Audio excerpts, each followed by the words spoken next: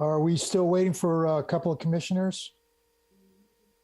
Mr. Chair, it looks like we're just waiting on Commissioner Bolton at this point. There's Commissioner Delves. I see him. We're just waiting on Bolton, it looks like. Okay. All right. Let's give it a minute here.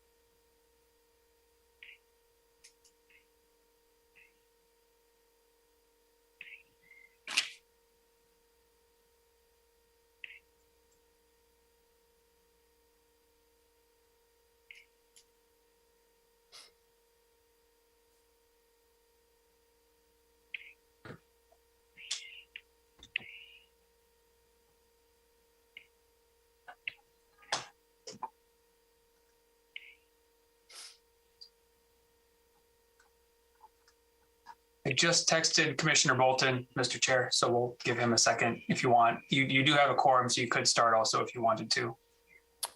We'll give him another minute here. See if he responds to your text. Okay.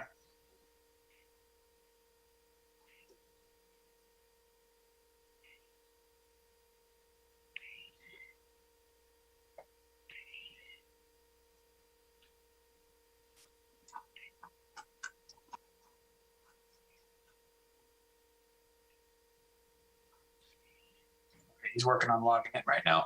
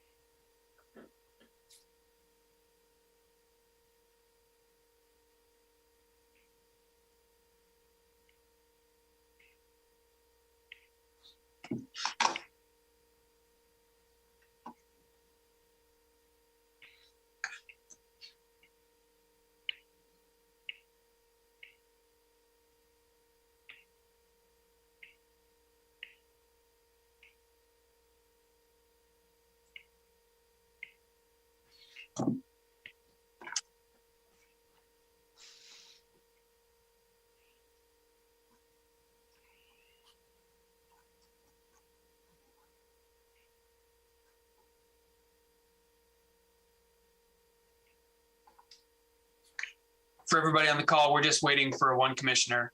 Bear with us, sorry. We're just waiting for one more member to show up.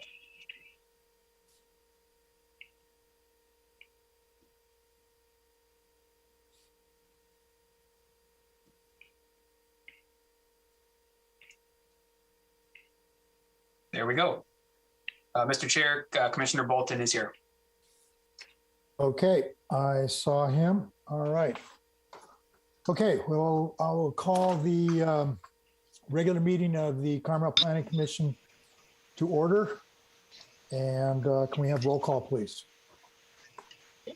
Say yes. Yes. Commissioner Commissioner Bolton, Yes. Commissioner Delves, Yes. Commissioner Lehman, Yes. Commissioner Locke, Present. and Chair LePage. Here. Okay, all right, I want to welcome Thank you. everybody to our meeting tonight. First item on our agenda is the public appearances. Members of the public are entitled to address the Planning Commission on any matters of municipal concern, which are not on our agenda tonight. These matters will not receive discussion at this time, but they may be agendized for a later meeting for discussion. Is there anyone from the public that would like to address the Planning Commission at this time on matters which are not on our agenda tonight? Brand, you want to tell everybody Mayor how they... LePage, Oh, yes, okay. Mayor LePage, You have the floor, Chairman sir. LePage, excuse me. Yes, you have Hi, this the... is Michael McWalters. Can you hear me? We can hear you. Great. Chair LePage, Vice Chair Lehman, Commissioners Bolton, Delves, and Locke, thank you. My comment today is a follow-on to last week ago Monday's Telecom wireless ordinance meeting. And I'm going to read a letter that I wrote to Brandon Swanson today, and it was copied to the mayor and the council members, and it's the following. Dear Brandon, please find and close the wireless telecom ordinances from the California cities of Ross, Mill Valley, Calabasas, and Petaluma. Please forward this email to the planning commissioners. I'm taking a page out of council member Karen Ferlito's playbook. Well, last week at the February 28th meeting, council member Ferlito said, and I'm paraphrasing, quote, "Let's take other ordinances and use them to make ours the most restrictive that ours can be," unquote. So the Golden Rectangle Citizens Committee, of which I'm representing, will be doing just that. We are going to be pulling from these 4 ordinances and some others if we can find them, writing our own Carmel-by-the-Sea wireless telecom ordinance. And we expect that our Citizens Committee telecom wireless ordinance proposal will be ready for the Planning Commissioners meeting in April. Thank you, and I appreciate your taking this seriously. Bye-bye. So thank you for your comments. Is there anyone else from the public that would like to address the Planning Commission on items which are not on our agenda tonight? Mr. Chair, while you're waiting, I'll do it. I think you were going to request. So anybody who wants to speak, if you're on your computer, bottom left-hand corner of your screen is your mute button. We would ask you raise your hand if you can. On the bottom of your screen, your Zoom screen, there's a reactions button. If you click on that, you'll have an option to raise your hand. If you're just on your phone, you can do the same thing. *9 will raise your hand, and *6 will unmute your device. So we want to make sure anybody that wants to participate has a chance. And as usual, Mr. Chair, while I was babbling on about that, no one has raised their hand or indicated they'd like to speak. So I think you're in the clear. Okay, so that concludes the public appearances. I don't believe there's any announcements. So the next item is our consent agenda. Items on the consent agenda are routine in nature, do not require discussion or independent action. Members of the commission or the public may ask that any item be considered individually for purposes of commission discussion or public comment. Unless that is done, usually these items are adopted in one motion. So we have 3 items tonight on the consent agenda. We have the Planning Commission February 9th minutes. We have the monthly report from the staff regarding building activity and other types of activity in the plan and building department for January 2022 and also for February 2022. Do any of the commissioners want any of these items pulled or have any questions regarding these? Okay, everybody's shaking their head no, that I can see. No hands raised.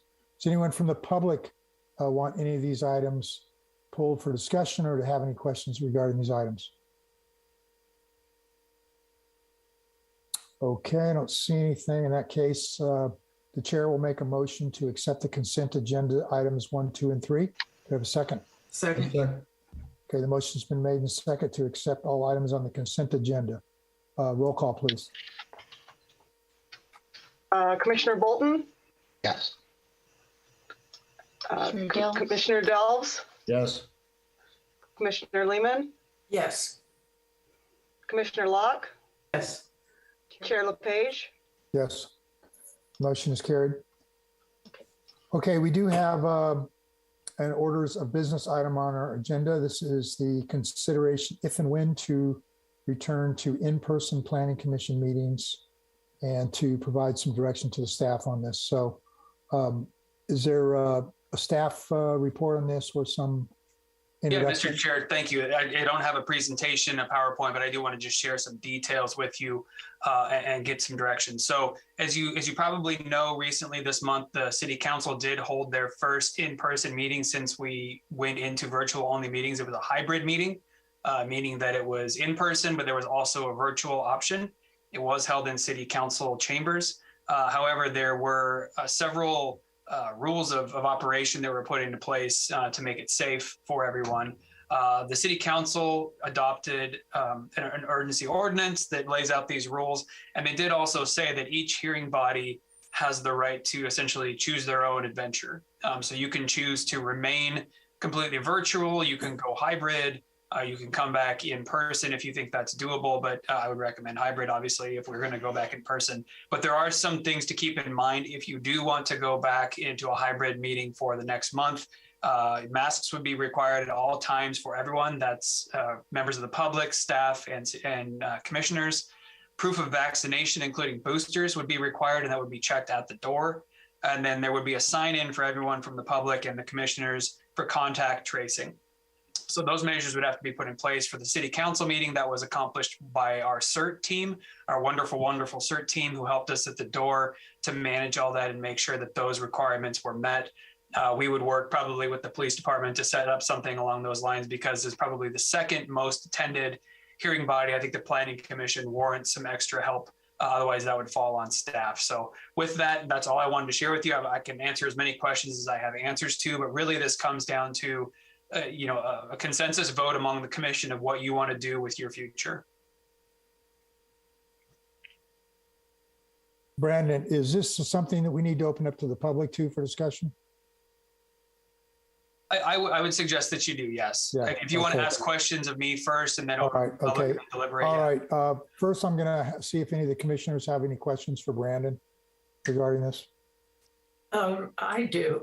Okay, Commissioner Lehman? Yeah, Brandon, I assume when you're talking about vaccination and boosters, you're including anyone from the public or any other staff besides the commissioners. Anyone that's in the room, regardless of whether you're staff, commission, or the public. Everyone that's in that room will need to provide proof of vaccination, wear a mask, and sign the contact tracing sign-in form. And how many people will be allowed in the room? We had about 12 in the City Council chambers at the time, and someone's sharing their screen right now. I'm going to stop that. We had about 12 people in the council chambers. Again, this is, it's up to the Planning Commission. We would still encourage some distancing. There's no requirements right now for a 6-foot distance like we had at the beginning of all this, but again, it's sort of a choose your own adventure at this point with all the hearing bodies. Mm-hmm. Okay, thank you. Mm-hmm. Any other questions for Brandon from the commissioners? Commissioner Bolton? Yeah, Brandon, would the, if we go to a hybrid, are commissioners permitted to be virtual as well as the public being virtual, or would you need all the commissioners to be in person? That's an excellent question. Thank you. We would need all the commissioners to be there in person. That would be the point, is to have the commissioners there for the public if they want to see them face to face. That was the council's direction. Thanks. Okay, any more questions for Brandon from the commissioners? No. Okay, I'm going to open it up to any public comments at this time. So this is, the public at this time may make any comments regarding this item. Mr. Chair, I see Melanie Billig, I believe, Okay. put her hand up. All right, Melanie, yeah, go ahead. You have the floor. Hi, good to see all of you. Good afternoon. I'd just like to respond to this item. I attended the City Council meeting last week and everything ran very, very smoothly. People sat every other seat. The seats were well distributed throughout the chambers.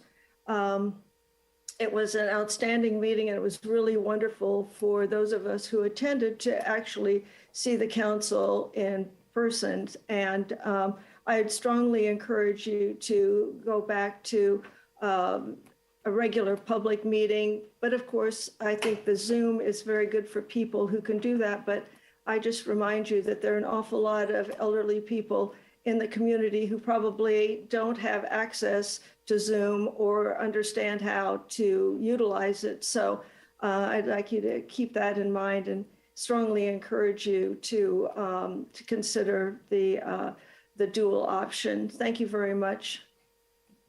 Thank you, Melanie. Is there anyone else from the public that'd like to make a comment on this subject? Brandon, this is John Mandarago. Could you show me again how to raise your hand? Sure, John. If you click down at the bottom of your screen, you'll see a little button that says reactions. When you move your mouse around, you see it's like a smiley face with a plus by the head. It's on the far right, John. Oh, on the far right? Yeah, on the bottom. On the bottom. Oh, yeah. Okay, well. And it's okay, John. We'll still let you talk without raising your hand. This. So, Okay, please that go works, ahead. John. That's great. Like Stephanie's. Go ahead. Sorry to interrupt. You don't have a comment? You don't have a comment? No. Okay. All right. John, if this is of any help, if you're using an iMac, these little buttons are down in the center of the bottom. I'm one of those senior citizens in Carmel that don't understand technology, so bear with me. Okay. I don't think we have anybody else from the public that's going to make a comment about this. So I'm going to close the public comments, open it up to the commissioners. Commissioner Lehman spoke last, so I'm going to let her go first. Okay, I don't have a health objection to being in person, but my objection is our meetings go for, they're kind of minimally between 3 and 5 hours, and wearing a mask and talking through it for 3 to 5 hours is punishment. So I don't know what to say. You know, I'll go along if we have a majority vote, but I can't guarantee I won't be leaving the room from time to time to take a breath. So, you know, that is a big consideration. And perhaps if there was some way to keep the public safely back from us and keep the ventilation going, I would propose that we don't wear masks while we're speaking. Okay. All right. That's your comments, Commissioner Lehman? Yes, thank you. Okay, Commissioner Dells, I saw you put your hand up there.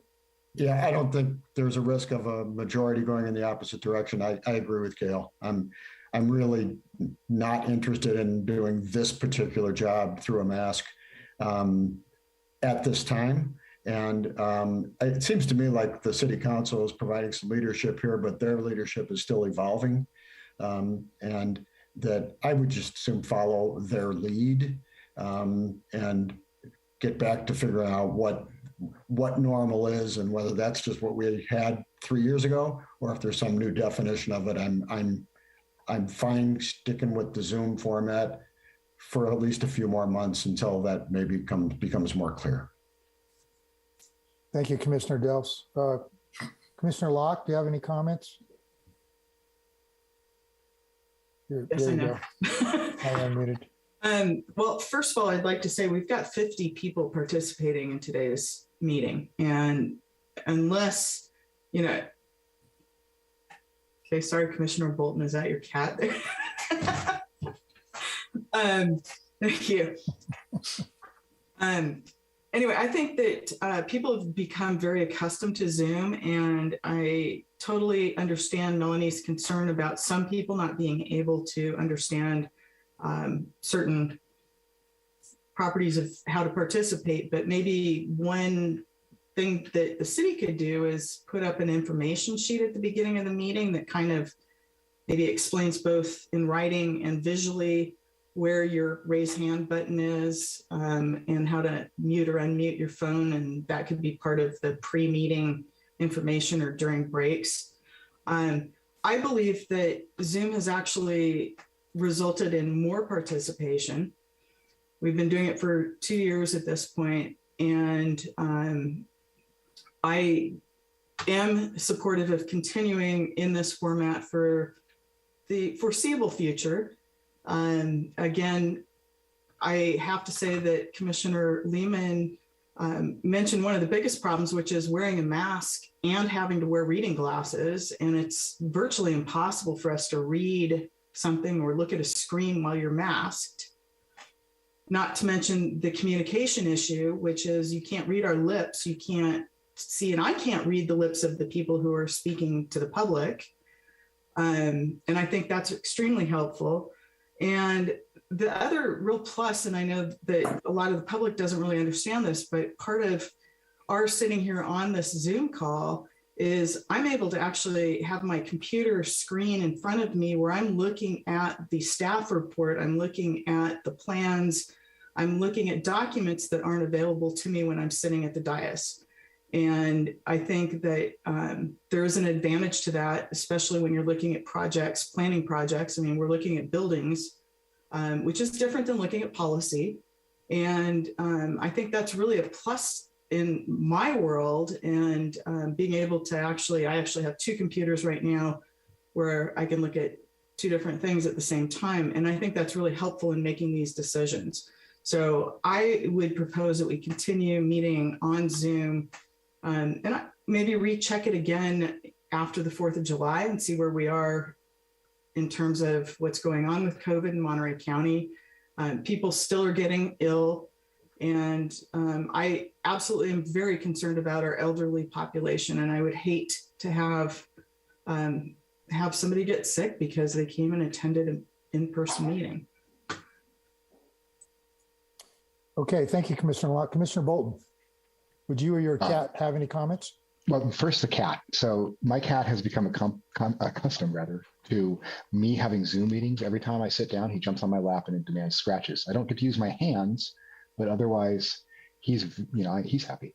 And I think that should be considered. But otherwise, I totally agree with my colleagues here. I think Stephanie made some excellent points.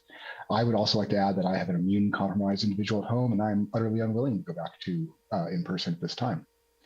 This is great that we're having a decrease in certainly severity of cases and a decrease in the number, but it's premature now for me to go back into in-person meetings. So that's my 2 cents. Okay, and my cat. Thank you, Commissioner Bolton, and thank you to your cat. Yeah, I'm in agreement. I like the Zoom meetings. You know, I think they provide good accessibility. They provide some flexibility. I like being able to turn my screen and my audio off sometimes. Gives me a little more flexibility if I need to do something. But I think it gives good accessibility. It's been working pretty well.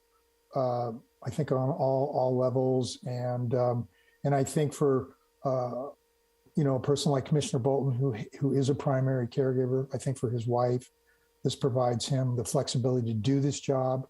And it just opens up the ability for more people in our community that have some challenges like he does to provide service to the community.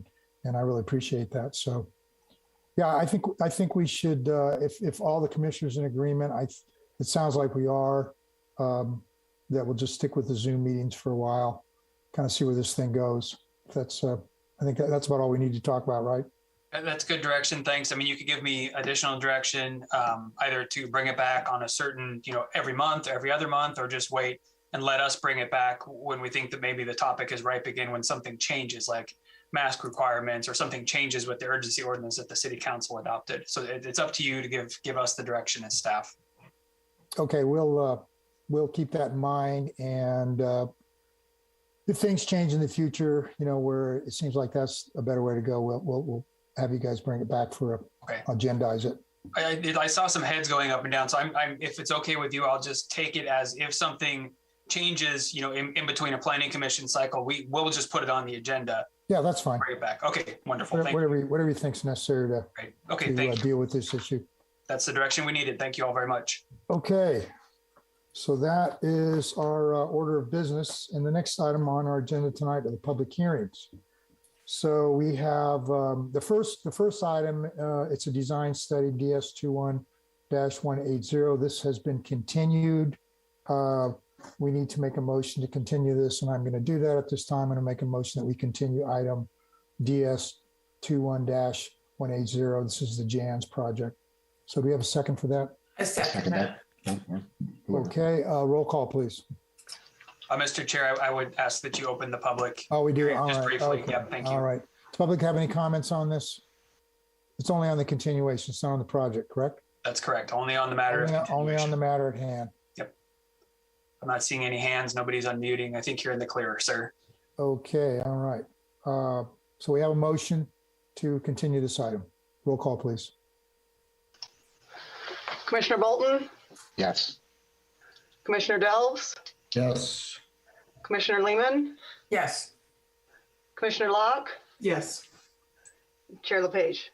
Yes, motion to continue is carried. Thank you.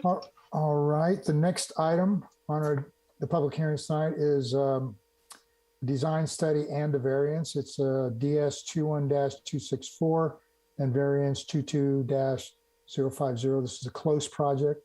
It's consideration of a final design study and associated coastal development permit for a partial demolition and 368 square foot net addition to an existing 1,816 square foot one-story residence, inclusive of an approximately 279 square foot attached garage, including the construction of a new 544 square foot second story and new 200 square foot garage in the front yard setback, with a variance to allow second story plate height exceeding 18 foot height. This is located on Escol Way. So we have the staff report, please. Thank you. Mayor, can I just confirm that you can all hear me and see the presentation? We can see it. All right, thank you. So the existing site is located on a 5,106 square foot lot developed with a 1,816 square foot residence. The applicant's proposing a partial demolition to accommodate a new 532 square foot second story and a 200 square foot, it says carport, it's actually a garage. Additional project components include new tree planting. There's no new landscaping proposed other than the required tree planting, which was discussed at the concept hearing. And then the site coverage is being reorganized to comply with the zoning requirements.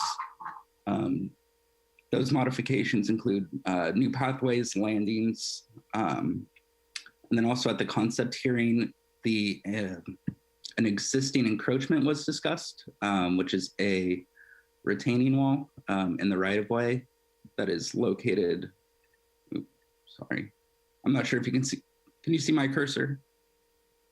Yeah, we've got it, Evan. Thank you. Perfect. The retaining wall in the right-of-way was discussed whether that should remain or be removed. The commission was generally supportive of that, however, of maintaining the encroachment. However, the commission is not the decision-making authority on encroachment permits.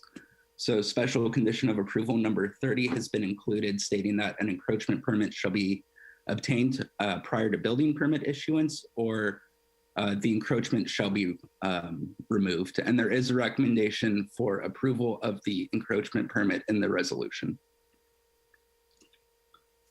The concept was accepted with two draft conditions of approval. The first one being that a volume study is successfully completed, and the project did pass the volume study. The second item was the applicant shall provide greater explanation as to the grounds for the variance request. And both the applicant and the property owner have provided a written statement with further explanation on the grounds to the variance, and those letters were included in the packet.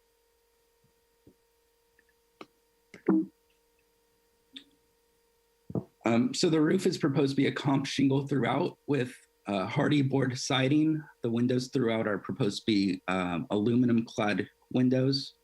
And then you can see the examples of the stepping stones and porches and walkways.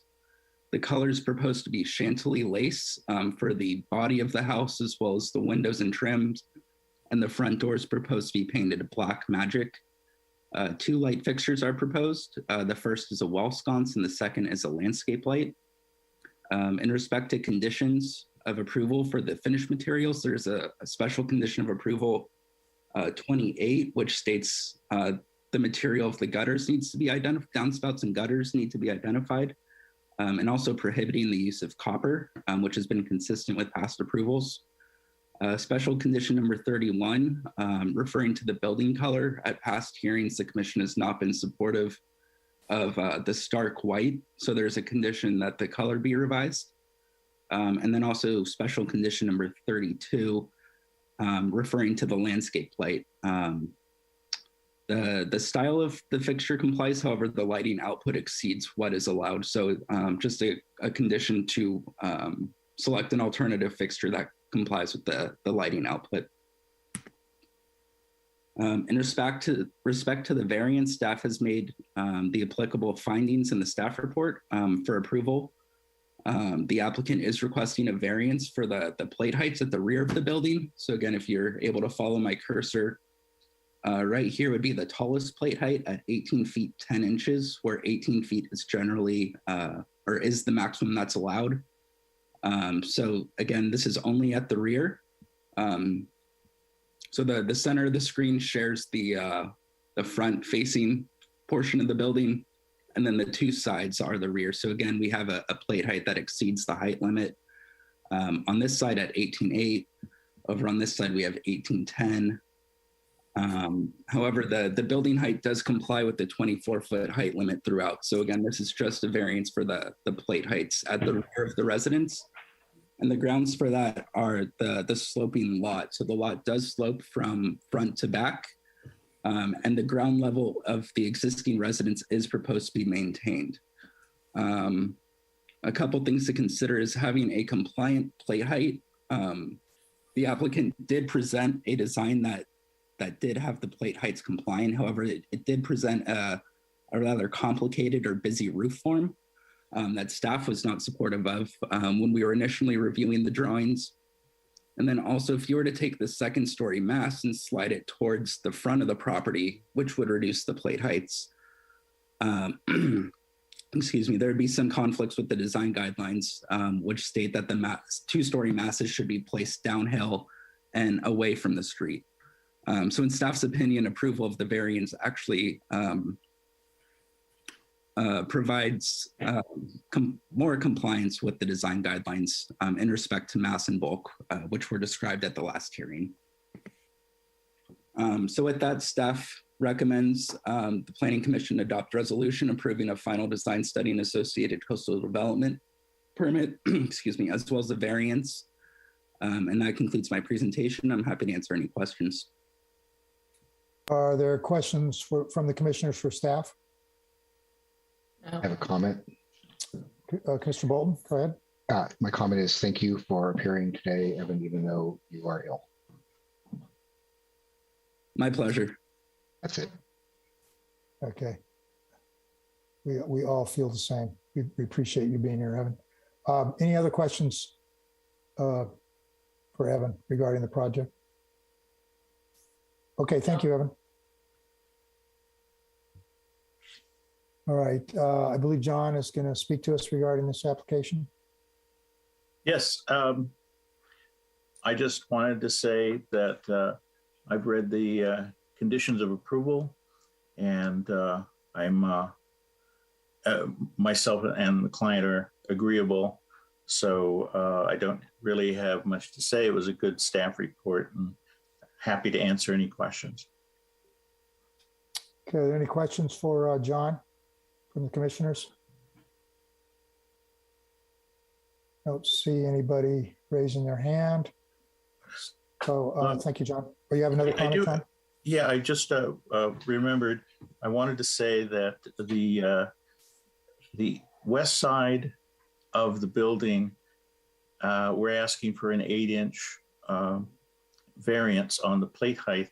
But on the west side, as Evan was saying, in the past, and if you read my letter, in the past, the Planning Commission has allowed us to exceed the plate height if we had the upper wall offset from the lower wall in a sufficient manner, and that's the case here. So in my mind, the variance is only on the eastern, on the western face of the building. And I don't know, for future reference, maybe someone or you all could comment on that offset issue.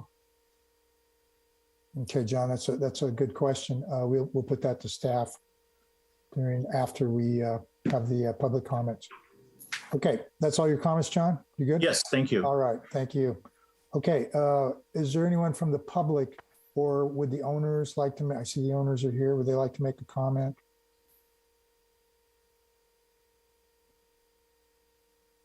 Need to unmute. There you are. We don't have any, good afternoon, Chair, Commissioners, planners, architect, probably plural architects and citizens. So we don't really have any further comments or questions, but we would like to express also our gratitude for your all's time and consideration. And of course, in particular, we'd like to thank Evan, our planner, for all his support and efforts, as well as Brandon.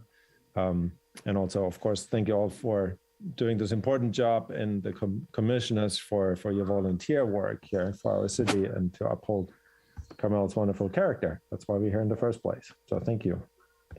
All right, thank you for your comments. Okay, are there any other members of the public who would like to address the Planning Commission regarding this application this evening? You can raise your hand at this time, speak up, do whatever you need to do to get my attention. Mr. Chair, I'm not seeing any hands up. Looks like all the microphones are staying closed. I think you might be in good shape. Okay. I want to close the public comments, open it up to the commission for their comments. Commissioner Locke, would you like to go first? Sure. I think this is a very thoughtful project, and I think staff's recommendations are spot on. I don't want to see Chantilly white, but I think that if you do a cream, that'll be much better, and that you'll have a very nice place to live. I support the variance, and yeah, I think this is a nice little project. Okay, thank you, Commissioner Locke. Commissioner Bolton, did you have some comments you want to make at this time? Yes, that I support the project. I think this is a good job. I don't like the white either, so the staff report's excellent. And I can see clearly why the decision was made to go for the variance in order to have the rear of the property comply with the height. The upper level will become unusable. So I think this is a good design. Thanks. Thank you, Commissioner Bolton. Commissioner Lehman, do you have some comments tonight? Yeah, I'm glad to. I thank you, Evan, as well, for your stepping forward to do this when you're not sick, when you're not well. I'm in support of the project. I think it's, I don't have a problem with the variance because it's so hidden behind that offset back there. Because there are so many trees right behind it, I don't think it affects any neighbors. So I'm in total support of it. I agree with my fellow commissioners about the white. As we were just out in the field looking at another house down around 13th, and as I drove up 13th, I once again passed one of the houses that we had asked not to use white, and they did, and the sun's on it, and it's really glaring, and it's disappointing. So I think we can't have, there are about 138 different whites in every manufacturer's, and I think we have to stay away from them, and I think we've got to get into an ivory or a cream if that's what you like. But that white-black combination is getting so redundant in this town, and it's white. It's really white. So, and I love white inside houses because it offsets art so well. But not on the outside, please. Thanks. And good luck to you. I think it's great that it's nice to see a young family come in that's really here to live here full time. So welcome. Thank you for your comments, Commissioner Lehman. Commissioner Delves, you have some comments? I have nothing to add. I'm prepared to make a motion. Okay, well, go right ahead. All right. Regarding DS 21264 and variance 22-050, Escole Way, 2 southeast of Perry Newberry, Kolsch. I move to approve the condition or the resolution provided to us by staff. And I will call out, just for your building color, that special condition 31 is here, that the applicant shall work with community planning and building staff to propose an alternative building color, not a stark white as presented to the Planning Commission, et cetera. I'll second. Okay, we have a motion made and seconded to accept the resolution as per staff with no changes. So is there any further discussion? Okay. Hearing none, seeing none. Roll call, please. Commissioner Bolton, Yes. Commissioner Delves, Yes. Commissioner Lehman, Yes. Commissioner Locke, Yes. Chair LePage. Yes, motion is carried. Thank you, and good luck with your project.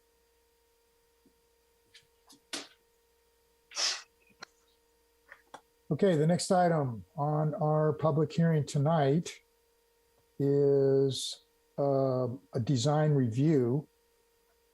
This is design review 20-350. This is Ulrika Plaza. It's consideration of a preliminary review for the construction of an approximately 23,200 square foot, 2-story mixed-use building with 12 apartment units and 15 commercial spaces, and an approximately 15,200 square foot basement containing 27 below grade ground parking spaces. And it's located on the southwest corner of 5th and Dolores in the SC District Surface Commercial. Can we have a staff report, please? Thank you. Yeah, Mr. Chair, thank you. Evan Court's going to give you our presentation here shortly. I did want to just do a brief intro before we get going into it. I just want to remind everyone, as you rightly pointed out, we're just here. This is a preliminary hearing only. No decisions are being made tonight. This is a return by the applicant following the previous hearing in response to the comments they heard from the commission and the public. So once again, we're here for that feedback. This is meant to be a dialogue, and the applicant is looking for feedback on their new design. We are going to attempt in our presentation and hopefully guide the conversation with you and the public to break the comments and thoughts into 2 buckets, if you will. One bucket being focused on the aesthetics, finished materials, neighborhood character, the more visual aspects of it. That's one bucket. And then the second bucket is thinking more about things like the zoning, the bulk, the massing, the programming of the floors, the floor plans, things like that. So those are our 2 buckets. So we're hoping to provide that level of feedback back to the applicant so they know if they have anything they need to do, what sort of bucket that falls into, because there's, if we give feedback on the aesthetics, the form can stay the same, just change the aesthetics, or if it's more about form and programming and zoning, then they can focus on that. So we would ask that we break it into that sort of conversation. And I do want to recognize Evan as well.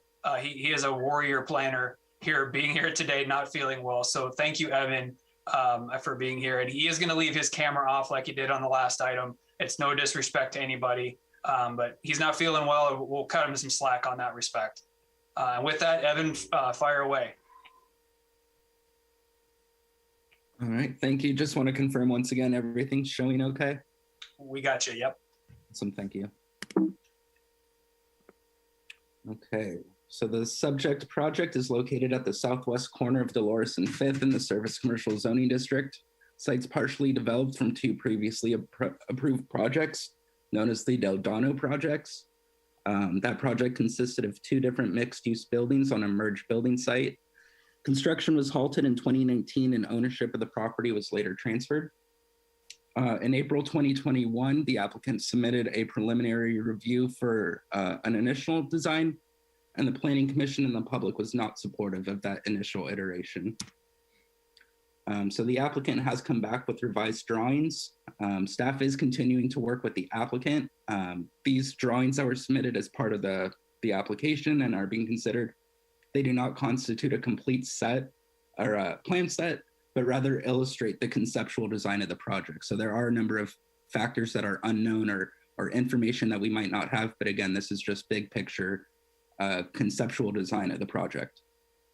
The staff report included a general analysis of issues, of potential issues. It was not intended to provide a comprehensive list of outstanding items or correction items, but rather they're just topics to guide the discussion of the commission. So the municipal code actually lays out standards of review and how to apply the design guidelines for commercial projects. I'm going to actually go in reverse and start at the bottom. So the purpose of the preliminary review is to promote communication between the applicants and staff and the decision makers, an understanding of the applicable design regulations to avoid unnecessary expenditures in detailed plans. So again, not a complete plan set. We're just looking at the preliminary concept to basically say, is the applicant on the right track? What needs to be changed? We like this, we don't like this, things like that. Another really important note is that the proposed project does not need to strictly comply with every design guideline to be approved. So you can deviate from the design guidelines. However, the deviation should be minor and reasonably relate to good design principles and site conditions. So as Brandon mentioned, we separated the presentation into two buckets. So this is the first bucket that deals with zoning, land use, mass and bulk, and site planning. As I mentioned, the site is located in the Service Commercial District. The purpose of that district is to provide an appropriate location for uses that serve local needs, and mixed uses of commercial and residential activities are appropriate throughout this district. So the development is a mixed use building consisting of 12 apartments. None of those are proposed to be ownership units. And then also 15 commercial spaces on the ground floor.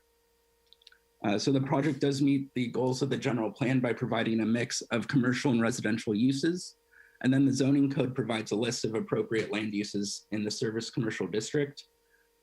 So some examples of either permitted or conditionally permitted uses include multifamily residential, animal grooming, full-line restaurants, clothing stores, home furnishing stores, stationery stores, laundry services, and a variety of offices. Prohibited uses would include antique stores, art galleries, jewelry stores, specialty restaurants, and commercial recreation facilities. So again, the permitted or conditionally permitted uses are more local serving, whereas the prohibited uses, those are what's generally found in the Central Commercial District and are more visitor serving. So no land uses are being proposed at this time for the commercial district. This is just an overview of the types of uses that you might expect to go into the commercial spaces. So as I mentioned, there are 12 apartment units proposed on a 16,000 square foot site that works out to a density of 33 units per acre. At that density, a conditional use permit is required. However, there is no affordable housing requirement associated with that density, and we are not able to impose affordable housing requirements. Some other cities, they say, you know, after for any multifamily project, you are required to have affordable housing. However, our code is not written that way. It's based on the number of units provided. Once you hit a certain threshold, that's when affordable housing kicks in. So at this density, again, there's no affordable housing required. All of the units are proposed to be apartments. So all rental units, and none of them are proposed to be short-term rentals. The units do range in size between 611 square feet and a little over 1,500 square feet. And the code requires that 25% of the units be between 400 and 650 square feet in size. So 3 of the 12 units are less than 650 square feet. Excuse me. At the last hearing, the commission expressed concerns about the large roof deck that would be accessible to all tenants expressing privacy concerns to neighbors. So the applicant has responded stating the public roof deck has been eliminated and smaller private roof decks have been added to individual units. Roof decks are hidden and not visible from the street and will have heavy planting and landscaping. So each of the 12 units on the second floor has a private deck. That's the areas highlighted in red. And then the smaller private roof decks are accessed off the mezzanine. And 7 of those units will have these terrace areas that are screened by landscaping.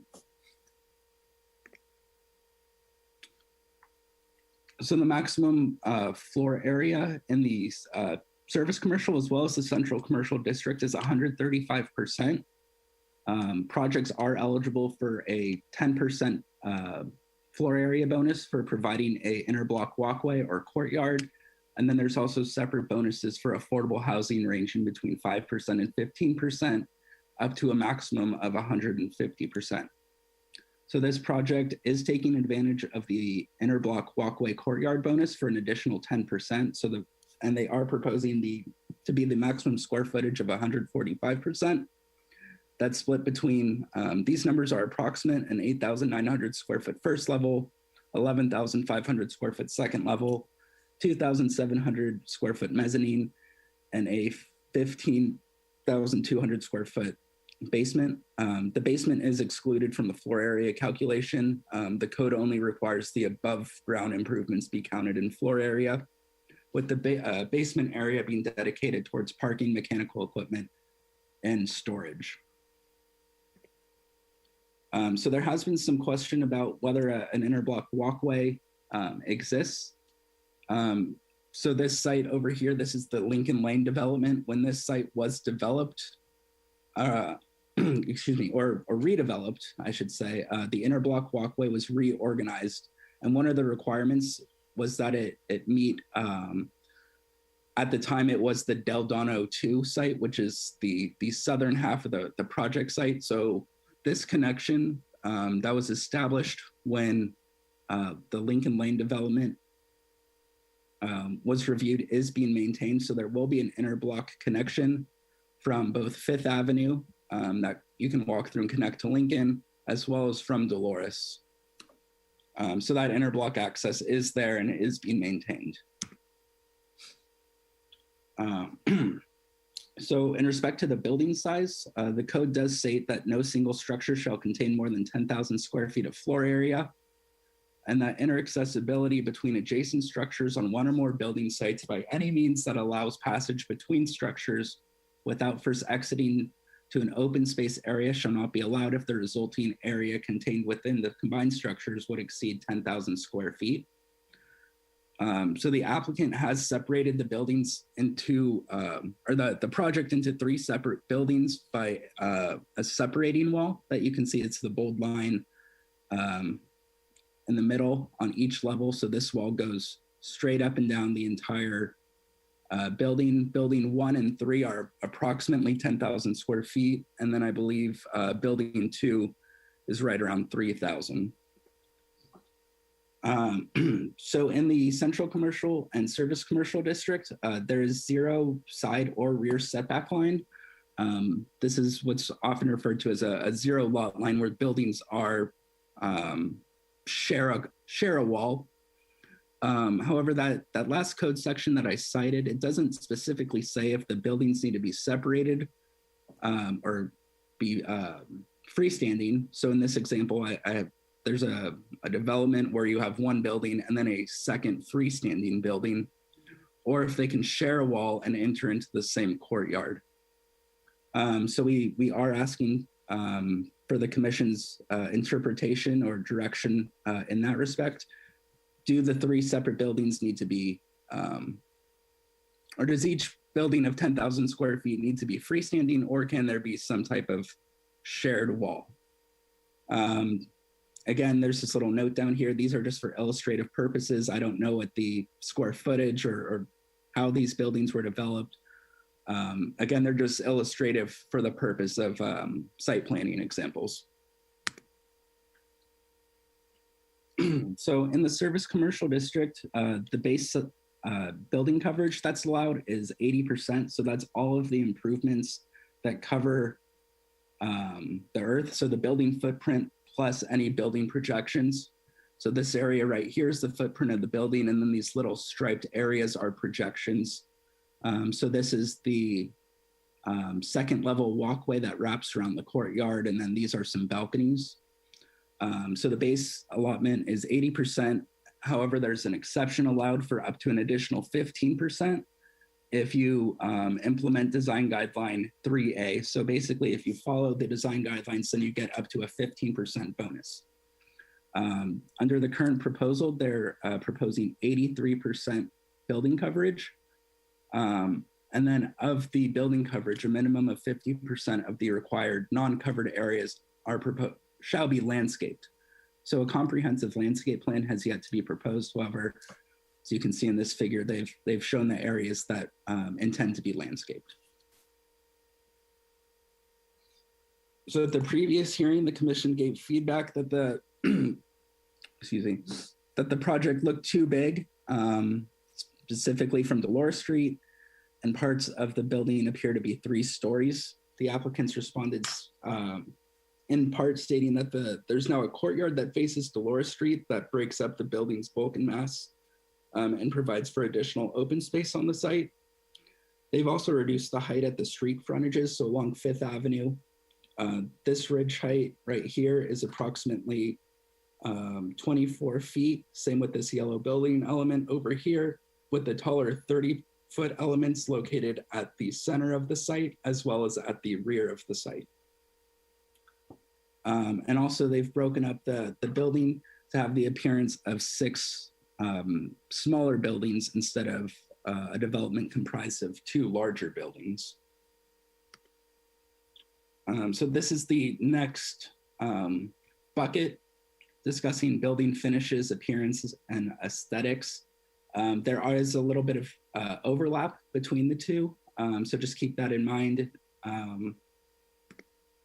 So on the theme of height and massing, once again, the code does state that the maximum allowable building height shall be determined primarily by the design context established by the prevailing heights of nearby structures. And in this district, the maximum height is 30 feet.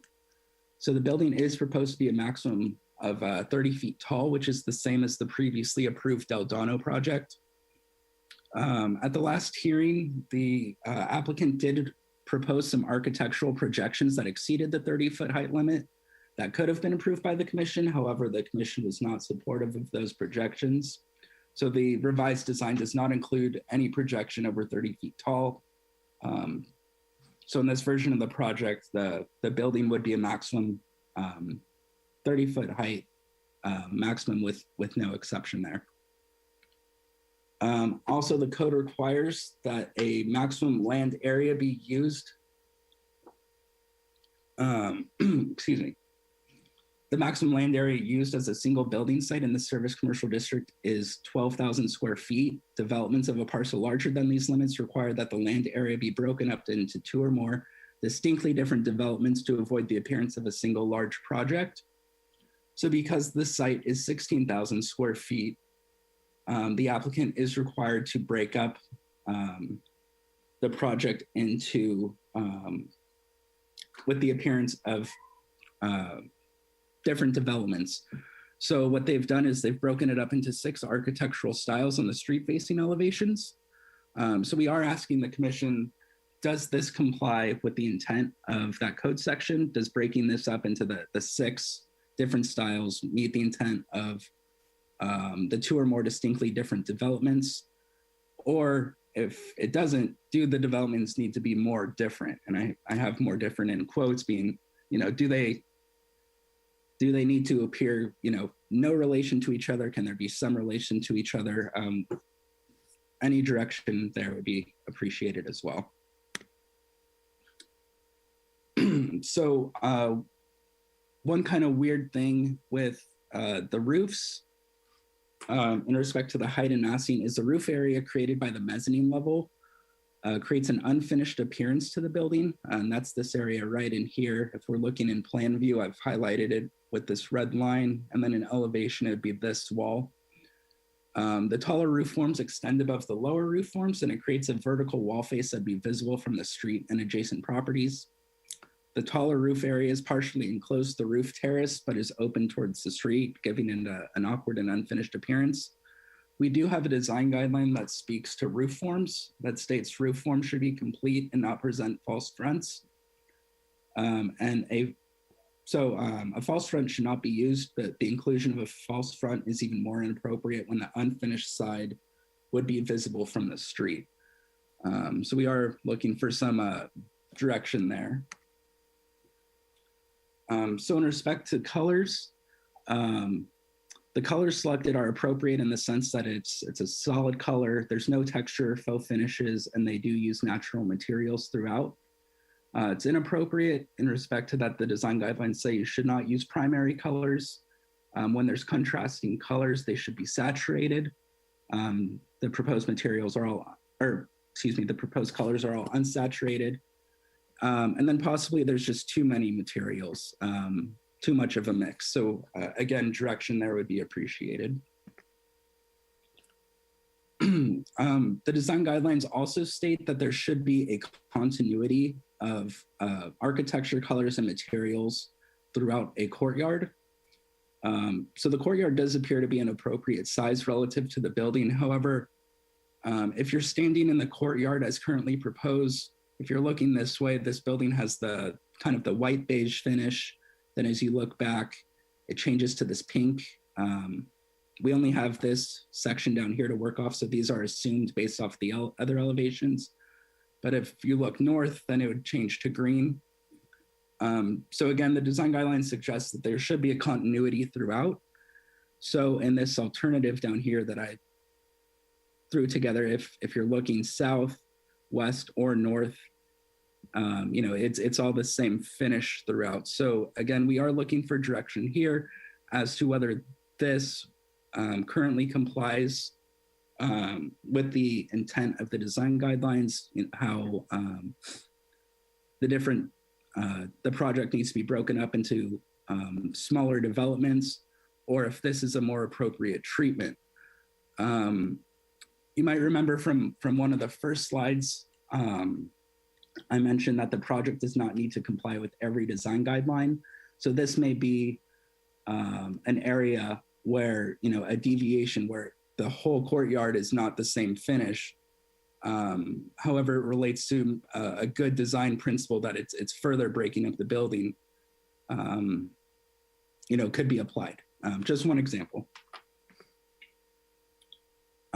There's also a few awkward transitions between the building finishes that do need to be cleaned up in staff's opinion. So if we're looking at here, this is a section of the courtyard. You have the building on, or the corner of the courtyard here. And then underneath is a covered walkway. And then it transitions from this white beige building element to this pink element right above this covered walkway. So in staff's opinion, the building finish should at least go back to the corner and not transition just right in the middle of this wall plane. Similarly, down here, we have this cantilevered pink element over this blue element. Either way, it would make more sense to either continue this down here, so this area in here is pink, or continue this wall up, so this area is blue, and you don't have this cantilevered element.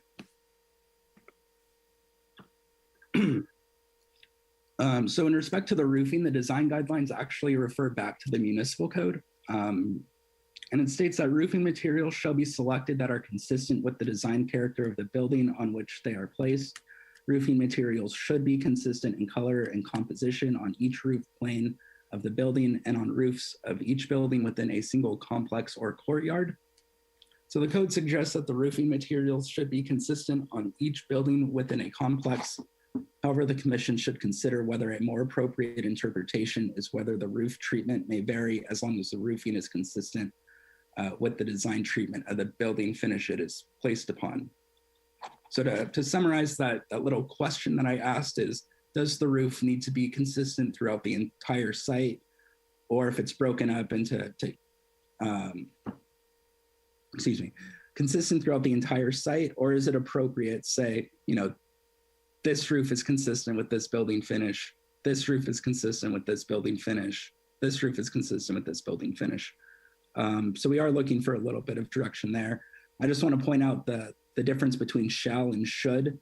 When we interpret the code, shall means required, and should, there's a little bit more leniency. It's not required, but still is the preferred. So that was a lot of information. So just to summarize, we have the two buckets. I can leave this up if you'd like as part of your discussion or deliberation, or I can take it down, just let me know. So these are the areas that staff covered, but again, please feel free to provide input on any other aspects of the project. And that concludes my presentation. I'm happy to answer any questions. Are there any questions for Evan regarding this from the commissioners? Mr. Bolton's shaking his head no. I think Commissioner Locke you have a question, or you say no? Shaking your head no. Okay. Commissioner Lehman? I have a question. Commissioner Delves. Yeah, Evan, we didn't talk here about the mezzanine concept, which essentially adds a second level to the second level, which some might interpret as a third level. And this is the only time I've seen that term. And for the public's benefit, I've just been on the Planning Commission now for over a year. So I haven't seen the variety that my colleagues have, but I was surprised at it and wonder if you can connect the dots for me to our guidelines or our code on where that comes from. I'll leave it at that.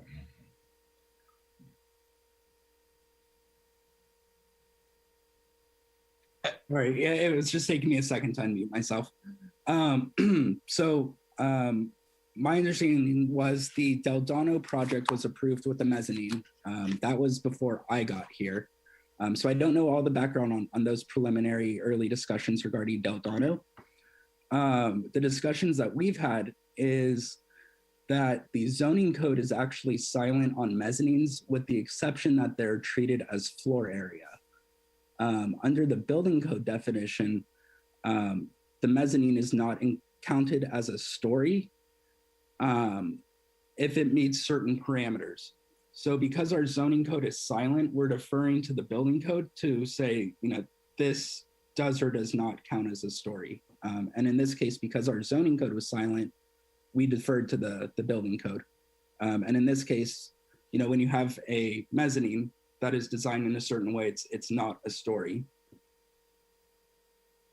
Yeah, so I mean, because this one troubles me, I'm sorry, but it's to me, the term mezzanine is something I think of as sort of a balcony surrounding an indoor balcony surrounding the lobby of a hotel. That's what I think of as a mezzanine. And these really are enclosed spaces on a second level that I guess they do have some of that mezzanine effect, and the fact that they look down into the lower part, or a lower part of the apartment, at least in some cases. But it just seems like when we've got municipal code that says in the SC zoning, buildings shall be 2 stories tall or not more, that we previously allowed this, he said, I'll say it, a 3rd story to be approved. And am I right, Brandon, then that it is that previous approval that might be our only dot connecting? Well, in part, I mean, that is some precedent, but I think the way Evan explained it was pretty accurate. So our planning, our zoning code or municipal code only counts it as floor area. There's no other mention of whether it counts as a 3rd story. So in cases like that, we often will defer to the building code, which is also adopted through our municipal code. It's chapter 15 of our municipal code. And under the building code, it does not, it specifically says that mezzanines are not considered a story if they meet certain criteria. And in this case, they are meeting those criteria, the size, being open to the floor below, and things like that. So that's how we are connecting the dots on this one here. It's really actually not very much about the previous approval. I think Evan was just giving that for some context. But in this case, we are trying to show our work a little bit, and so that the commission can understand why we at least are interpreting it not to be a third story. Thank you, Brandon. That helps a lot. I think it would be helpful for me to see how you've done that, and what that we've satisfied the definitions in the building code as these being mezzanines. It would just help me now and in the future. Yeah, we can bring the criteria back next time. Thank you. Yep. Commissioner Locke, I saw you had your hand up there. Did you have I just actually question? I appreciated Commissioner Delph's comment on that. I raised this concern at the last hearing because it's considered only a quote partial floor, I believe. And I completely agree that is the ability to go further upward. And so that perhaps merits more discussion. And Commissioner Locke, I can add to your comment, because one of the things that the planning code, and I think you all mentioned this with the previous design, the zoning code, the planning section of it does talk about not appearing as a 3-story building from the street. So that is one thing that this version of the application responded to. It doesn't appear as a 3-story building from the street. And so there is some mention about 3 stories in the planning side, but it's really about appearance from the street. It doesn't talk about mezzanines or anything like that. Okay, are there any other questions for staff regarding the application? Okay, so Brandon, did you want to make some comments before we go on? I think you. Yeah, thank you, Mr. Chair. Just a couple of things. One, I believe the applicant has a little presentation they're going to share, so I just wanted to make you aware of that. I think previously we've given applicants 10 to 15 minutes to have presentation and time for rebuttal. So if you're still okay with that, procedurally, we can do that timer for you. And then secondarily, and I know, Mr. Chair, you may want to add to this too, but I would just like to request from the commenters, anyone in the public, please bear in mind, this is a workshop. We've got a lot. This is a really, really important project. It's really prominent.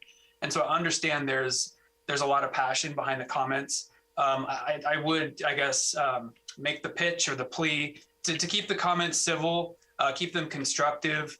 The applicants here, they want to listen, and the staff is here. We want to listen, and I know the commission does as well. So if we can keep the comments, civil and constructive, rather than just saying things like, I hate it, or it doesn't look like Carmel, we'd appreciate, and I know the applicant would too, examples. What is it that you don't like? Is there something that could be done better? Or if there's something that you really like, just don't just say, I love it. Just, give an example of what it is that you do like about the project. So obviously covering both sides of that there. So that's just my pitch. Mr. Chair, thank you. I'm just asking everyone to keep it civil. Okay, thank you, Brandon. Yeah, I'm going to allow the applicant 10 minutes unless they feel like they need extra time. They can make comment on that. And in just generally in these things, what I find it's better if we focus on the application and not the applicant. That's what we're focusing on here at hand. And we appreciate the input from the public on this, and we also appreciate their direction, anything that they can give us to help us further, make this the best project that we can. So with that being said, I will turn it over to the applicant for their presentation. Brandon, this is Henry Runke. I think Chris Mitchell just wanted to say hi and just let the commission know that the ownership is available if there's any questions. Hello, hi, Chris Mitchell here. Hi, I'm Chris Mitchell. I'm from Esperanza Carmel. We're the owners of the site. Just to reiterate what Henry said, we're here to listen and take on board any of the feedback that we received today. I want to thank Brandon and Evan for their help so far in the last basically year. We spent a lot of time with them, making sure that we're incorporating all the feedback we received last time. I think it's fairly obvious that we have gone back to the drawing board as requested and come up with a completely new design with a very different building, particularly in terms of massing. I think we've met all of the requests we received last time. I'd like to thank the planning commissioners for your time today. I won't take up any more time, and I'll hand over to Henry. Thank you very much. Let's see. Okay, so I assume you can hear me now. We can hear you. Yes. Okay. Members of the Planning Commission, my name's Henry Runke. I'm with Wald Runke and Dost Architects. I just want to let you know I might go between 10 and 15 minutes if that's okay. That's fine. That's all right. We'll give you 15 minutes if that's what you require. Okay, that'd be great. Just wanted to thank Evan for doing a great presentation, and a lot of those graphics were graphics that Evan put together to help explain the project in detail. And so staff has been really excellent to work with on this. And I want to thank the Planning Commission because we were here about a year ago, and what was at that time a preliminary review workshop, and it was safe to say that the commission and the public had some concerns about the project. And I think some words which were used should be completely redesigned. And we took those to heart. And I know that the owner of the project really loved the original design. But after a lot of thought, a lot of consideration, we've really went back to the drawing board and started over. So, and as a result, I think we've got a better project that is responsive to many of the concerns and comments that were made by both the Planning Commission and the public at the last meeting. This project, just a little bit of a background, this project is somewhat of a tough site because when Esperanza Carmel purchased the property, obviously it was a large hole in the ground, and it was actually originally comprised of 2 sites. So when it was developed as Del Dono, it originally came to the Planning Commission as a single project. It was reviewed, it was approved, and so it was a much smaller project. It was almost kind of like there was a bite taken out of the site. When the owner at the time was able to purchase the other site, then they came back at a separate hearing and added, basically, they doubled the size of the project. And as a result, we wind up with a lot that's about twice the normal size at least. We have a underground parking garage. And so, some of the things that are in the code that talks about breaking buildings up and doing some of these things, we've kind of inherited a situation that was kind of already in process. And so if you go and look at the staff report, we took a look at it. We went through a lot of the comments that staff had developed. And for the most part, when we go through a lot of the zoning comments, things like floor area ratio, lot coverage, and the like, we're actually there or less than the original Del Dono project. And that is incorporated in the original, in the staff report. They do reference our project to the Del Dono project. The other thing that occurred at the last Planning Commission hearing was there was also the suggestion that, well, you can always go back to the original design. The original design was so much better. And it was something that really worked for the city. What I wanted to do was just kind of talk a little bit about that. Brandon, I don't know if there's a way that we can do a screen share here, or whether you can bring those few images up that I had emailed to you earlier. Go ahead, Henry. You can do your own screen share. Screen share. Okay, let me see if I know how to do it now. Let's see. Let's see, minimize settings, raise hand. I'm not seeing the thing. Would you mind bringing those images up? Yeah, happy to. Hold on just one second, please. Sorry about that. That's okay. So as Brandon had mentioned, we had a discussion and we talked about putting the project into two buckets. One is really the bulk and mass, the setbacks, floor area ratio, lot coverage, open space, landscaping, just kind of the things that form the building. And then the second bucket is more the aesthetics. You know, what does the commission feel about the project from an aesthetic standpoint? To me, aesthetics are something that we can deal with. I think that what we would like to do, obviously, is have feedback on both. But if we could establish the fact that we are in compliance with the municipal code as far as the development standards, then that gives us a much better opportunity to come in and refine the design or incorporate design ideas that the commission and the community may want. So what you can see is we made a radical change to the site plan. Originally, the courtyard was on the interior. You had to go through some passageways under the building to get to them. We've exposed that to Dolores Street. We've made a wide passageway coming in on Fifth Avenue. And we've really created a courtyard, which is encouraged by the design standards. The other thing that you can see is that this courtyard connects to the interlock walkway. And it also has an opportunity, if we wanted, we could even connect to the Carmel Art Association. But if we did that, that would be a pathway that would not be ADA compliant. So we've kind of want to think about it, but we haven't committed to it yet. But I think this is a vast improvement from the original plan. And one of the other things that we wanted to do was to take a look at the bulk and mass and move the mass to the back. And so in the design, what you'll see when we look at the exteriors, we have a, you know, I think a second story appearance. It no longer has kind of that borderline 3-story appearance anywhere. And I think we've really responded to the comments that were made by the Planning Commission at the last meeting. Brandon, can we go to the next slide, please?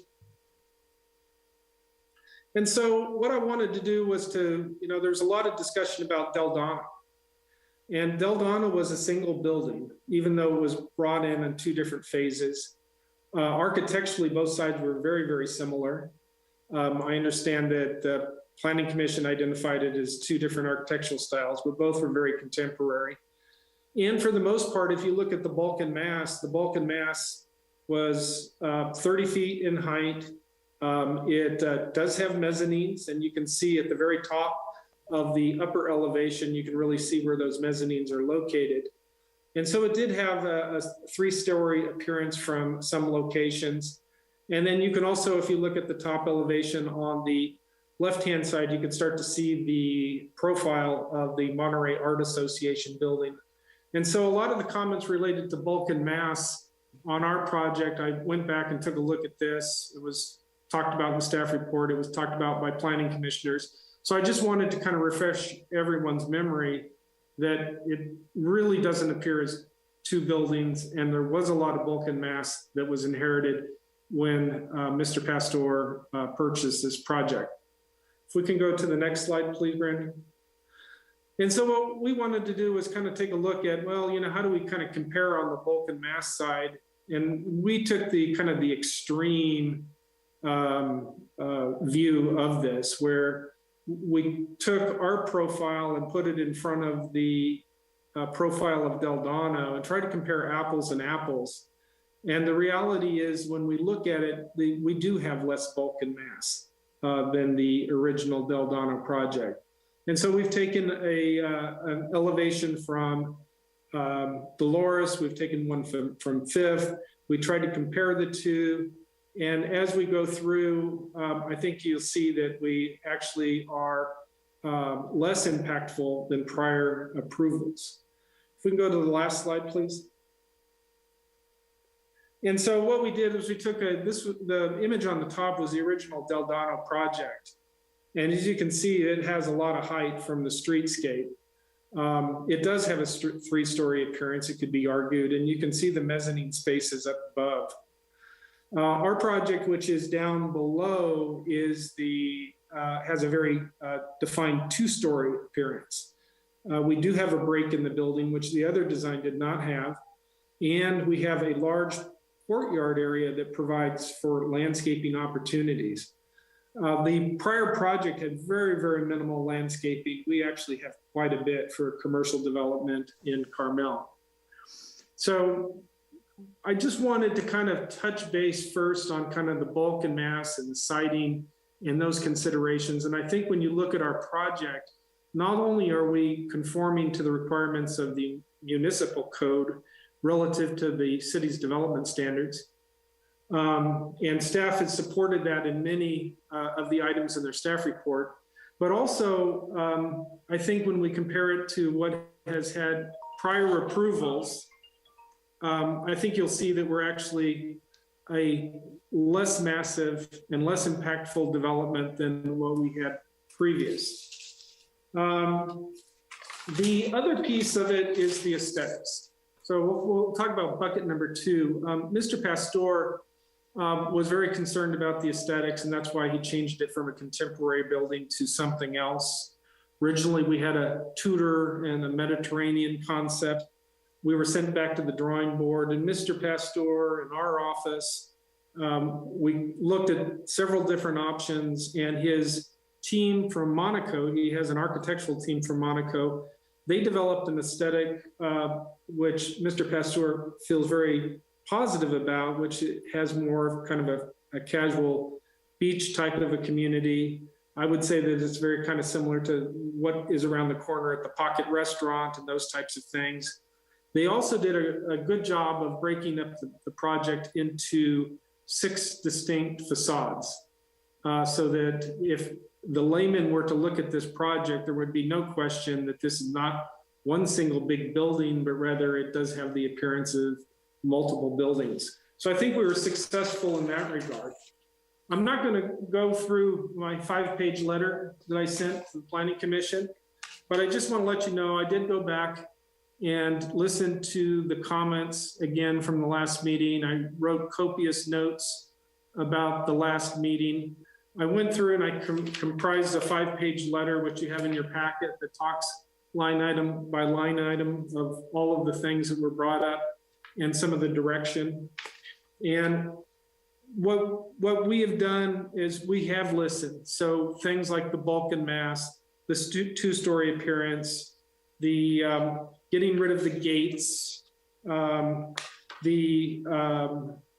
responding to the guidelines, going line item by line item on the guidelines, no short-term rentals, working with the association, which we're going to do on the artwork. And so the inner block walkway. So anyway, rather than go through all those items, I just want to let you know that it is in your packet and we have responded. As far as the comment about the mezzanine situation, the mezzanines were part of that original design for Del Donna. And so when Mr. Pastor purchased the property, he was under the impression that that was allowed. From discussions during the redesign from the very, very beginning, the staff had indicated that that was allowed. And so we have just kept with that course. But what we've done is we've really taken those elements and we've pushed them back. So you don't see them any longer. As Brandon mentioned, also, this is a kind of a preliminary plan. So we didn't provide all of the elevations. I think the team from Monaco would like to get some feedback. And as the feedback comes in, we can kind of take a look at the other elevations. I think staff has already provided some great guidance, and we'd be happy to respond to that too. So with that, unless there's any further questions, well, I'd be happy to answer them. Otherwise, I will turn it back to the staff.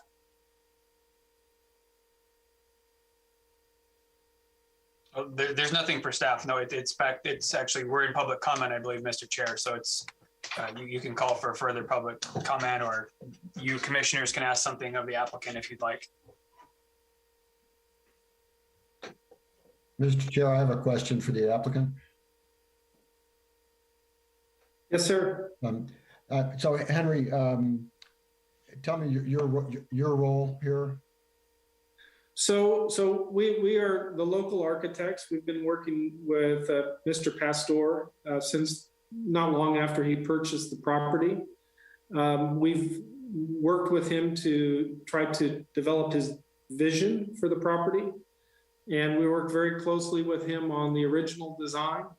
We worked on some site planning on this design, and wanted to respond to the bulk and mass and open space issues and zoning requirements. His team from Monaco, his architects from Monaco, have taken a crack at the exterior as well as our team, and he's decided that this is a exterior design that he feels very comfortable with and likes very much. Behind that question is, it's because you mentioned that your design team is in Monaco. I think one of the things I know I look for from architects on all projects, but especially one as significant as this, is an understanding of essentially the inspiration. Not for the mass and scale, but for the appearance. Our design guidelines certainly are, the municipal code as well, certainly encourage that, quote, originality and invention, architectural eclecticism, hard to say, and that but while still maintaining and fitting with the community character of Carmel and the architecture of Carmel. And it's always helpful for me to get in your head and understand, okay, what inspired this? Yeah, so I think the inspiration was Mr. Pastor really felt like this would be a good direction. And we did provide some other ideas, and this is where the project has landed. And I think that's another reason why we felt it was very important to get before the Planning Commission, be able to, for you guys to give us some guidance so that we can be able to take a look at this. Our hope would be that the Planning Commission would say, hey, bulk, mass, form, the concept on the site is good. Here's some suggestions on ways we can improve the project. Thank you, Henry. Are there any other questions from commissioners for Commissioner Locke? Yeah, I just want to follow up on Commissioner Delph's question. Henry, you mentioned that you were working to meet the owner's vision. What is the owner's vision for the property? Well, I think the owner has a long-term vision for the property. They're a company that owns and holds real estate. And I think that he, intends to rent the property. And I think that he wants to do a very high quality development. And as you're all probably aware, doing development in this economy and these days is, quite a challenge. And I think we've got someone that's up for that challenge. I think that he has ideas on what he feels is that he feels very comfortable with, but I think he's also open-minded on other ideas. Okay, are there any other questions from the commissioners for the architect? Everybody else is shaking their head. All right, I will give you some opportunity to rebut at the end, to respond to some of the comments if you'd like, Mr. Runke. Thank you. And at this time, I'm going to open it up to the public for their comments. Comments will be limited to 3 minutes. I see a hand up, it says Joe, that's all I see, so. Thank you, Mr. Commissioner, and thank you. This is an eye-opening experience for myself. I'm a third generation Mata. My grandparents owned the Spinning Wheel Restaurant and the Clam Box, if any of you recall. The last asset of my grandparents' estate, and I'm the trustee, is the Sarah Building, which is 1 block up on 5th and San Carlos.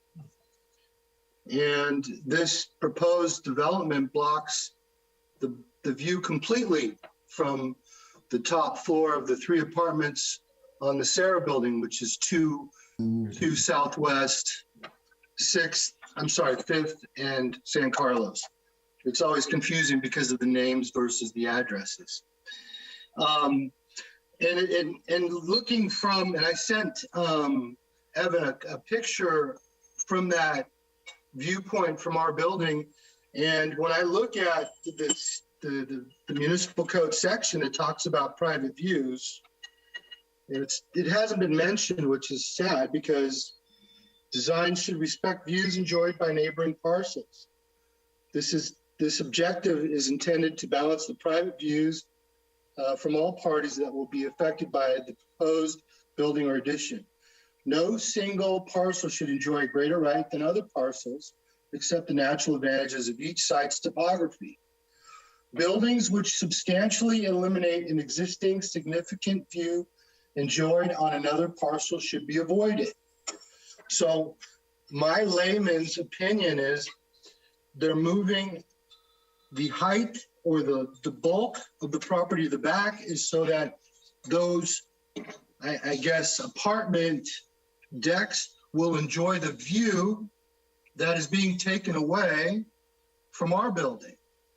And if they were to lessen the height, maybe 7 to 10 feet, then it won't affect the view enjoyed by my late grandparents, who were very proud of the years they spent feeding Carmel and the community, and they were embraced by the community. And they always were so proud of the protection of the quality and character that was first started by artists. It was an artist colony when they moved here. So as the trustee of this family asset, which is a modest asset, it supports my mother basically, but I have an obligation to do whatever I can within my powers to protect that asset and to block the view completely that we've had, and completely blocking it is going to force me to do the things that I have to do, which I don't want to do. And I would prefer that that the height, and the whole family objects to the height of that building. And again, thank you everyone for your commitment to the history of what is probably the most beautiful town, not only in the country, but in the world. Thank you. Thank you, Joe, for your comments. Ms. Toomey, you have your hand up? I do, yes. Oh, you can see top of my head, sorry. Let me just jump right into it. My views on the positive side, thumbs up for the team working on it. Your efforts to minimize the monolithic structure is great. Thank you very much for that. And we love the open courtyard for public use, etc. And another kind of positive in that thought, which is the exclusion of the thought of palm trees, which were in one of the prior versions. So palm trees are just not terribly welcome around here. Another would be the efforts to mix roof lines. I've got some mixed feelings on that, but having that very right-hand corner, the explicit corner property on the 5th and Dolores there, having it at a lower height to transition into the residential areas is also a thumbs up from where I sit. On the less than desirable parts, the extreme combination of roof lines and looks and colors are worrisome from where I sit. So would like to see some more continuity in as this evolves. Next one is the I don't personally find the architecture designs elements used elegant or interesting or terribly attractive. And it's a matter of opinion, and we get that, it's subjective. But it seems to be quite a bit of potpourri type effect. So again, you've got an interesting challenge ahead to provide some diversity because of the requirement for kind of a multiple building structure, but at the same time, the elegance or interesting aspects I find missing. And in the last point I'll make, and I'll pass to others, is I think is somewhat prompted by some of the other commissioners, the sense of style and architectural elegance, maybe mirroring back to my prior comment, does not have an appearance of continuity with some of the other main architecture. If you drive up and down Ocean Avenue or some of the other areas, we don't look to have mere cookie cutter buildings, clearly. But I don't see some of the architectural elements that we all have grown to know and love in town showing up in this challenged location. So general comments and subjective indeed, but look for the next rev to come forward. Thanks so much. Thank you, Ms. Toomey. I believe Susan Bajir, am I pronouncing that correctly, was next. Need to unmute yourself. You're muted. Thank There you go. There you go. So thank you for even worrying about the name. Nobody gets it right, but it's Pierre. I just have kind of subjective reactions to the plan. I think it's great that they really have tried to break it up. But it looks like something that belongs in Orange County or Miami or something at the moment. I think the color choices and kind of added decoration that isn't architectural. So that's basically all I wanted to say. I think the roof lines need some work, and I'd rather see more earth colors or things that just blend more with the community.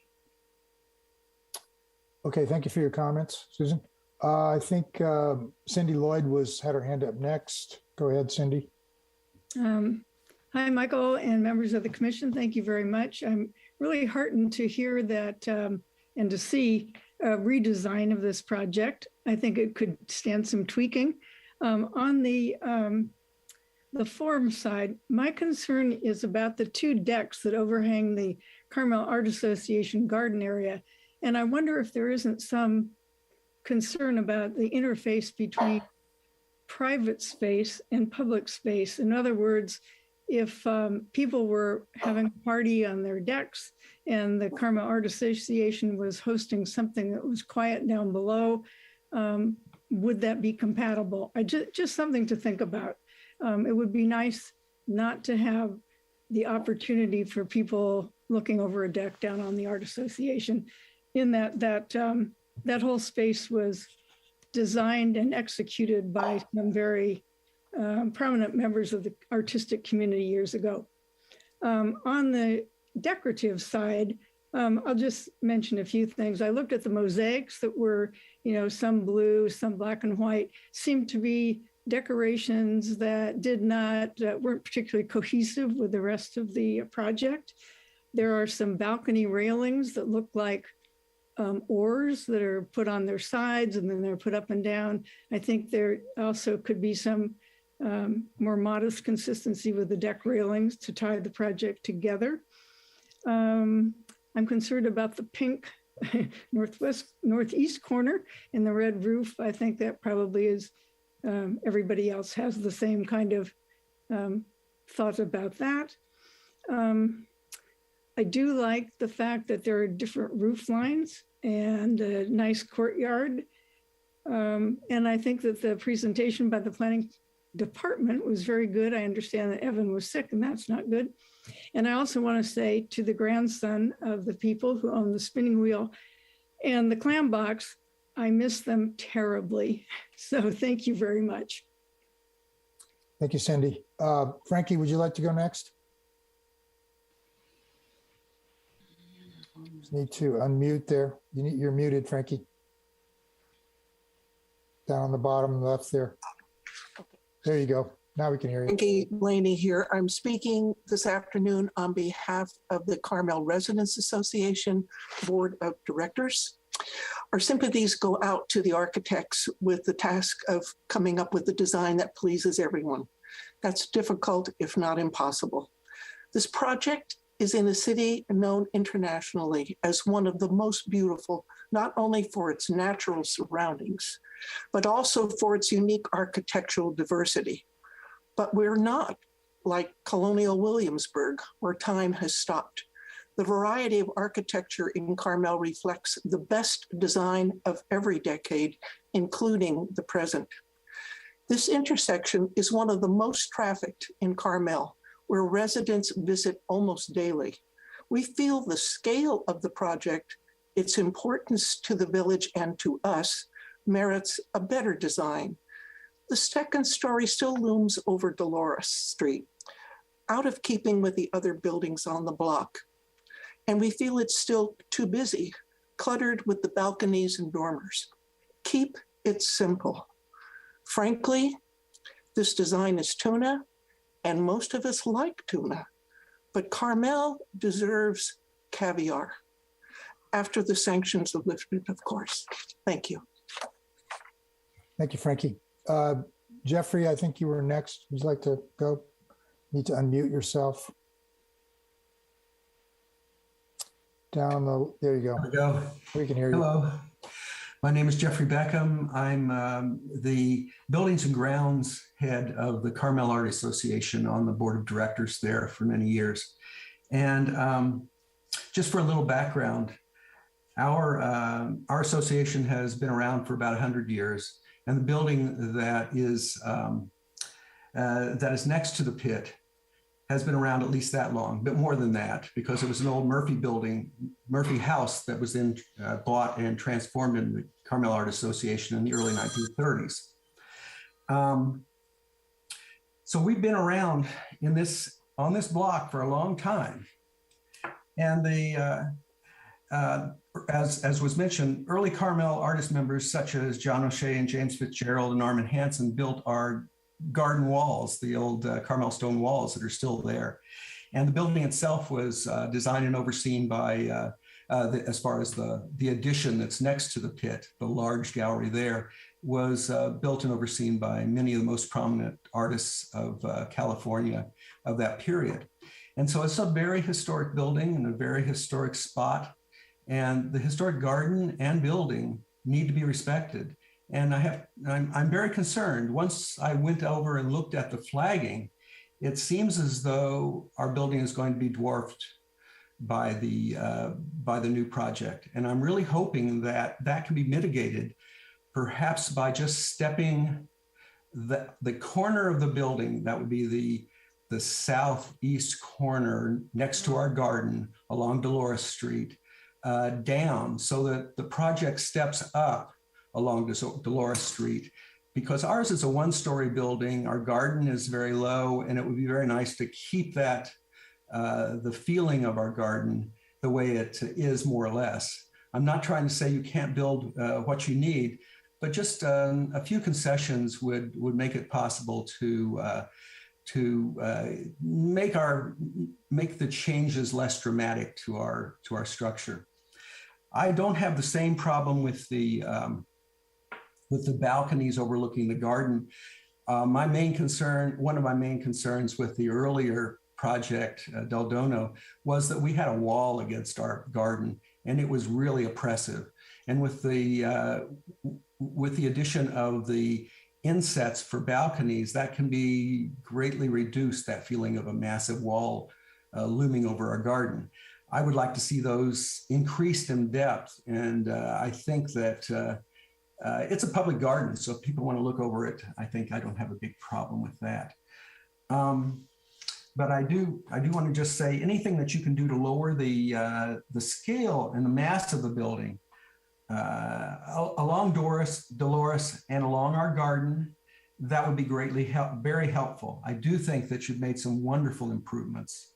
The courtyard that extends out to Dolores Street is very welcoming, and that's a big help. But I do want to make it clear that we do feel that the scale of the building, particularly around alongside of our garden and at that corner of our garden and Dolores Street is very worrying. I don't have any comment about the architectural style or finishes. That, as far as I'm concerned, is a personal decision of the owner. But one thing, we did not get any elevations along our side of the property in the presentation, and we also didn't get any dimensions. So it's really hard to make a real rational conclusion as to what we think. So anyway, I hope that the applicant can return with a design that makes a few changes. Thank you. Thank you for your comments, Jeffrey. I believe Ian Martin had his hand up next. Want to go ahead, Ian? Good evening, commissioners. My name is Ian Martin. I'm a former planning commissioner and a resident of Carmel-by-the-Sea, and my business is located on the same block as the proposed building.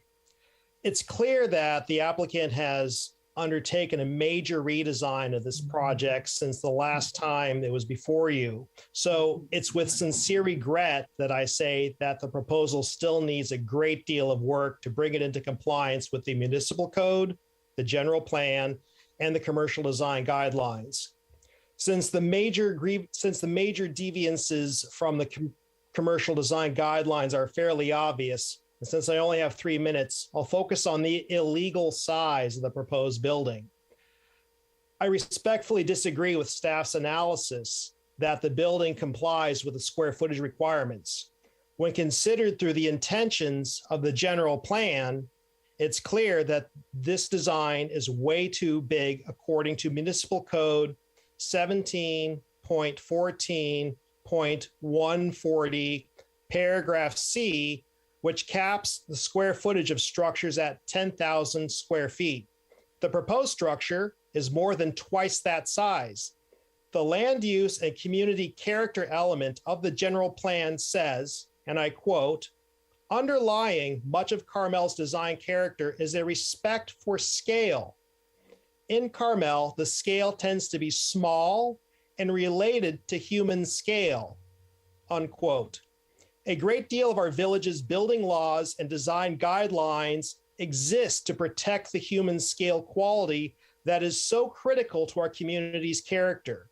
Keeping buildings smaller than 10,000 square feet is part and parcel to that, which is why it's the law in Carmel-by-the-Sea, and that law clearly forbids that a building of this massive scale be built here. To comply with the law, 2 or more individual freestanding buildings need to be built on this site, and none can be more than 10,000 square feet. Simply adding interior walls to divide up this single structure does not satisfy this law, and certainly declaring that this proposed building is 3 buildings when anyone can see that it is only one huge one doesn't satisfy that law either. Thank you for listening. Thank you, Ian. Don, I think you had your hand up next. You want to go ahead? You need to unmute yourself. There you go. Thank you, Chairman LePage. I gave you a letter, but I'm just going to try to hit the high spots of that for the public. Commissioner Delves said, "What is the inspiration?" And to me, the inspiration is Carmel, pure and simple. Carmel, what makes it very special is the scale of it. The charm comes from the small parts, the small courtyards, the small passageways, and it's what we architects call the urban fabric, and I think that's what we want to maintain. The test is whether this proposal does that. This is somebody suggested a model. I hope you're going to get a model, because I think people will see a model to show this is a massive apartment house wrapped around a courtyard. And the elevations are important, but they're just superficial to the overall mass of the building. Ian mentioned separating. There's been a lot of talk of separations. And Ian mentioned they should be broken up. I think that's a wonderful opportunity to break it up into 3 buildings and orient them around small courtyards and these wonderful small winding pathways. Yes, the new proposal has a courtyard. It's like an enormous mall in a shopping center. It has nothing to do with Carmel. I'm afraid, as I've said in my letter, this scheme to me is the antithesis of Carmel. It lacks any of the charm, any of the scale. It needs to be broken up. I think that is the real opportunity to do that and create some of that scale. We've got ample examples of wonderful, charming courtyards in Carmel.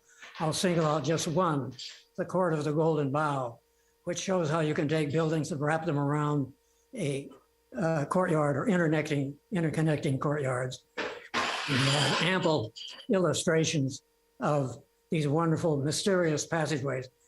This project doesn't have an inkling of any of those wonderful, magic, narrow pathways and a precious little connection to the surrounding areas. I spoke at the beginning 10 months ago about the special opportunity this site provides. And it calls for something very special. And it's big enough, it can be broken up, it can be like Carmel. The planning director says we shouldn't say it doesn't look like Carmel. I think we want it to look like urban Carmel, the urban fabric of Carmel. I previously mentioned the street wall, that needs a lot of work. It's basically flat and it needs insets and then openings and so forth, not just that one gigantic opening.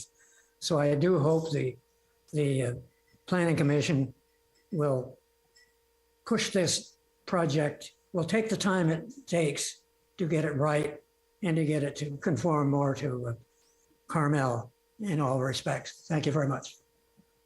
Thank you, Don. Okay, let's see. Who else has got their hand up? I don't see any hands up. Okay, Carol, you want to go ahead? You have the floor. Got your finger up. Carol Hall here, staff. I don't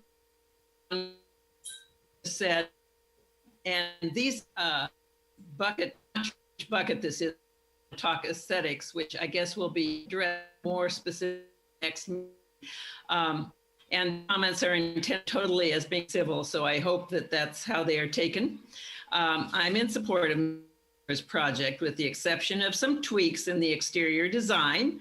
I represent almost 600 residents of Carmel and visitors who are speaking in a loud and clear voice that we want Carmel to stay charming and unique.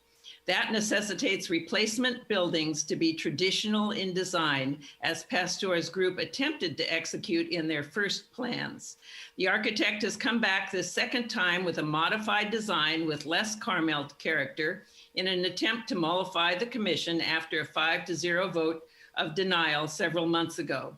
Some definite improvements have occurred, including a courtyard to break up the front view on Dolores Street, and thank you, Commission, for that. However, the appearance of the buildings has suffered. The Tudor-style frontage on the southern portion on Dolores is now gone, and the Mediterranean style to the north is now horizontal siding with large unpaned windows. In other words, it is less Carmel charming in design. For example, the present horizontal siding could be replaced with Carmel stone on the first floor and board and batten on the second.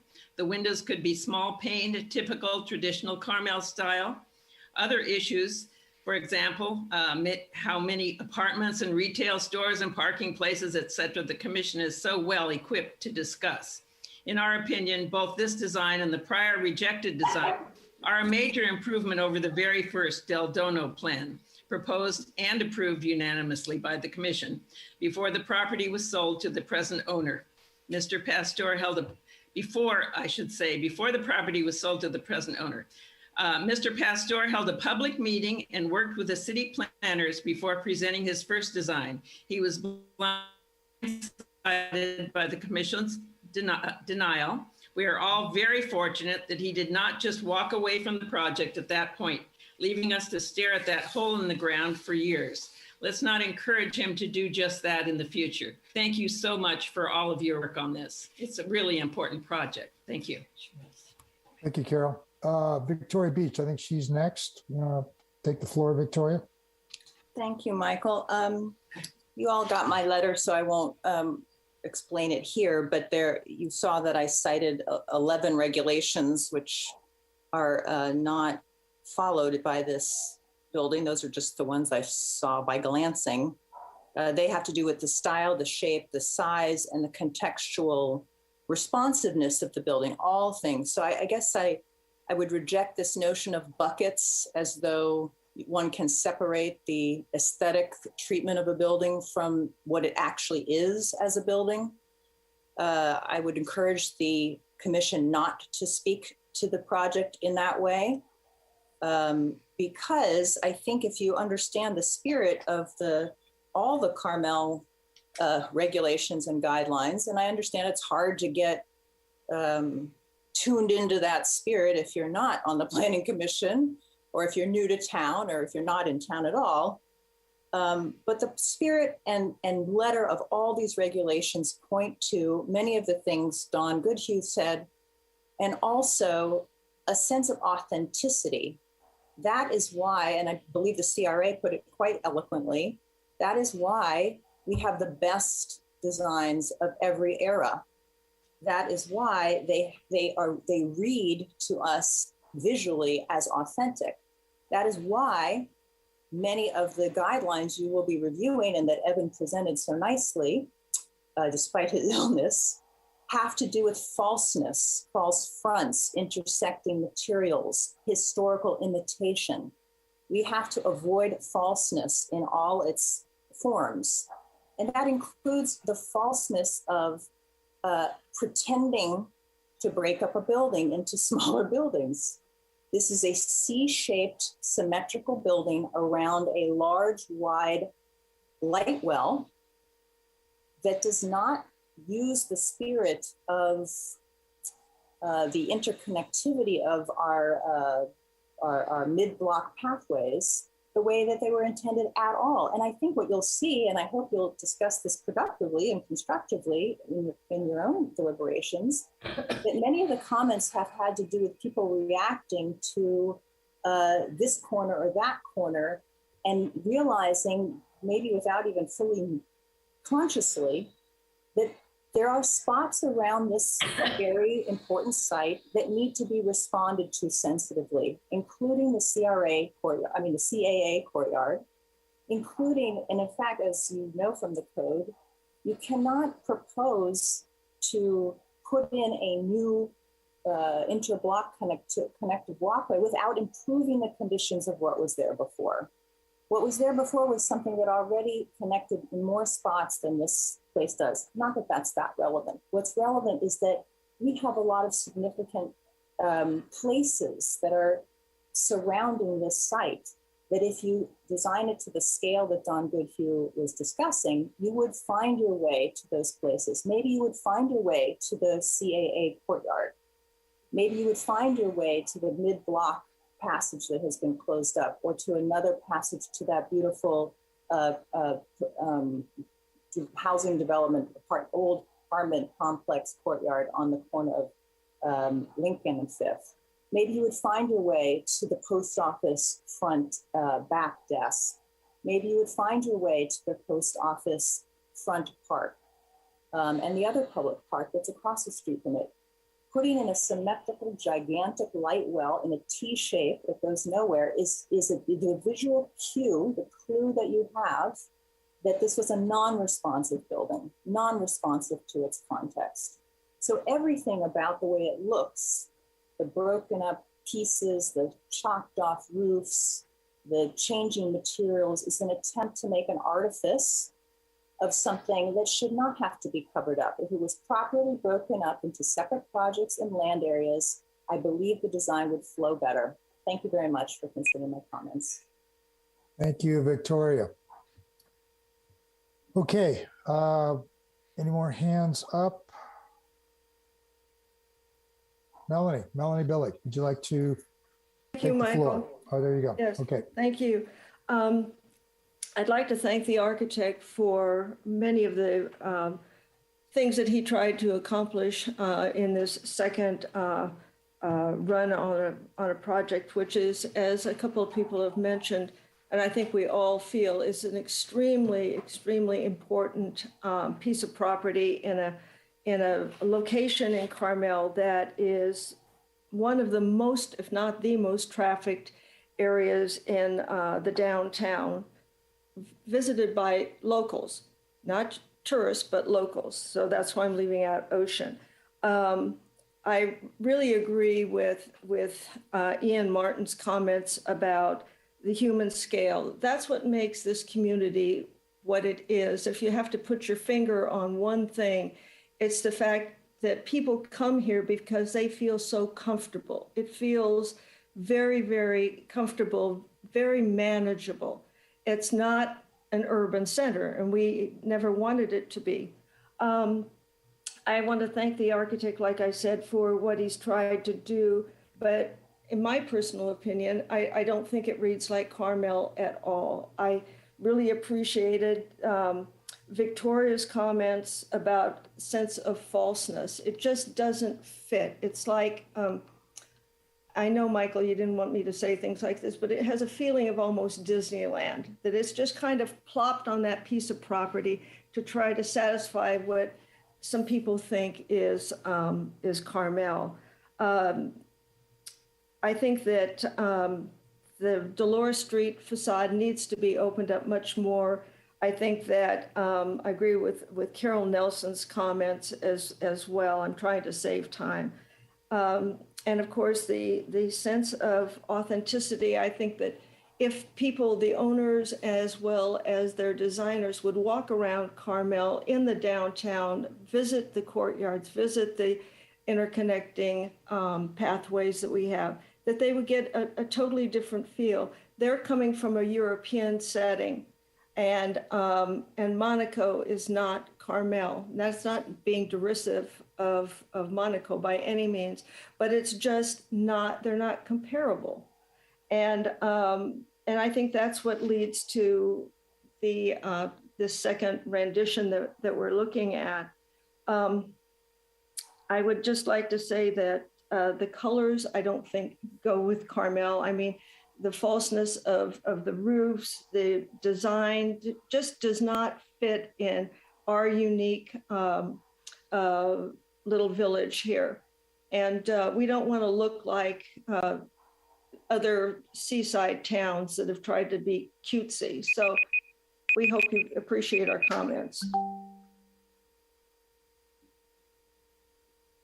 Thank you, Melanie. We do appreciate your comments. We appreciate all the comments we're hearing tonight. I see Allie has her hand up. Allie, would you like to speak for 3 minutes? I won't even speak for 3 minutes. I would just like to say, I totally agree with what Carol Hall had to say. And I do find this current design to be kind of Cape Cod-ish. I'm so into Tudor. We have Tudor all over town, and it's beautiful. I love English Tudor. I love the European designs. And I think that's one of the beauties of having Patrice Pasteur in this town and being gracious enough to dump a whole lot of money into it and get us bailed out of that ugly pit that's been left to us. And I think when he was doing the Tudor, that's beautiful. We go around town, there's so much Tudor, there's so much European influence. This is like a little piece of Europe in the United States of America. And I think we need more of that. We got too much of this modern slick stuff all over the place. And it's not pretty. That's why people come to Carmel, because Carmel is pretty. Carmel is attractive. Carmel is alluring. This is where people come to get married. They come to have their honeymoons. They come to celebrate all kinds of things. And they walk the streets and they look and they ooh and they ah and they love the beauty. So I say go for the Tudor, go for the Spanish designs, the courtyards, and go for the slate roofs or the old tile. Stick with it. It's beautiful. That's all I have to say. Thank you, Allie. You're welcome. Do we have any other people from the public who would like to speak out about this? I don't see any more hands going up.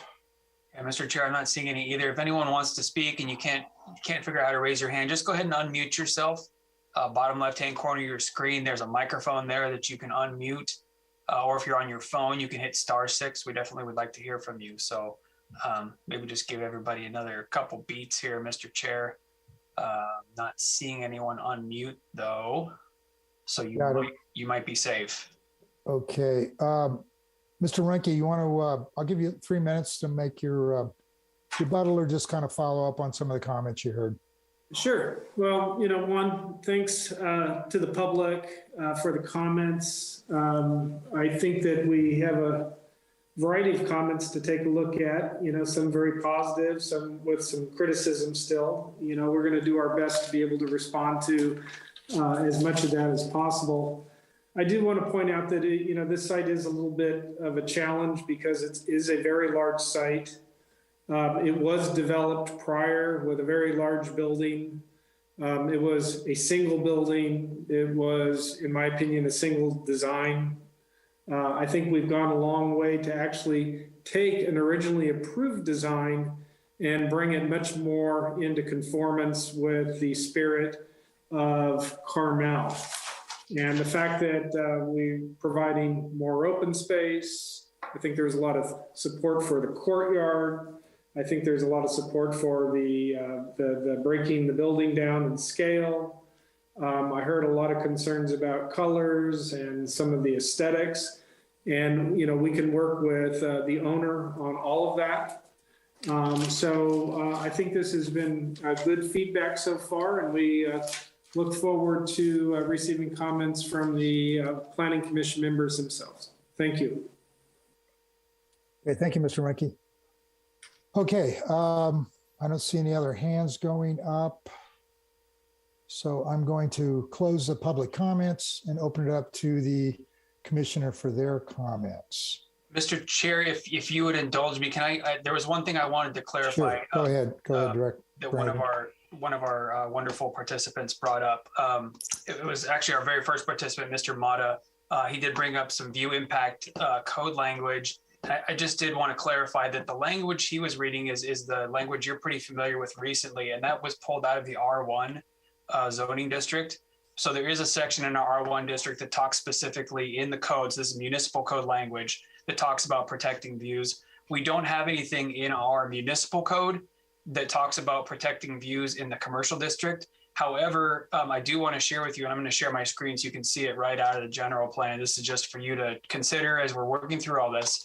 Our general plan policy P1.-27, you can see right here on the screen, says to continue to ensure that development, whether commercial or residential, does not diminish the village character by excessively blocking important public or private views and disturbing natural topography, mature trees, not cheese, or native growth.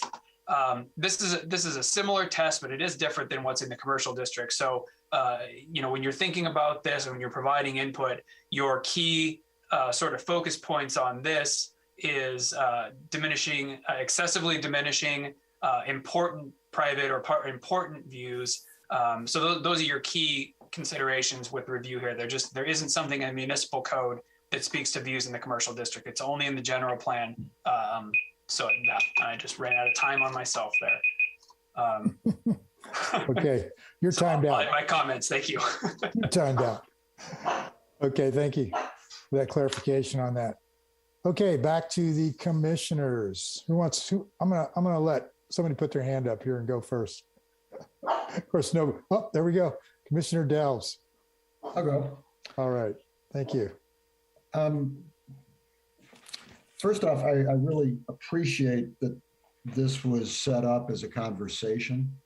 And I further appreciate that everybody participating in it has taken it as a conversation and, not a judgment.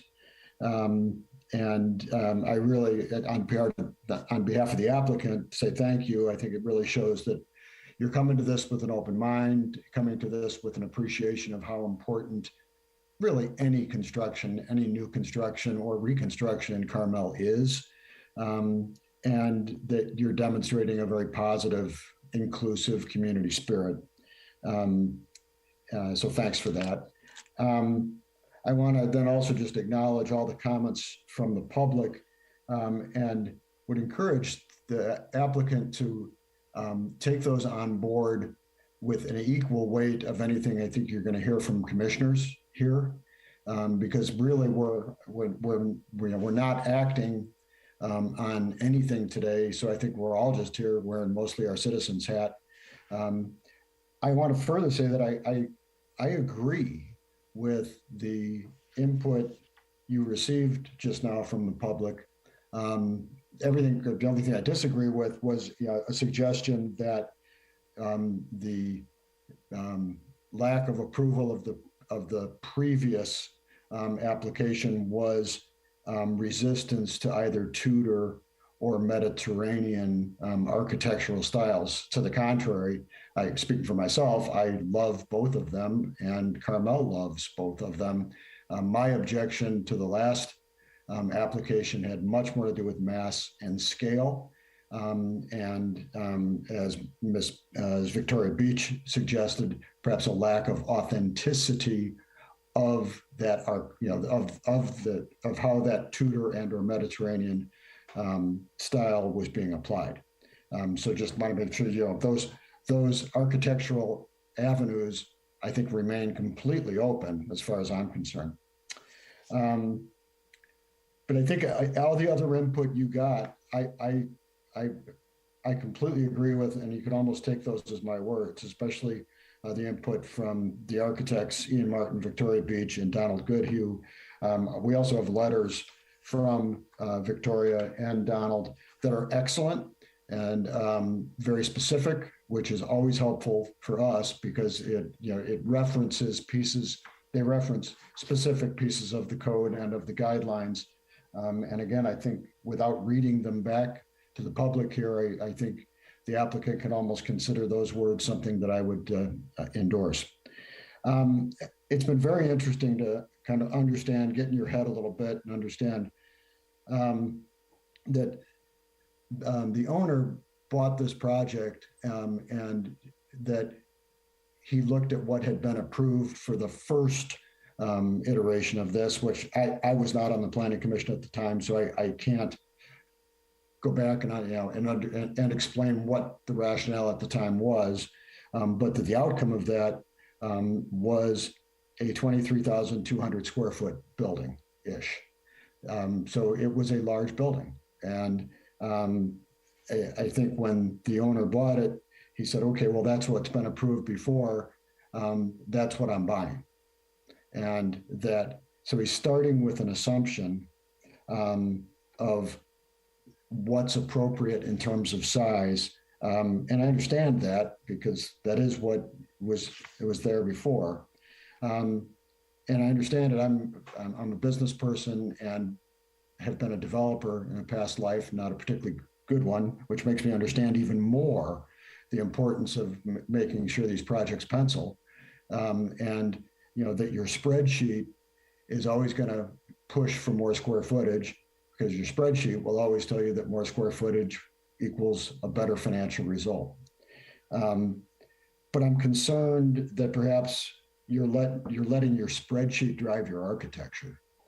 And then using our design guidelines or viewing our design guidelines more as, I guess I would say, regulatory guardrails that essentially provide you, boxes to check to get your project approved. So you're starting with, I'm entitled to 20,200 square feet of stuff. Now, how do I go back and interpret the guidelines and the code to get to a yes?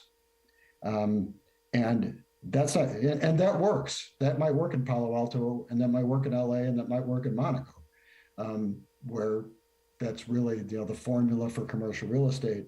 But that's not, or mixed use real estate as well, but that's not what works in Carmel.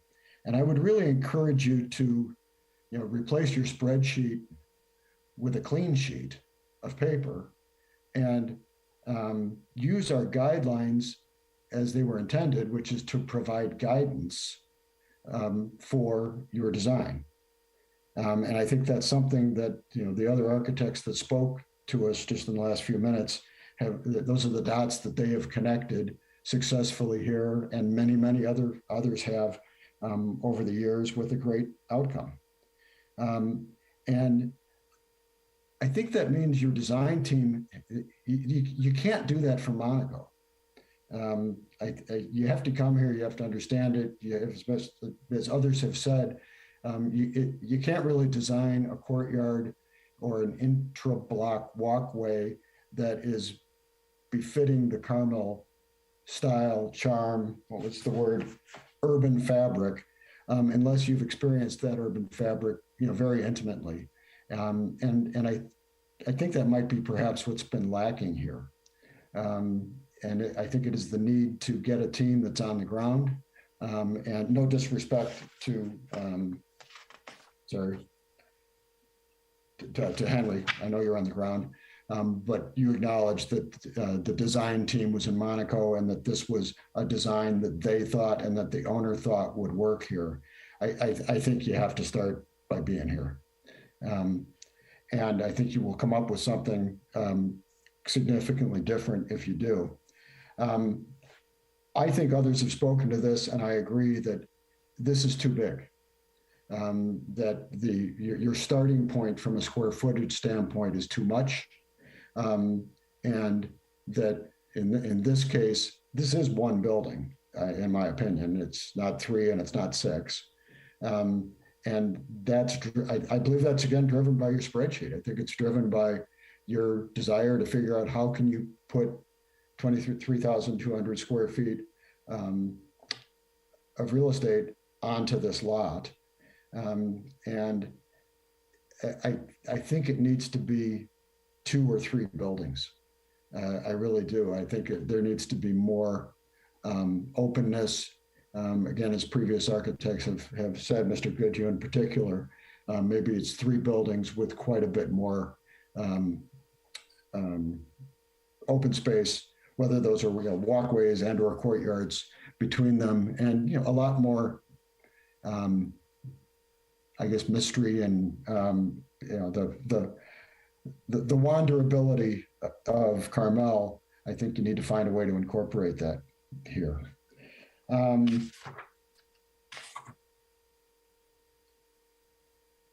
Yeah, and again, it's the charm, it's the smallness, it's the human scale. In terms, I will, because I brought up the mezzanine concept, I want to be clear that I have no objection to the mezzanine. I just want to make sure it's grounded in our code properly so that we know what we're dealing with on this one and going forward. One of the things I do applaud about this project in particular was your design for a higher number of smaller apartments. I think this is a community that needs to pay more and more and more attention to the affordability and accessibility of housing. And sometimes you can do that with affordable workforce housing regulations. But a way for the private sector to do that without being regulated is to build smaller things. And the fact that you had, I really applaud the 1 and 2 bedroom, 600 to 1,000 square foot apartments. I think that's very helpful for keep allowing people to stay here, whether they're part of the workforce or retired. And I understand how the mezzanine helps that, because I think it allows you to create access to open air and more interest in those apartments. So I'm very open-minded on that one. I'm not going to give you a lot of reaction to the aesthetics. For this one, others have said it. It looks like something that someone in Monaco felt looks beachy and therefore belongs. And it does look beachy, but to me, it looks like Panama Beach more than Carmel Beach, because Carmel Beach is a unique thing. That's it. Thank you, Commissioner Delves. Commissioner Locke, would you like to make your comments? Sure. Commissioner Delves, thank you for that excellent summary and entrance to the discussion. I do want to thank our former commissioners, former council members, and the members of the public for your extensive and thoughtful comments. And as Commissioner Delves said, I think that those comments need to be considered carefully moving forward. I do want to thank the developer for finally starting to move forward with the development of the pit as a project our community will be proud of. And I think that ultimately that's where we're headed with these various different discussions. When I saw the picture of the current project on the front page of the Pine Cone, I thought, oh, aha, that's progress. But when I got into the plans and the details, I realized that not all of the things that the Planning Commission had discussed last year were there, and some things really needed some rethinking. And literally from the garage to the roof. And as Commissioner Delves mentioned in his comments, I really think this project is taking advantage of the floor area ratio exemptions, and that it is too large. And so I'm in agreement with your comments, Commissioner Delves. Things that really concern me, and I'm just going to kind of throw out what I'm thinking on here. And sorry, Brandon, I'm not going to break it down into different categories. But the Dolores Street frontage. To me, it's literally showing just two extremely similar buildings with different windows and materials and a big gap in the middle, and that gap being the entrance courtyard. I like the entrance courtyard in a sense because it's a large open space, but I don't know that it really is that inviting. I see it kind of as, okay, so you've got a big tree, you've got some landscaping, but then you go into a courtyard for basically what I consider kind of an apartment building is sort of how I would look at it. And it's not really a place that would invite me in for a bunch of different small commercial buildings. And I think, Don Goodhue, I think you mentioned the Golden Bough, Court of the Golden Bough, as an example of what Carmel is in terms of commercial buildings and how they can be tied together with pathways and courtyards. To me, the interior is a rectangle that essentially has a roof over it. So this is when you walk into this courtyard area, you're literally walking into a rectangle with a roof over it, and it's like an indoor mall with no landscaping. There's no sitting areas or places that really make it special. And I think that's something that needs to be given more consideration. Again, there are no welcoming small courtyards or walkways or special places. It's just a covered rectangular first floor plaza with shops.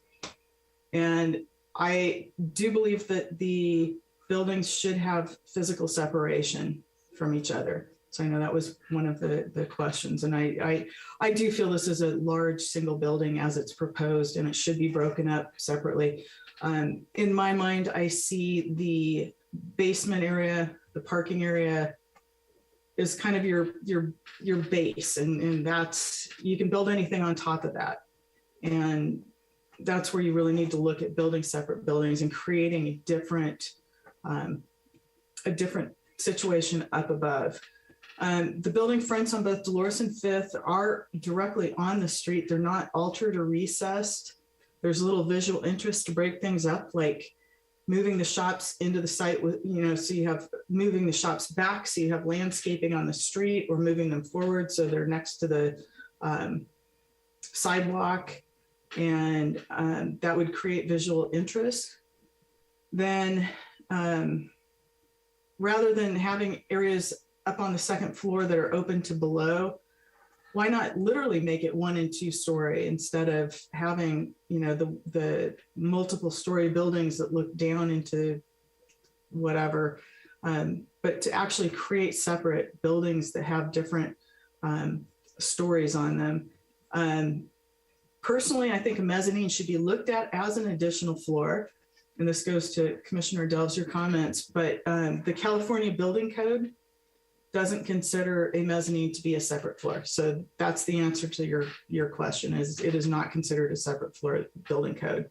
But it definitely increases the required height for a project when you have that mezzanine. And then the other thing is the total area of the proposed terraces seems to be about the same as the former roof deck that we were opposed to last year. And I'm concerned about the amount of area that is being dedicated to these rooftop terraces. I mean, they really take up a lot of space. I think they're oversized. My big baby on this is the interblock walkway. And I'm really concerned how this has turned out in this proposal. It's not intriguing. It's not welcoming. It's just literally a little alleyway between the building. And I brought this up at the 2021 hearing. The commercial design guidelines encourage courtyards and interblock walkways as an important design feature of the commercial district, providing pedestrians with, quote, the anticipation of the unusual, swift, and gratifying shifts in prospect and often intriguing connected routes between 2 or more streets defining a block. And in this case, it's literally walking behind the buildings and coming out. And I really just don't have any good feeling about this. Architect Henry Runke mentioned that joining this walkway to the Carmel Art Association would not be ADA accessible. And I'm just wondering, why can't it be made so? And maybe this is something that can be considered. I think there was at least one previous proposal where this walkway did integrate with the Art Association, and the connection with the Art Association is also something I'm concerned about. With the, as was mentioned, that the building does kind of tower over, the proposed building does tower over the gardens, and I would like to see Mr. Beckham see that there is some kind of consideration for the transition between all of these 1-story buildings, or 1 and 2-story buildings, small 2-story buildings, not tall 2-story buildings, along Dolores. If there was a way to transition this so it doesn't have that looming bulk over this beautiful public and historic garden. The majority of the shops open into the rectangular courtyard, not to the street. I don't necessarily feel that that has to be different, but I think it again goes to this thing of moving shops forward, backwards, creating a feeling of depth. And there's just, to me, this is all a straight line down the streets. Let's see, what else do I have? In terms of the materials and proposals, I think, again, a lot of this has been mentioned, colors and whatnot.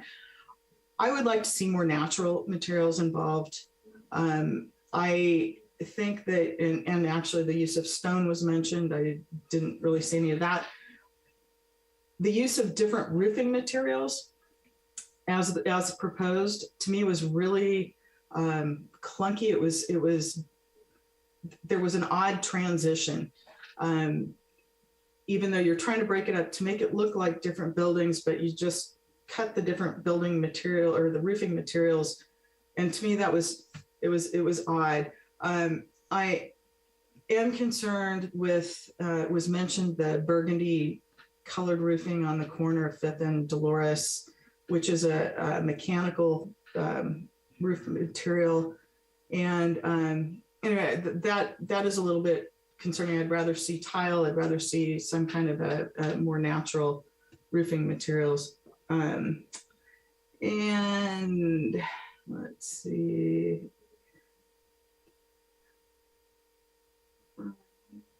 I do realize this is preliminary. And so I just want to say that is definite. I think the colors are too bright and awkward. On 5th Street, there was a use of columns, I believe, in the mall entrance, and I think that should be redesigned. And the transitions between the finishes and the details just need to be smoother. Basement.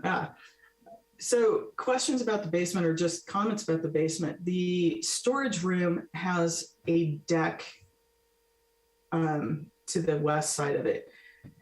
That deck has no access, and yet there's a storage room that's accessed from the deck. So that makes no sense to me. The restrooms appear not to be ADA. They don't look sized for ADA, but hopefully they will be ADA accessible. The elevator is a distance from the restrooms. I would assume the restrooms are to serve the commercial businesses. And so I think that's just something I just want to throw out there. And then finally, I was kind of pleased that Mr. Amata, who had written a letter to the Planning Commission, was on the call this evening as the owner of, or as part of ownership of the building above the post office next door to the Eastwood building. And he wrote a letter to us talking about the potential loss of all visual impacts because of the height of the building. And I really would encourage him, if he's still here, or staff, that the Planning Commission really should see what those impacts are the next time we review this project. I understand branding giving us the direction that the residential design guidelines are definitely different than commercial, but I would hate to see this height of the building completely abolish the view from this long family-owned apartment complex. And I think that completes all of my comments. So thank you. Thank you, Commissioner Locke. Mr. Bolton, would you like to make your comments this time? Yeah, I'd be happy to. I'm going to make mine a little more brief because I've had a very excellent review already. I think that especially Don Goodhue, Victoria Beach, and Ian Martin's comments should be listened to carefully by the applicant and those of my fellow commissioners. I'm having a hard time with this project. I feel it's one large building.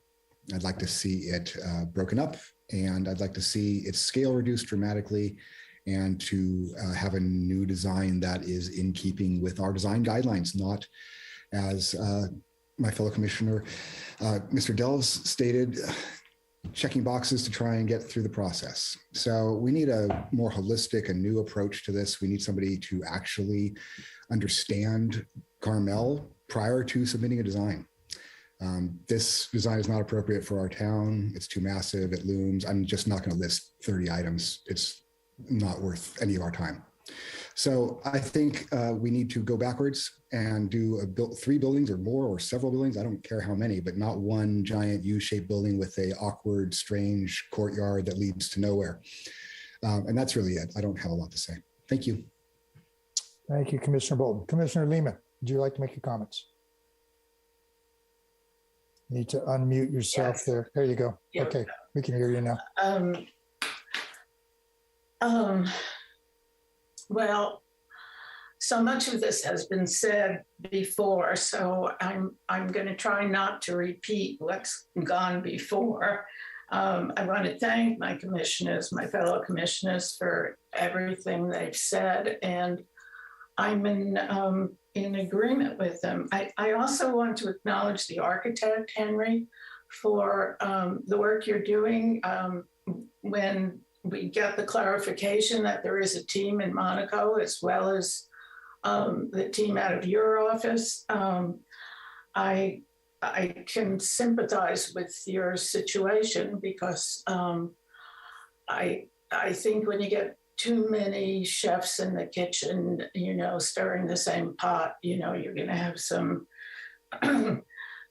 bad results, and unfortunately, this is what's happening. The changes that have been made to the first set of drawings to this design are a far cry from what is needed for this enormous site, which we call the pit. I want to give enormous thanks to Don Goodhue for his expertise as an architect and also his service as chair of this planning commission, and for his evaluation of the drawings. And also to Doug Schmitz, our former city administrator, who served our city not only once, but a second time to bail us out from the horrors of the Jason Burnett reign. His years of experience have pointed out the many violations of both the general plan and the guidelines in the submitted plans for Ulrika Plaza.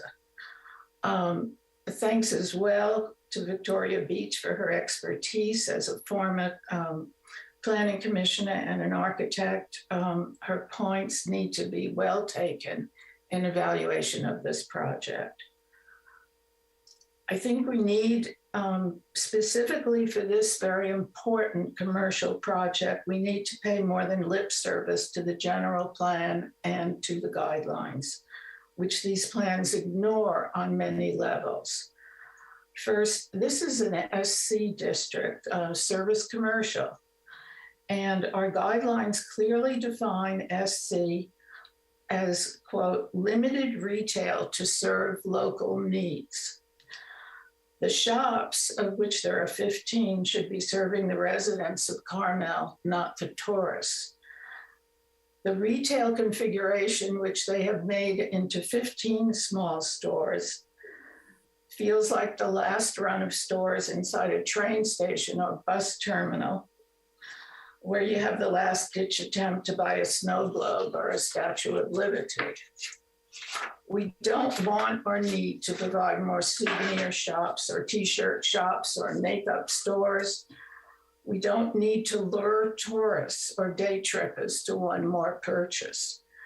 In other words, give us some decent sized spaces, fewer shops, but large spaces enough to accommodate our needs, a dry cleaner, a medical or dental office, a hardware store, a physical therapy office, a small grocery store, a coffee shop that will serve coffee or tea or ice cream well into the evening, as we had at one time in Carmel Plaza. A locals place to gather after finishing dinner and taking a walk into town, a typical cafe where we would meet friends and talk for hours into the evening, as many of us have been in and loved in Europe. Remember, this was a time when Joan Baez used to pop in and sing spontaneously at the village corner.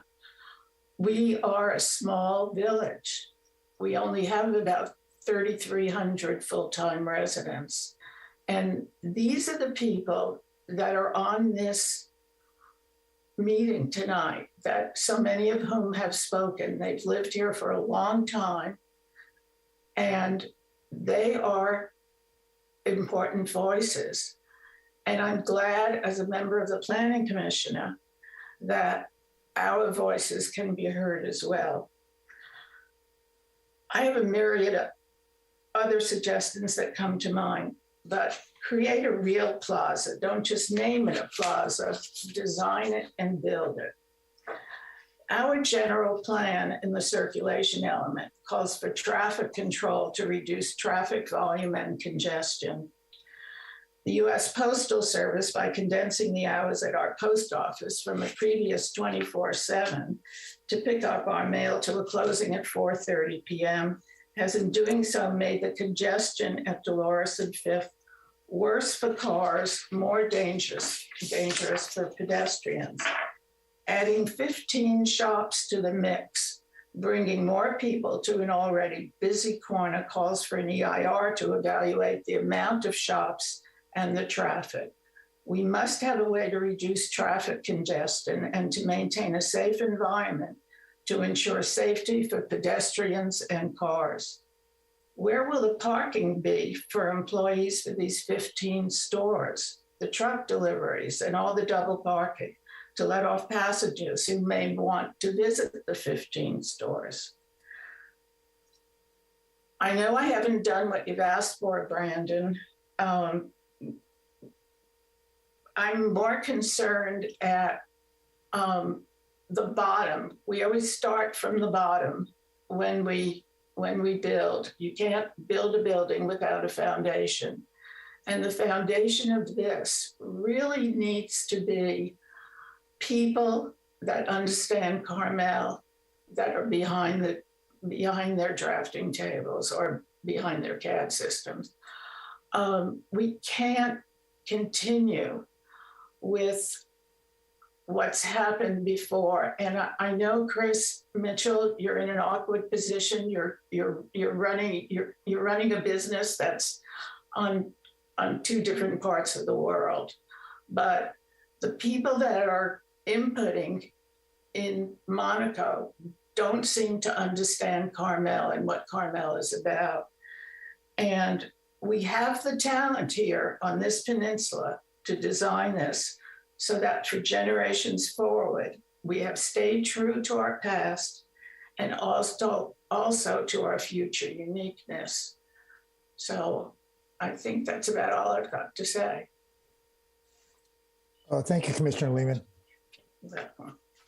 Well, as the last commissioner to speak on this, I don't want to reiterate everything that's been said. And I kind of always feel like I'm in a position to summarize things here a little bit. I do appreciate what Brandon was trying to do to get us focused on the form and then the aesthetics.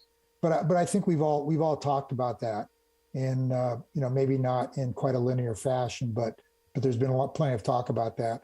I also do want to also acknowledge that I think the architect and the owner have really made a big effort here to bring something else back to us.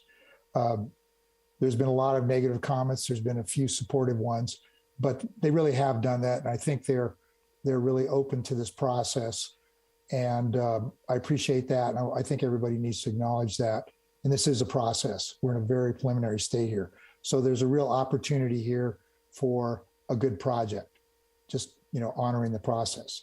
So the thing, I guess, what I've heard tonight is that in terms of the form of this building, first on the staff level, the staff pointed out there's a lot of elements on this which are inauthentic. We've got false front elements. We've got, massive elements. And that's something that the applicant needs to keep in mind. It needs to be authentic.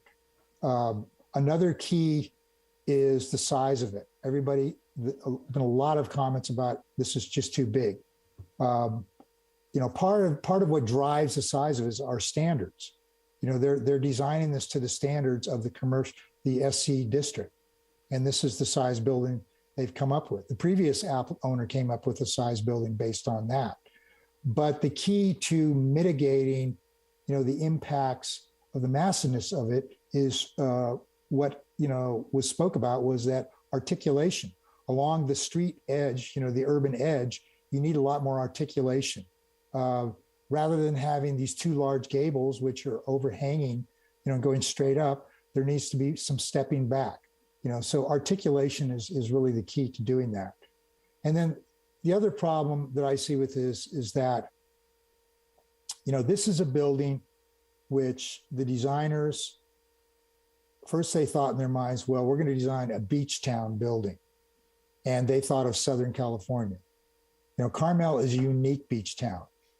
And we're not a Southern California beach town. This is why they've got a surf shop in the elevations. This is why they've developed it. They've presented it to us with pink and turquoise and these color schemes. This is not the color scheme of Carmel. Colors of Carmel are deep, they're saturated. They represent the forest colors that we have here, the deep greens, the colors of the bark, the fog that permeates our atmosphere.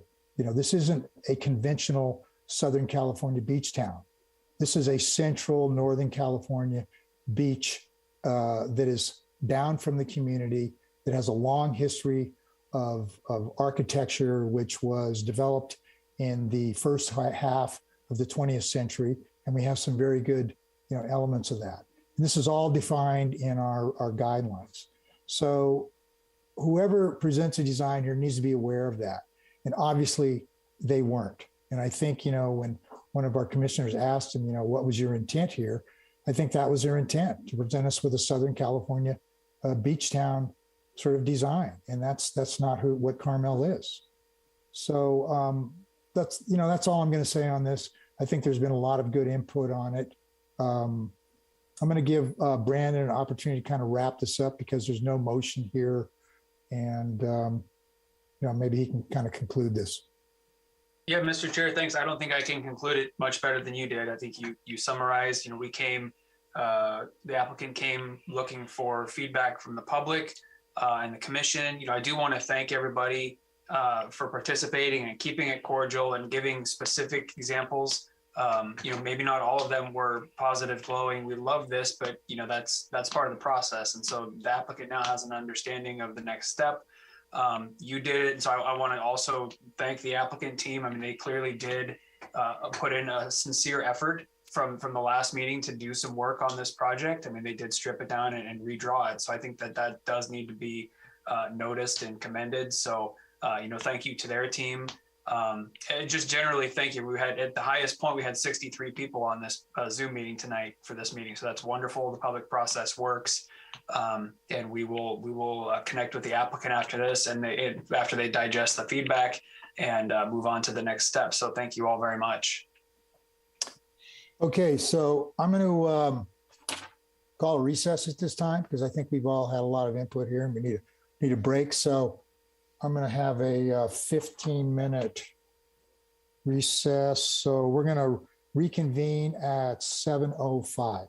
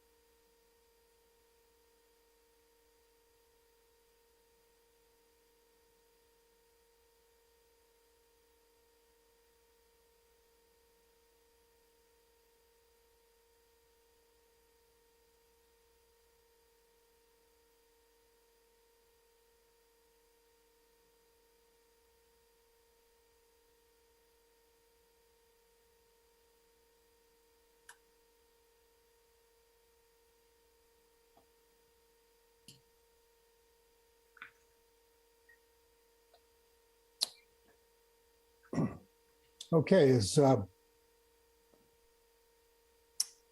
well, the commissioner's back.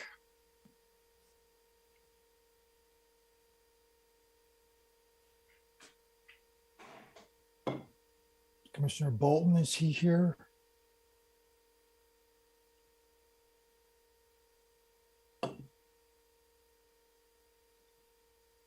See his name on the screen, Mr. Chair. Okay, well, I'll guess we can call roll if you'd like. yeah, I'll reconvene the meeting and call roll. Roll call, please. Commissioner Bolton?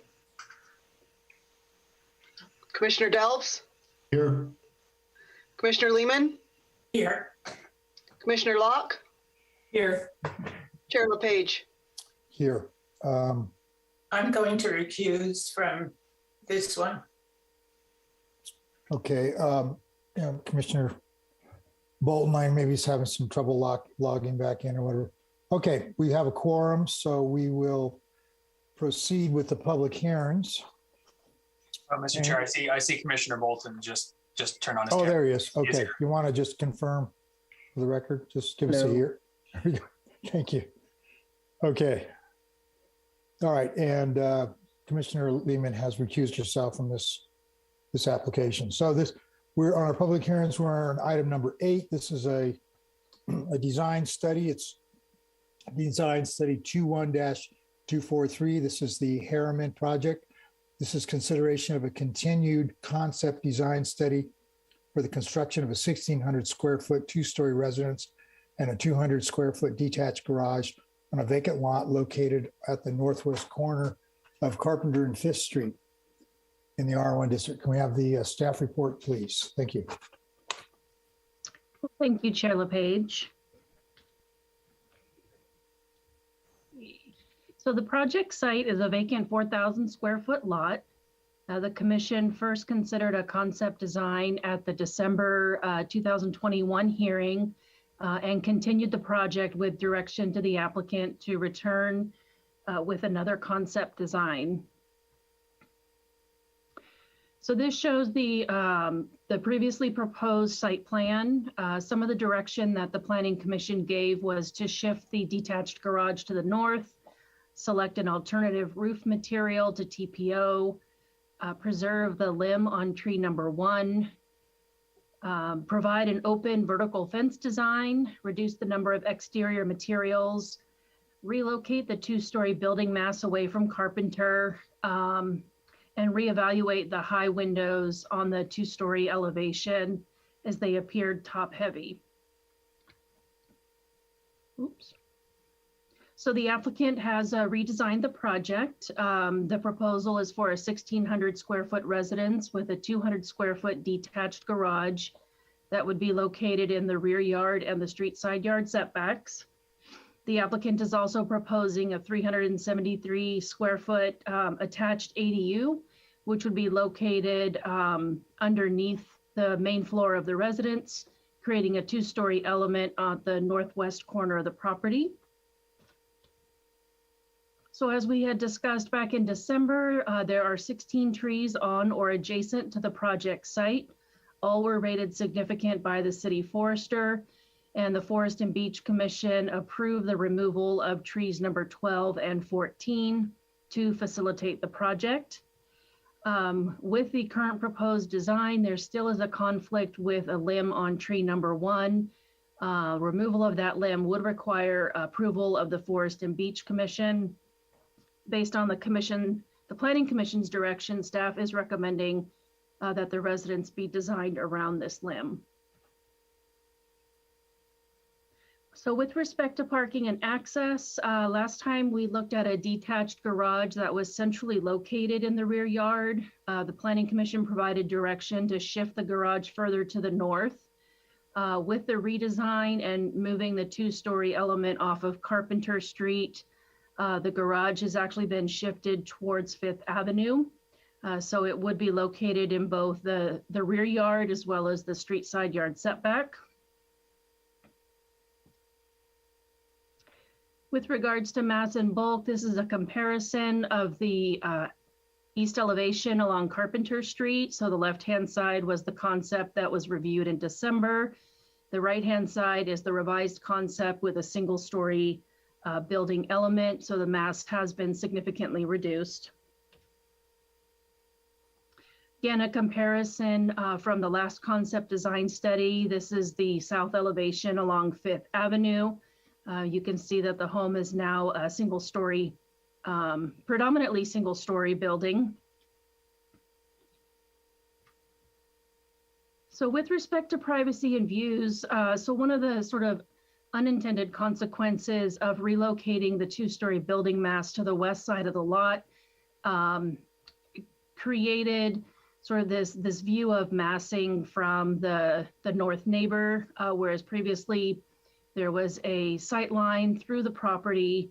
With the current proposal, while the massing on Carpenter is now less, the north neighbor now sees more building mass from her south-facing deck. There are also potential privacy concern with 2 windows on the main floor aligning with the bedroom windows on the north neighbor's house as well. So with respect to building and roof form, certainly this has changed quite a bit from the original concept. One thing staff did note with the redesign is that the roof pitches range between 7 and 12 and 9 and 12. And this is a little bit steeper than what the residential design guidelines recommend, which is typically between 4 and 12 and 6 and 12. So the Planning Commission has the ability to deviate from the design guidelines if they feel that the steeper pitch is more in keeping with the style of the residence proposed. So with respect to exterior lighting, the applicant is proposing both wall-mounted and landscape lights. Staff finds these to be shielded and directing light downwards. Some of the product information I think needs to be updated to conform to our standards, but I do believe that both of these fixtures do comply. Staff is asking that the applicant evaluate whether additional fixtures might be needed at the proposed patio, since typically wall-mounted fixtures are required at exterior doors. With respect to finished materials, so the applicant is proposing still a combination of standing seam metal on very small roof accents. Predominantly, the roofing material would be a composition shingle. The TPO is still included in the plans. Certainly that could have been a carryover, but staff has included the same condition of approval to replace this material with something that has a more natural textured finish. The applicant did respond to the Planning Commission's comments regarding the fence design and is now proposing a grape stake style fence with vertical boards. And here's a comparison of the fencing between the previous concept. The zoning code limits fence heights to 4 feet along the street frontages. And with respect to site coverage, the project does comply with the site coverage standards. However, there is a concern that with the amount of impervious area from the building footprint plus the site coverage elements, that there won't be adequate space to accommodate drainage on the property. Staff has included a condition of approval that a preliminary grading and drainage plan be provided prior to final details reviews so that the city can further evaluate how the drainage will be accommodated on site. So again, a little bit more information with respect to grading and drainage. The applicant is proposing 180 yards of cut with 20 yards of fill. Staff did identify that some of the proposed grading is within 6 feet of significant trees, as well as their structural root zones. So a condition of approval has been included requiring that those structural root zones be identified on the plans prior to final details review, so we can look a little bit closer at the relationship between the grading and the root systems of the trees. So staff did receive public comments on the revised design. Again, the north neighbor has expressed some concerns with privacy. Again, the proposed windows in one of the bedrooms lines up with her bedroom. She also has concerns about loss of solar access with the two-story building mass being in close proximity to her south-facing deck. As well as, really changing the view from the prior design, which had that view shed through the property. The west neighbor also provided comments and has expressed some concerns regarding stormwater runoff. Staff agrees that this is something that we need to look at a little bit more closely prior to final details review, just based on the amount of lot coverage. We also received some general comments from the neighbors about the house appearing too big or too tall along that the west side where the two-story element is proposed. There were also some comments about the flat roof being unattractive, concerns about the location of the garage being so close to the property line along Fifth Avenue, as well as impacts to the remaining trees. So staff has included a number of special conditions. I've referenced most of these throughout the presentation, but it does include showing one upper and one lower canopy tree on a preliminary landscape plan prior to final details review, as well as making some adjustments around tree number 16 to ensure that the building is not in the critical root zone. Some additional considerations that did come up when staff was receiving some public comments. If the Planning Commission is supportive of the flat roof, staff would recommend that a condition of approval on the final project include painting of all roof penetrations with a flat non-reflective paint. And this is in consideration of the north neighbor. While the zoning code doesn't address the height of penetrations, they are necessary for venting and air circulation. And staff feels that the painting of these penetrations should help prevent any type of glare. Also, a comment came up regarding solar panels. Staff had not considered this before, but because the two-story massing is located in the rear yard setback, the height of the building is limited to 15 feet. With the addition of the solar panels on top, those could be an additional 3 feet above the roof line. In speaking with the building official, staff is limited in our review of solar panels for residential projects. So just wanted to make the commission aware that the solar panels could be up to 3 feet taller, so up to 17 feet total height in that rear yard setback. So staff's recommendation is that the commission accept the revised concept design study with the conditions. The next steps for the applicant would be to revise the project in response to those conditions and submit for a volume study. And then if the project passes volume, we would return for the final details review. As an alternative, if the commission still has concerns about the design, you could continue the project with direction to the applicant to return with revisions. And that concludes my presentation. I'm happy to answer any questions. Are there questions for staff from the commissioners?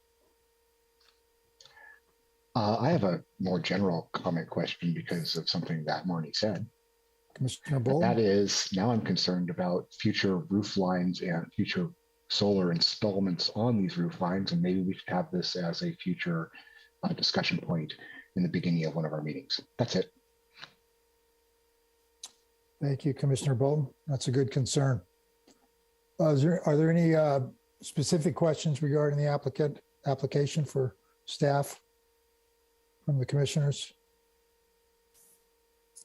Okay, hearing none, seeing none. Thank you, Marnie. We appreciate your report. Okay, with the designer, I guess, Alan Lehman, you're the designer. Would you like to make your presentation? You can have up to 5 minutes, and I'll give you some time for rebuttal too at the end.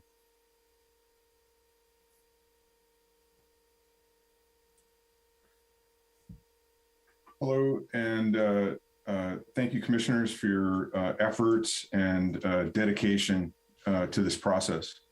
Can I do share screen so I can show some of the design elements that we're proposing? Go ahead, Alan.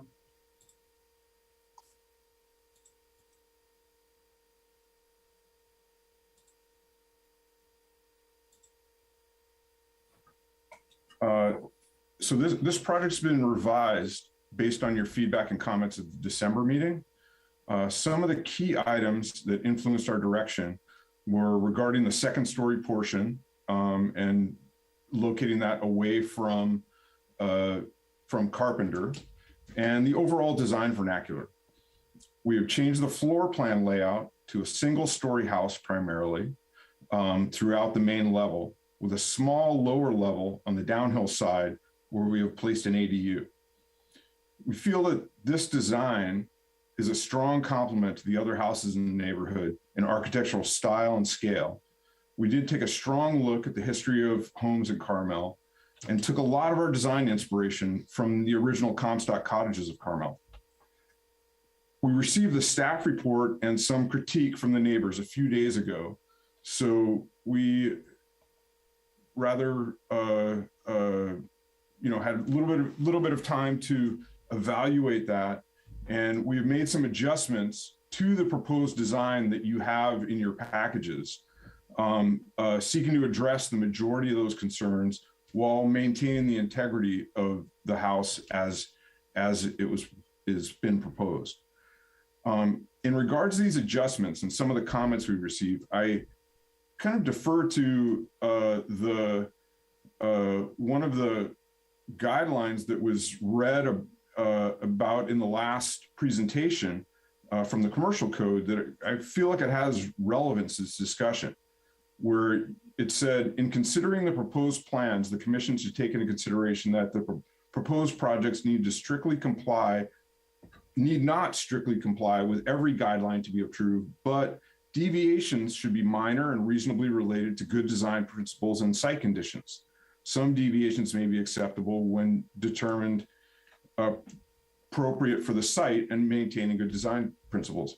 And I feel like this statement's important in that different sites and scopes of projects are always bound to yield disparate results, and compromise in these elements is inevitable.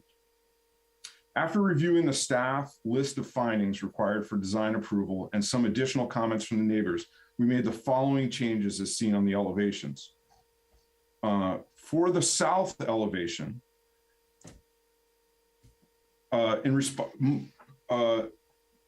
largely in response to item number 3 of the staff report from the design considerations, number 3 regarding complexity of roof forms, we have removed the dormer shown here. Are you guys able to see my cursor? Okay. Remove this dormer to clean up this roof plane and simplify that roof form. Additionally, on this elevation, you can see the changes to the garage south elevation, no longer a hip roof, and some material changes, now a gable roof to more closely align with the other roof forms.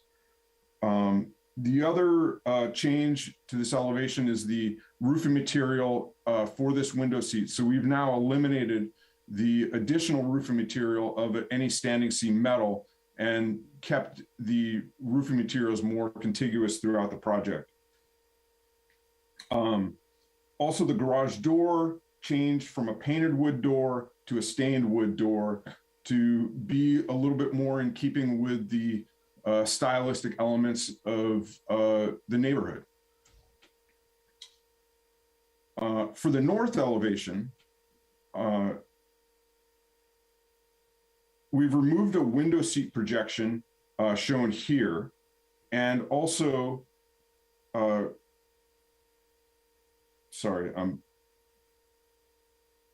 that the awning element at the kitchen gable is also removed.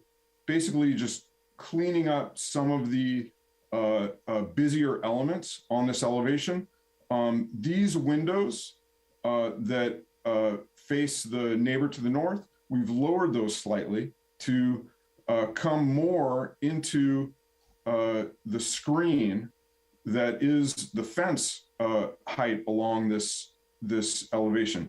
And this image, I think, better clearly shows that a lot of these windows on this elevation are screened by the natural elements of this fence.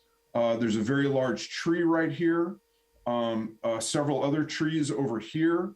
And so many of these windows are barely seen. The windows that were of concern in the staff report are these two windows, which are in a bedroom. The way the bedroom is laid out, the bed would be here, nightstands here, and the sill of these windows is at approximately 5'2".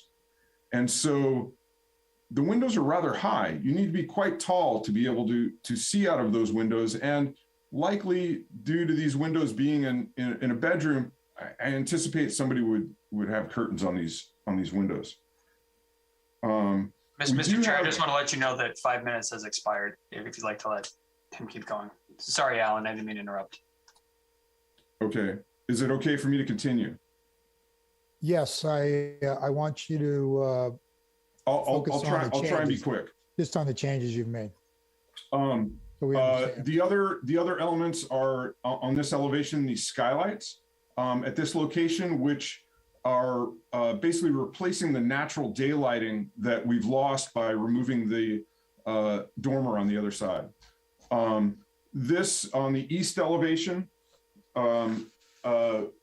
the change is just a simple change of changing these two shed dormers into one to simplify and quiet that elevation. And again, this is more realistic of what you see from Carpenter, although there are a lot more trees here screening this elevation. The north elevation, the west elevation, as seen from the neighbors across what would be a 6-foot fence here. We understand, their concerns about the garage and wanting to clear that view from their driveway. But with the addition of a fence here and landscape screening, because the distance between this fence and the garage is nearly 6 feet. Additionally, what we've done here with this is pulled the garage back to become an attached garage, getting it out of the side yard setback and about almost 6 feet away from the property line on this side.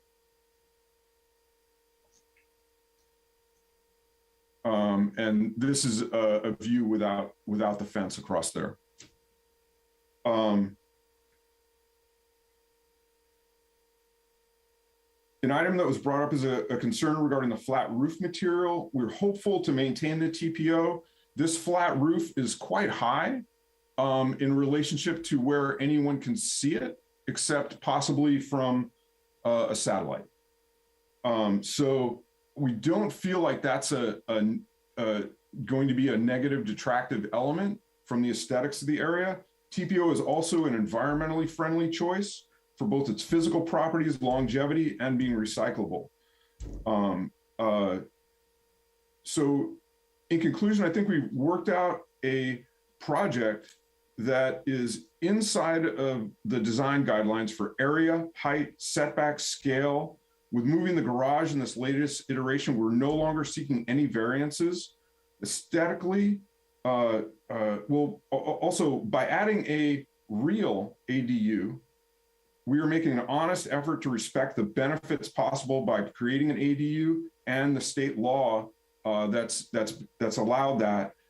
And we're bringing that into a housing starved area. Aesthetically, we feel like this is a very nice comment on Carmel's past, along with the clarity that this home was built in the present. Thank you.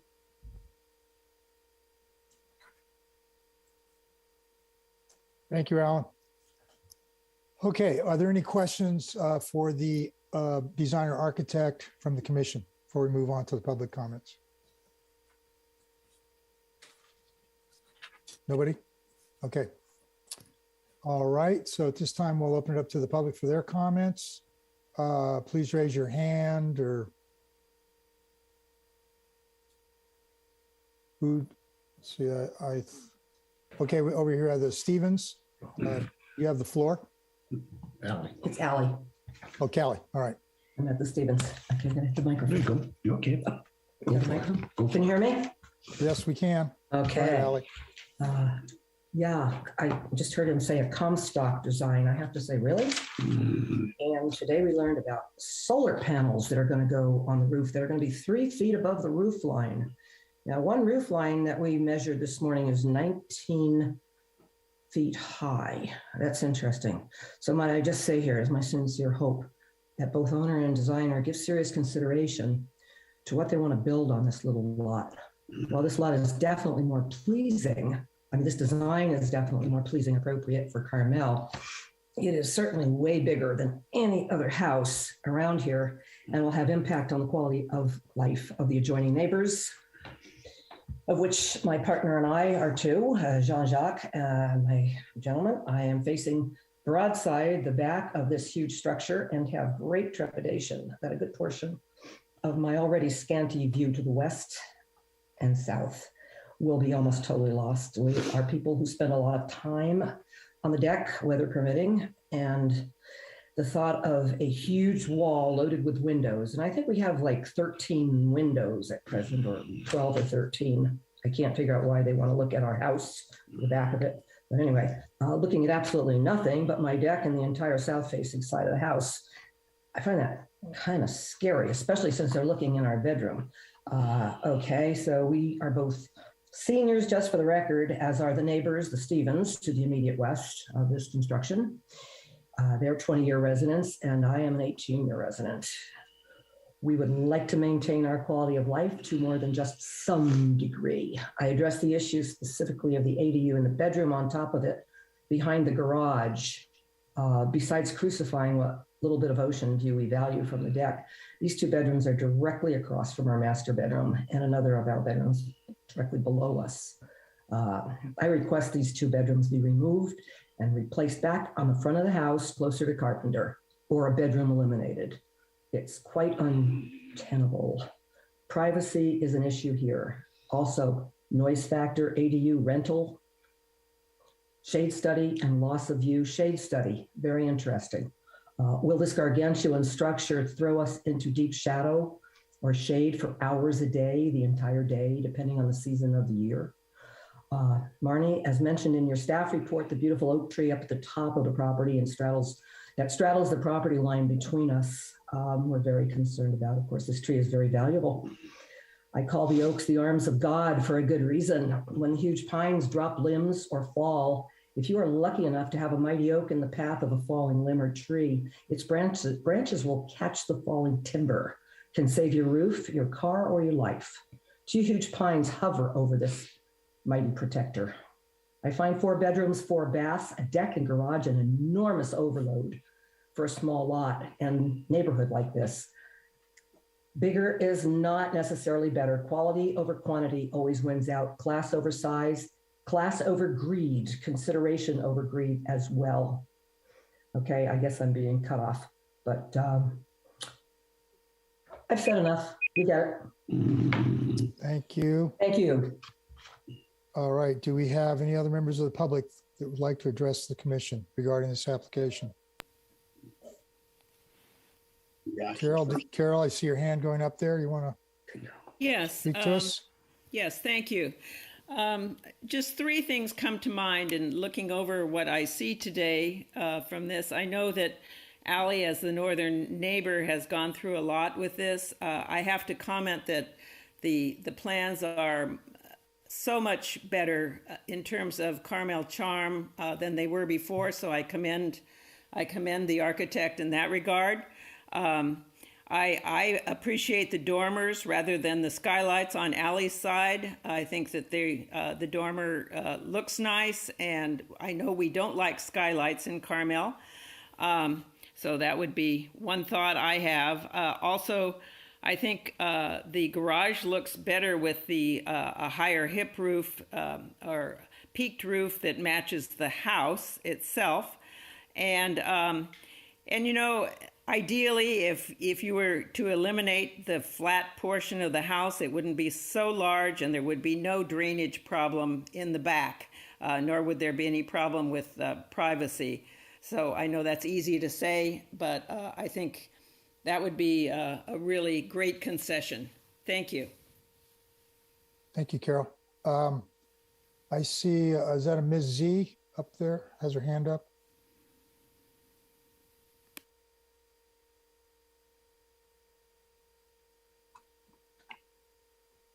Thank you. Sorry for the delay. Hi, my name is Linda Shank. My husband is Kang Z. We live at the southeast corner of 5th and Guadalupe. And we do have some comments about this development. While the development of the property does not impact us directly, so to speak, there are some concerns that we have for the neighborhood. The first is the parking. The property that is proposed to be developed is an ADU plus a residence. Between those two buildings, that's a 4-bedroom, 4-bath development. There is no on-street parking between on 5th between Carpenter and Guadalupe. And I do have a significant concern about how many adults may be staying at this property at any given time and where they will park. Because with 4 bedrooms, you could theoretically have 8 adults there who each have an automobile, and there is no parking. Beyond that, I have a significant concern for Allie, who lives to the north of this property. With the development of this property, her natural daylight is cut off completely. The property extends from Carpenter towards Guadalupe. It starts before her house starts and it ends well after her house ends. And it blocks off every window that she has.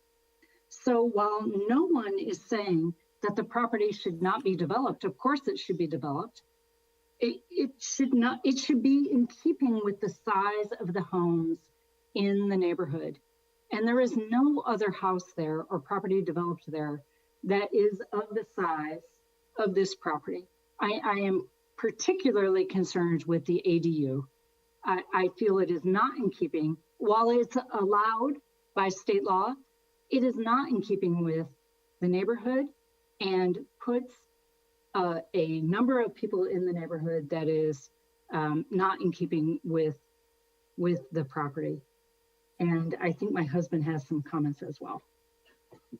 Yeah, I think my basic comment is, while I believe the property design complies with all of the codes and limitations as best as I can tell, it strikes me as a design that attempts to maximize the value of what can be built on that property, and aesthetically attempting to meet the design guidelines, but I think it's ignoring the significant subjectiveness of this design guide that talks about keeping with the style and flavor of the neighborhood. And if you think about that, the style and flavor of the neighborhood actually comports more to building that does not maximize what is legally required on a property. My other main concern is that given the coverage and the relief that they're asking for some of the requirements, namely removal of trees and the lack of available space for replacement trees, you know, what assurances do we have that whatever they plant stays in place? I guess what I'm referring to, and this is my personal belief, it is my personal belief that this property is a spec house to be built to then be sold, and that the new owners will come in and they will see newly planted trees that do not meet the protection limits of trees in Carmel, and there's nothing that's going to stop them from simply removing them. So whatever mitigations that are being asked by the Coastal Commission or the building, you guys basically, I don't know how that's all protected. And the other variable, which was brought up earlier, it sounds like the other rules related to solar panels allow them to violate the height limits because they're separate and distinct from what you guys are setting for height limits. So theoretically, the height limit there could be substantially higher than what's currently shown. Thank you. Thank you for your comments. Is there anyone else from the public that would like to address the Planning Commission this time? Tom, you want to go ahead? Need to unmute there. Bottom of your screen there on the left. Now I'm there. We go. There you go. We can hear you now. Thank you very much. Thank you and good evening. I'm Tom Stevens. I'm the neighbor to the west. And I think you can probably tell that all our neighbors have studied this proposal very carefully. We have written many letters. We attended the site review, and we have people talking at today's meeting. We have significant concerns. I'm not going to go over them all again, but I do want to say a couple of things. First of all, I want to thank the architect for pushing that garage back, all right? So it's no longer requiring a variance and it's in the safest possible position.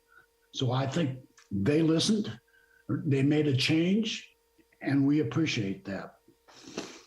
But I would like to say that there are still 3 significant issues, and you've heard about them. The first is the bulk, right? The unacceptable bulk, which is creating problems relative to views and sunlight. Second of all, and this is a big point, I see nowhere on this drawing where there is any room for replacement trees. And they are required by the Forest and Beach Commission to put in 2 replacement trees. And I don't know where they're going to go. And third, the lot coverage is 55%, right? And their capability of catching rainwater, right, and siphoning it off properly is going to be a very, very significant challenge. And those of us that are downhill are quite concerned. So there are still 3 significant issues. I hope, right, that the commission, right, and the city are not willing to issue concessions and variances on these important, significant issues, right? We've had enough of that. We kind of feel like we've been nibbled to death by a duck, all right? So, you know, I gotta ask, you know, it's time to draw the line. It's time not to allow any more concessions, right? It's time to recognize that we're putting 10 pounds in a 5-pound bag. So I guess my question to the commissioners is simply, are you going to feed the duck or are you going to respect the neighbors? We would appreciate a new and better concept design. Thank you. Thank you for your comments. Is there anyone else from the public that would like to address? I see, is it Sharon? If you unmute yourself, you can have your, there you go. Okay, I wasn't unmuted. Yes, I'm a neighbor also, and I am catty corner to the lot.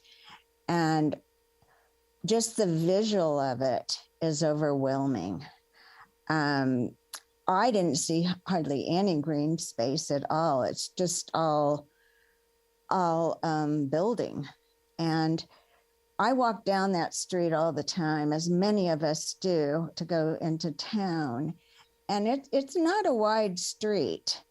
And what I noticed was the parking, that particular parking lot or parking space, their garage, backs up right to the one across the street.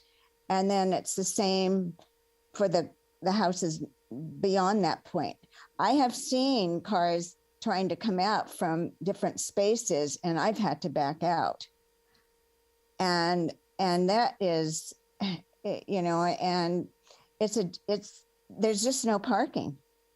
And, you know, I'm concerned about that. And the structure is so large.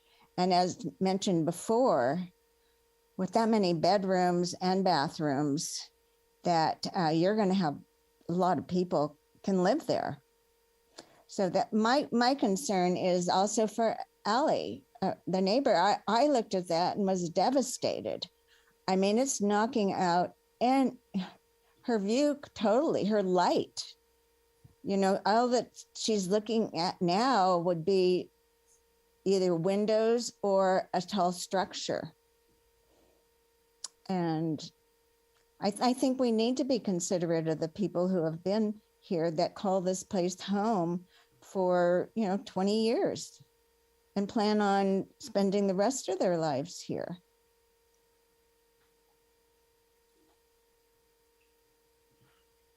That's my comments. And I also have a question. What is the frontage? What is the front yard of this house? Is it Carpenter or is it Fifth? I believe it's Carpenter. Okay. Staff can correct me if I'm incorrect on that. Okay, thank you for your comments. Is there anyone else from the public that would like to make a comment at this time?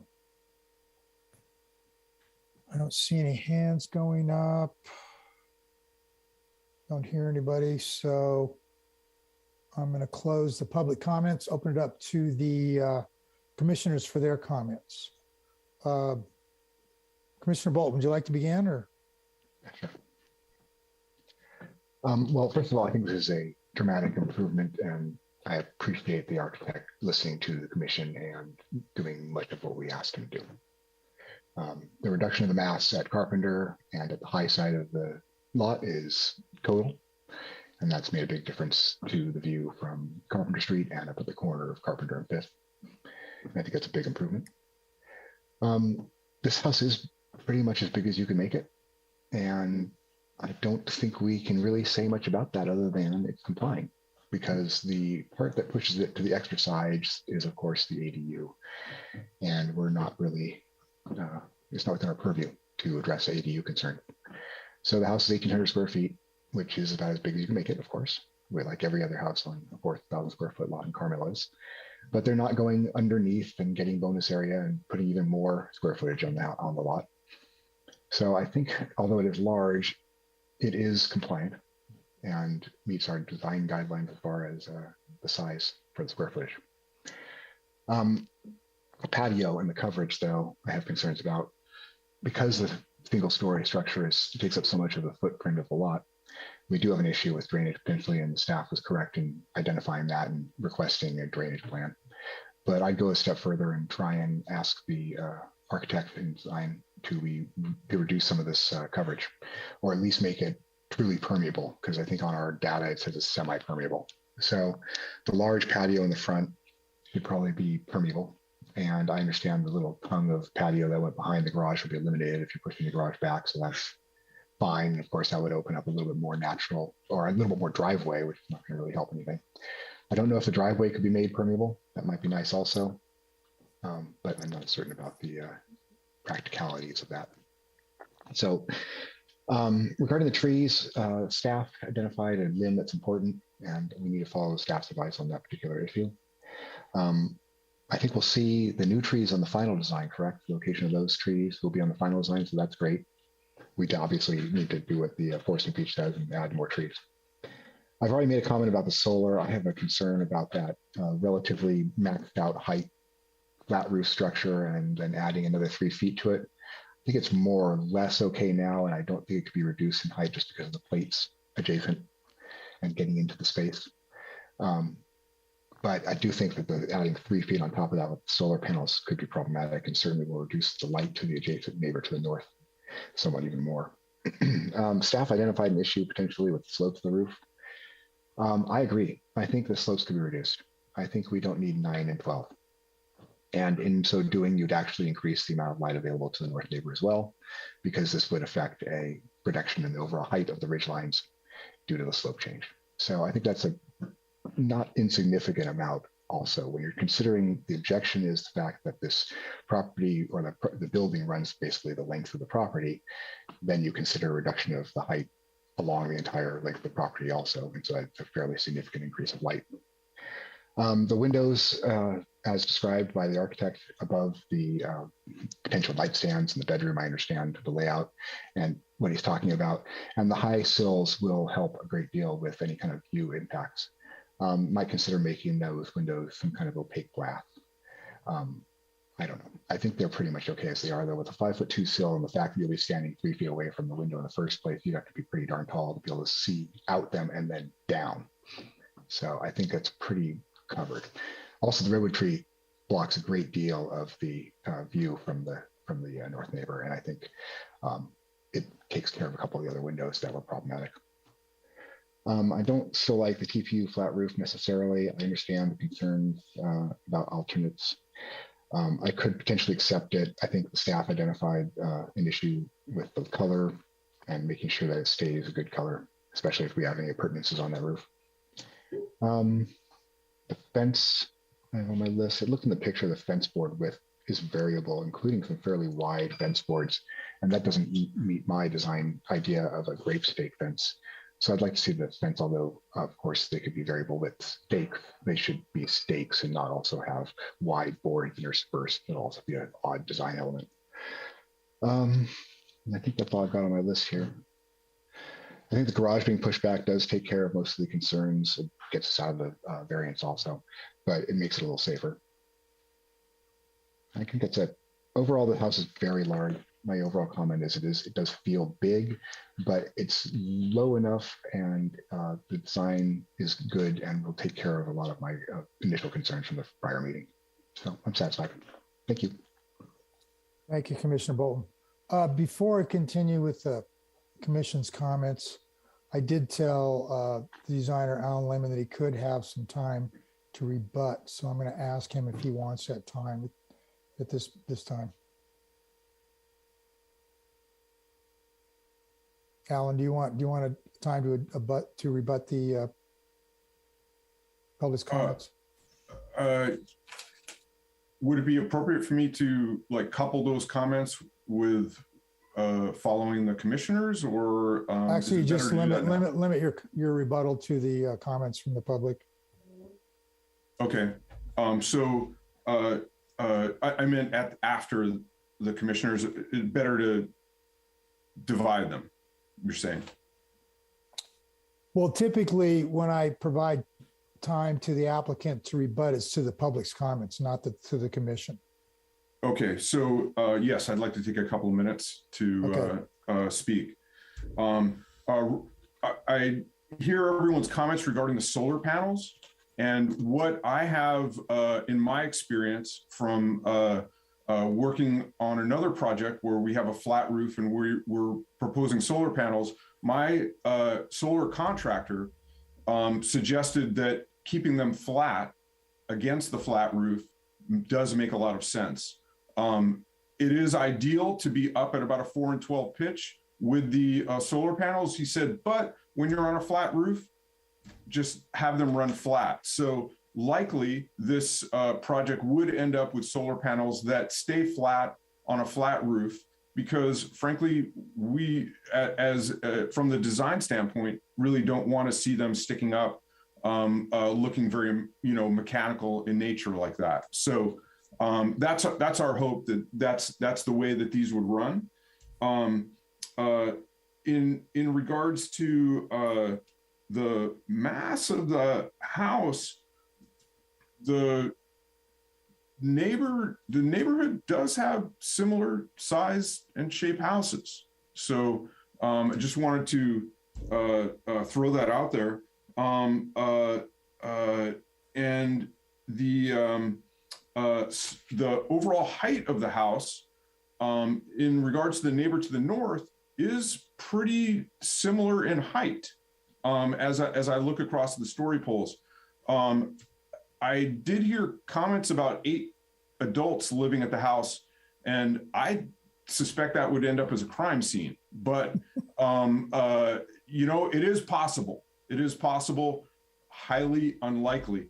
The likelihood is that if the owner does not decide to live in this house and it gets sold as a spec project, as almost all of the neighbors' houses were at some point, that it would likely go to an absentee owner, as most of the houses in Carmel, the majority of the houses are. So I don't feel like 8 adults will occupy this house in a major way. So that is all. Thank you for the time. All right, thank you, Alan. Okay, I'm going to close the public hearing again. Brandon, am I required to open it up to the public again for comments? I don't think so, because you had said you were going to close public comment with the applicant. So if you open up again, you'll need to, yes. All right. Okay. All right. So I'm going to close the public comments and bring it back to the commission with their comments. Okay. Commissioner Locke, would you like to make your comments this time? Sure. So I completely agree with Commissioner Bolton on his comments. And but I do want to add a couple things. There was a comment about parking between on Fifth between Guadalupe and Carpenter. And my experience today was that there's a lot of right-of-way parking right now. So the fact that there may be concern about parking at the moment, that doesn't seem to be such an issue. I would like to see the patio area as permeable, since we have drainage issues. I think obviously in any new construction, as much permeable surfaces as possible should be included in the project, including all of the concrete areas. I did note that there is a hedge that's in the right-of-way between the proposed project's garage and the neighbor garage. And as it is in the right-of-way, perhaps it should be removed to help with the visual ability to be able to see up the street. And I know Mr. Stevens, I'm sorry, but I know you mentioned that you couldn't see up the street, but that hedge removal could potentially help you with that. I think there is a question about the solar height, and that needs to be addressed. And I think going forward, we're going to see more and more potential solar applications, and how does that affect the height and potential view of neighbors. I completely agree, it's a large house, and especially when you add in an ADU, and unfortunately or fortunately, we have ADUs which help with our housing problem, hopefully. But on the other hand, they also do increase the amount of building on a property. So yes, it is a large coverage, but it's compliant. There was a question about enforcement with new neighbors and trees, and whether the trees actually grow and are maintained and kept. And I believe, and Brandon, correct me if I'm wrong, but there's most likely a deed restriction on the property. And if those trees are not maintained, then certainly anybody, the public, neighbors, anybody can let the city know, and those trees will be put back in. And in some cases, trees are taken down and there are serious consequences for not meeting those conditions. So I think that's important to note.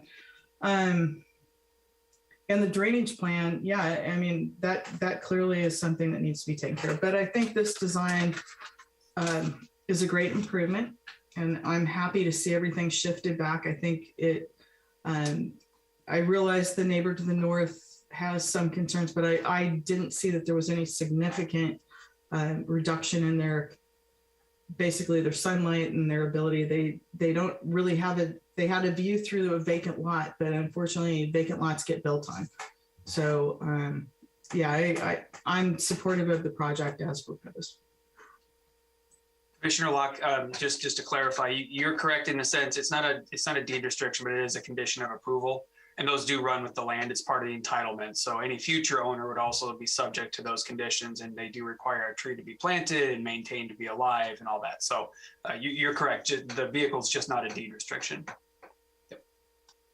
And if I could just add really quick, every tree that's required to be planted is inspected annually by the city forester to ensure that not only that it's still there, but it's growing healthy. So we do have at least a 5-year time frame in place where we do check on the trees.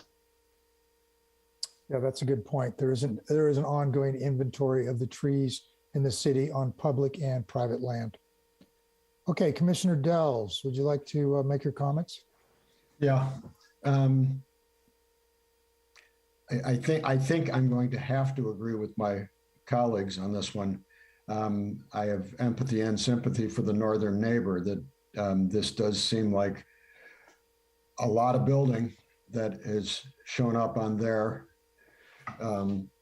in their side yard that wasn't there for the last 19 years. And I'm in the same situation. I live next to it's basically an empty lot. It's got very little cottage on it. And I know when I moved here and bought the house that I had to accept that a 2-story house is probably going to get built next to me at some point, and try to understand what that means. And we asked this architect to move the mass down the hill. And that was with a lot of input from the neighbors last time, because I think we have to acknowledge that the original design did have 2 stories up towards Carpenter, and therefore it went up instead of long, and did keep more open space to the west. And at our request, he moved that mass. And this is essentially a single level house now. And the 2-story element includes the ADU. And as my colleagues have said, we have no regulatory authority over ADUs. You can take that one up with your state legislature and your governor. And it's not fair. I find it very frustrating. Although I do agree with Alan's point that this one at least looks like a real ADU, compared to many where it's just a 4th or a 5th bedroom, which is what we're increasingly seeing. And I hope that it gets used as housing. So I am supportive of it. I like the design. I mean, I like the look. It's a nice house. Alan, sorry. And I like it a lot better than the previous one. Sorry, I'm just frustrated about this whole ADU thing. I think you moved the garage. I think that's great. I agree with somebody else that I think you might want to put the dormer back and forget the sunlight, the skylights. I think the skylights on the north side of the house are more likely to be something else that the north neighbor won't like. Yes, they're required to have shades, but you're not required to keep them shut. That's just another source of light going into the sky, whereas that dormer will have no impact on the north neighbor, and you'll get the southern exposure, southern sun coming in. On the panels, solar panels, I would encourage you to look at putting them over that 3rd bedroom where the roof is already pitched. That's what I've done on my house. I have them on a pitched roof, and it is a wood shingle roof, and it works. And therefore they only stick up 4 or 5 inches above it and not into the view corridor at all. And that might relieve some concerns. On parking, parking, we just have to go with our, again, design guidelines and code as to how many vehicles need to be parked. And I will let staff refresh us all on what that's driven by, whether it's number of bedrooms or what, but that's, again, it's a condition that as long as they meet the condition, we have to approve. To the neighbors who suggested we don't allow any more variance or compromise, I want to confirm, Marnie, are we providing any variances here Are we making compromises, or are we pretty much approving by right? Now, there are no variances as part of this project. It meets all of the development standards. Okay. That's it.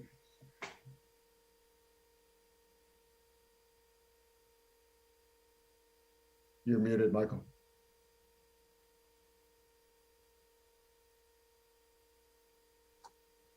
Mr. Chair, you're muted. Okay, thank you. I just want to make a couple of general comments. First of all, you know, I keep hearing this derogatory comment about developers or selling for spec. Every house in this community at one time or other was for sale, and it will be for sale again, probably again. And every property owner has the right to develop their property to the standards which are allowed to everybody else. So I just think, I just really don't like this line of talking about, you know, houses for spec. You know, this is a new home in our community that's being proposed. There's also rental being proposed. These are the things that we need in our community. We have a housing element in this community. We have a requirement as a city to meet a certain amount of housing for the community. And this is how it happens. People buy property, they spend the time and their money, and they develop those pieces of property.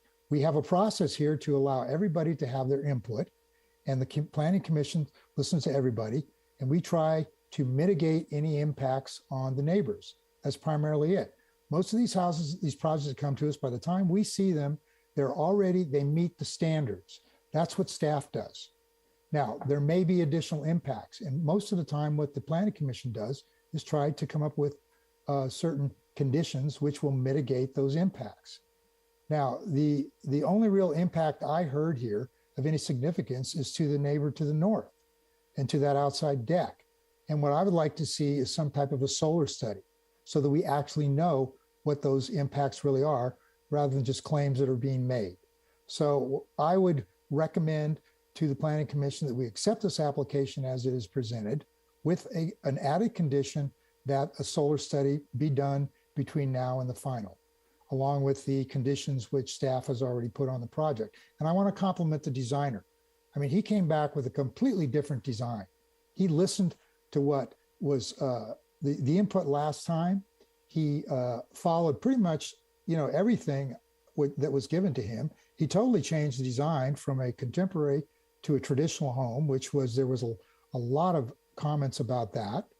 And he's also read the staff report here at a late date, and on the fly, he's come up with additional solutions to issues which were presented. So I think this designer has really shown the type of, you know, demonstrate the type of skill that exists in this community with our local designers and architects, and how they listen to this process, they make the changes using their skill, come up with the best changes, and we end up with a better project. So I want to thank him for doing that. So having said that, I had the resolution up here, and all the conditions of approval are pretty much pertinent. There was one here, the TPO material, I don't have a problem with it. You can't see it, but other commissioners may feel different.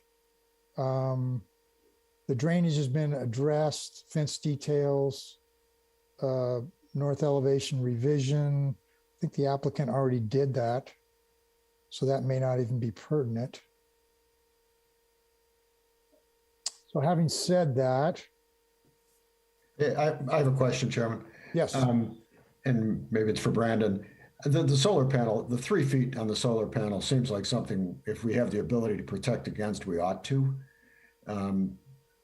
And is that, can we add a condition that either there would be no solar panel or no solar panel above a certain level, a certain height? This is a good question. The short answer is no. So we've got again, our friends at the state who have passed legislation saying that solar panels are required, and they're ministerial in a sense, and they don't limit the underlying jurisdiction's height regulations. So, Yeah, that's the long answer, but the short answer is no. From what I understand, the applicant, from what I understand, the staff said that the solar panels, because of the maximum height, could go up 3 feet. But from what I hear from the applicant is that's not what he's proposing at all. He's proposing to keep those panels as close as he can to the pitch of that flat roof. So I appreciate the fact that we don't want any more, raise in the elevation or the obstruction, but it doesn't sound like that's something that's even being proposed here. So having said, thanks. And I think you have to acknowledge also that he's including the solar panels as part of this approval, but that's not even required. That you could build the house and then just come. Right. The state is requiring that on new homes, they have to have solar. I missed that memo. Sorry. Yeah. This is a requirement from the state. Isn't that correct, Brandon? You are correct, Mr. Chair. Yes. And I think we need to understand that there's a lot of things happening at the state level, in their attempt to solve the issue with climate change and with housing that's pushing, these communities into some awkward position. And one of them is the ADUs. And that's why we have very limited control over ADUs. And the same thing with solar. We're going to feel a lot of other pressures too. We're feeling pressures with materials, flammable materials. And these directly affect, our guidelines and the traditional look of our community. But we have to adapt, and communities will have to change. So, the best thing we can do is try to maintain the character of our community in the context of that. And like I said, try to mitigate these impacts to surrounding properties and the community as best as we can. So I will get off my soapbox now, and let's try to get to a motion here for this resolution. Commissioner Locke, would you like to? Yes.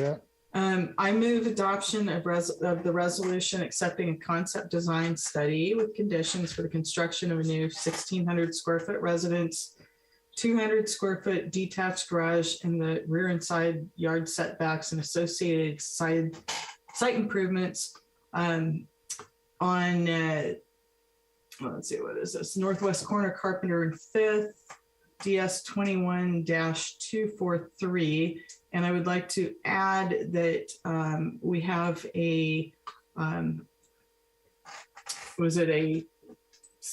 sorry, I missed the solar study done prior to the next hearing on this item, so we can see the impacts to the neighbor to the north.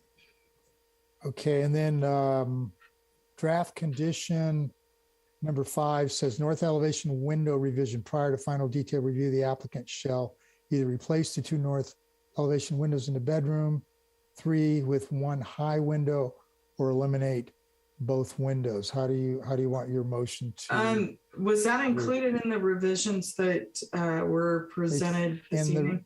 In the revisions, as I understand them, he's proposing 2 high windows. Staff has in their draft conditions has put 1. So do you want to leave it as stated, or do you want to make it 2 high windows? That's a good question. I'm fine with what was proposed by the architect. So okay, so let's you can just eliminate draft condition number 5 if you want. Yes. And do you want to address the skylights? Eliminate skylights and leave the dormer, or do you want to leave that out of your motion? I didn't hear that there were really any strong feelings on that. So I guess I would look to my other commissioners, and should that be changed, or? I like the dormer better than skylights. Yeah, I don't have a strong feeling on it. Okay, so you're just leaving it out of your motion. Yeah. If somebody wants to make a substitute motion, they can. And then we're going to leave number 8 in, the TPO. Mm-hmm. Staff has a draft condition that the prior to final, shall replace the TPO. You want to leave the TPO in, or? Yes. Okay, we're leaving the TPO. So we're going to eliminate draft condition number 8. Mm-hmm. Okay. And leave the TPO. You're going to delete the requirement to not use TPO. Right. Okay. Mr. Chair, can I just kind of unorthodox, I would normally interrupt, but I just want to make sure, since it's setting a bit Brandon, of. you don't interrupt? Brandon, I'm Right. never going to remember my motion now. I know, sorry, but I just want to be clear, because this, with the TPO, we have taken a pretty hard line on not allowing TPO, but I think in this case, the reason the commission's recommending to leave it in is because it's not visible. It's a very small area and it's not visible. Yeah, thank you. I just want to get that on the Okay. record and clear. Thank you. All right, is that good? Okay. Okay, so we have a motion. Going to review this real quick to accept motion real quick. you're going to second that? No, I've got a question about it. Oh, question. Okay, what's your question? Did you want to include my comment about the pitch, or are we happy with the pitch as a general consent? Oh, yes. Yes. No, I agree with the fence. Yes. Okay, so you want to give direction to the applicant to reduce the pitch? On the roof, yes. On the 9 and 12s, the Yes. steepest ones? Yes. Okay, all right. Okay, That would be condition number 7. yeah. I was going to say that, yeah. It's okay, that's there. Yeah, we're Do leaving. you want to specify it at 6 and 12?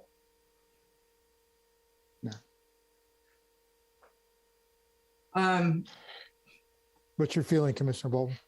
My feeling are that I'd like the architect to have the flexibility to present a new slope, because I think pitches that's a can good affect the idea. adjacent plates and other things also, so he's gonna have to take a look at that. Okay, so you want to eliminate the stipulation of a 6 and 12 and just. Yeah, I want to just have a. Let him effort come made back to with reduce it. another, yes. Exactly. Okay, all right, just reduce the pitch.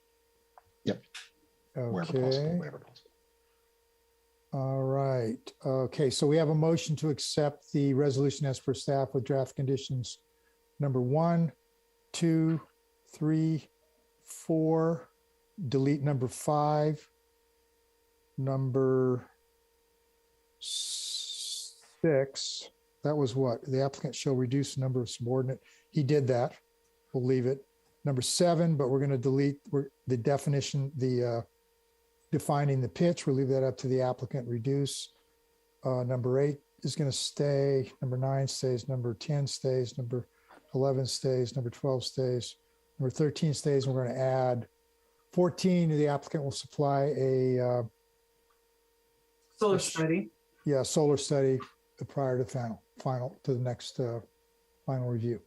Okay, do we have a second on that? Yeah, I'll second that. Thank you, Commissioner Bolton. Is there any more discussion on this motion?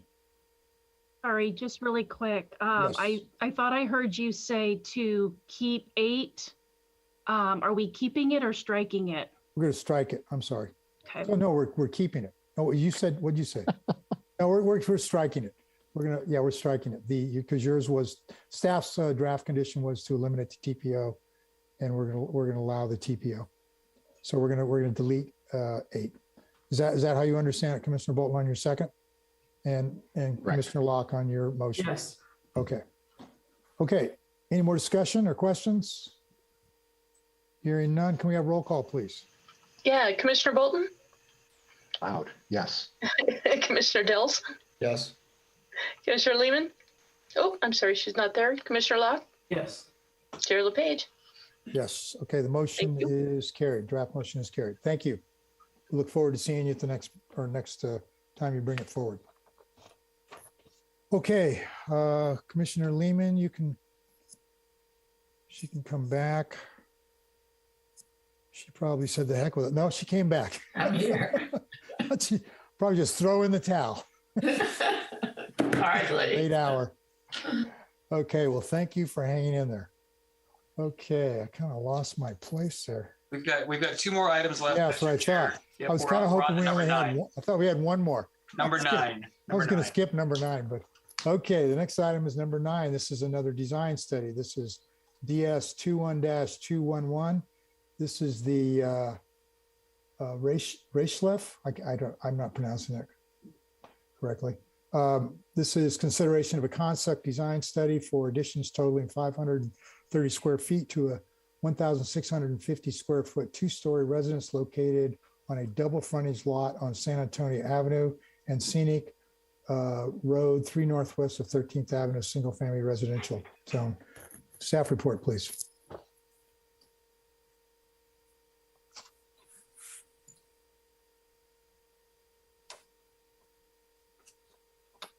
about that. Okay. So thank you, Chair. Let's see. Okay, the Ratcliffe project is, the lot size is just over 4,600 square feet, and it is a double frontage lot. So that means it has a front yard on San Antonio as well as a front yard on Scenic Road. The existing house is 2-story, 1,650 square feet. The existing home is legal non-conforming, with respect to building height. The maximum height allowed in this zone is 18 feet, and the existing residence is at 20 feet. The project includes 530 square feet net additions, including construction of a new detached garage on San Antonio. So this project is located in a couple overlay districts. These districts are described in more detail in the staff report. I think the key points is that in the beach and riparian overlay, building height is limited to 18 feet. So we do have an existing legal nonconformity with this particular property. The staff report also described the project being in the archaeological significance overlay. However, upon closer inspection, it is just outside that overlay district, so that is not applicable. So again, as I mentioned, building height's limited to 18 feet. Condition number 5 states that if the existing second-story ridge beam or structural roof framing is removed, then the height shall be brought into conformance. With respect to forest character, the city forester identified 7, I believe they're Monterey cypress trees on the property. 6 of them have been rated significant. There are no trees proposed for removal, and the forester is recommending that 3 lower canopy trees be planted as part of the project, and this has been included as condition of approval number 6. So staff did not identify any view impacts as a result of the project, and this is primarily due to no changes to the second story of the residence. Staff had identified in the staff report some larger windows on the south elevation, as well as a new second-story deck. After drafting the staff report, we did get a letter of support from the south neighbor stating that they did not have any concerns regarding privacy. With respect to mass and bulk, this would not substantially change. The proposed additions are limited to the first floor as well as a new basement level.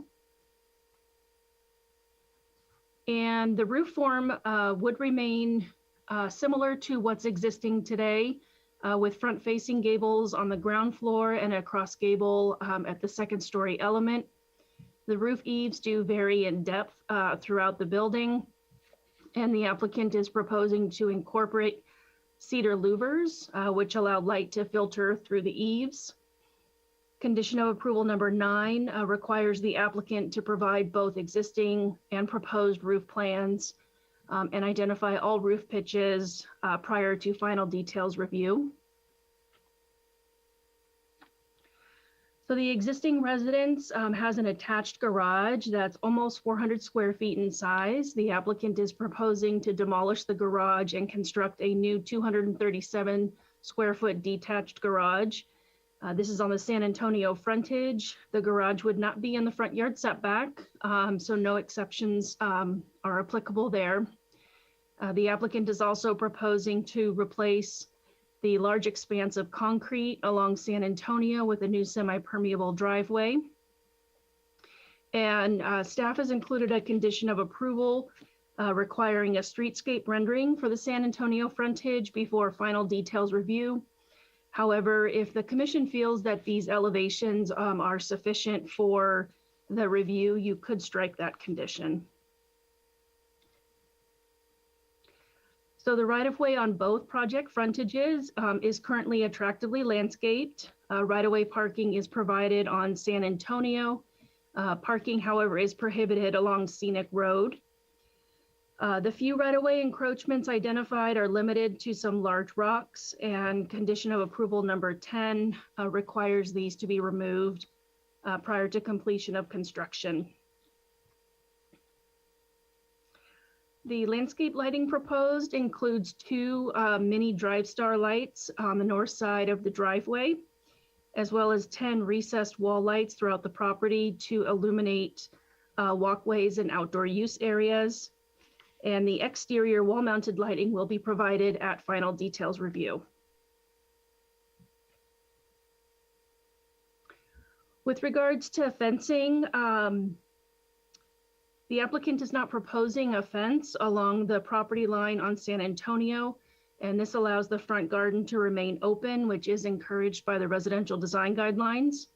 A 30-inch tall powder-coated metal garden wall is proposed to define the front entry walkway, and staff is asking for additional details on this wall prior to final details review. Along the scenic road frontage, there is an existing wood fence. The plans indicate this is existing to remain, but the color renderings show a new fence in this location. So the applicant will provide additional information on the fencing at final details review. With respect to site coverage, the property is currently over on site coverage with about 1,700 square feet of impermeable coverage.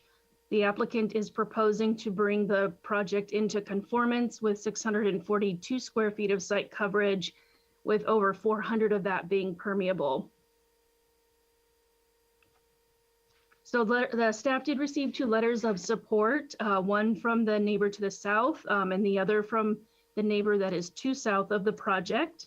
And those were provided to the commission as late correspondence. Here is a brief list of the special conditions included in the resolution. Many of these are standard conditions, but we did include the condition regarding the non-conforming height. And again, just wanted to call your attention to number 8. If you don't feel you need those streetscape elevations, that can be stricken. And with that, staff's recommendation is that you accept the concept design study. And that concludes my presentation. I'm happy to answer any questions. Questions for staff from the commissioners? Let's see, okay. Commissioner Locke saying no. Miss Commissioner Bolton, no. No. Lehman? No. Commissioner Dells, any questions? No. Okay, all right. Thank you very much, staff. All right, would the architect like to address the Planning Commission regarding this application? I would. Thank you. Sterling, you have the floor. You have 5 minutes, and then I'll give you some rebuttal time if you need it at the end. Thanks. I'll keep it brief. I know we're all getting a little groggy. So, and thank you, Marty, for that presentation. Appreciate all your time and effort with this and working with us. Good afternoon, members of the commission. My name is Braden Sterling. I am Sterling Huddleston Architecture, and again, presenting here tonight for the Ratcliffe residence, which is scenic 3 northeast of 13th. A brief overview. The project consists largely of preserving the existing massing, which is a partial 2-story home, and we're replacing the single-story portions with the existing internal portions of the house, which are really internal to the lot and not visible from the public view. And those portions would be replaced, but again, preserving that 2-story element, that massing. And our proposal is to reclad and create some architectural detailing on that just to make it more interesting. I'd like to share my screen here, so I'll fumble through. I believe, Brandon, I'm able to do that. Yeah, go ahead, Braden. Yep. Okay.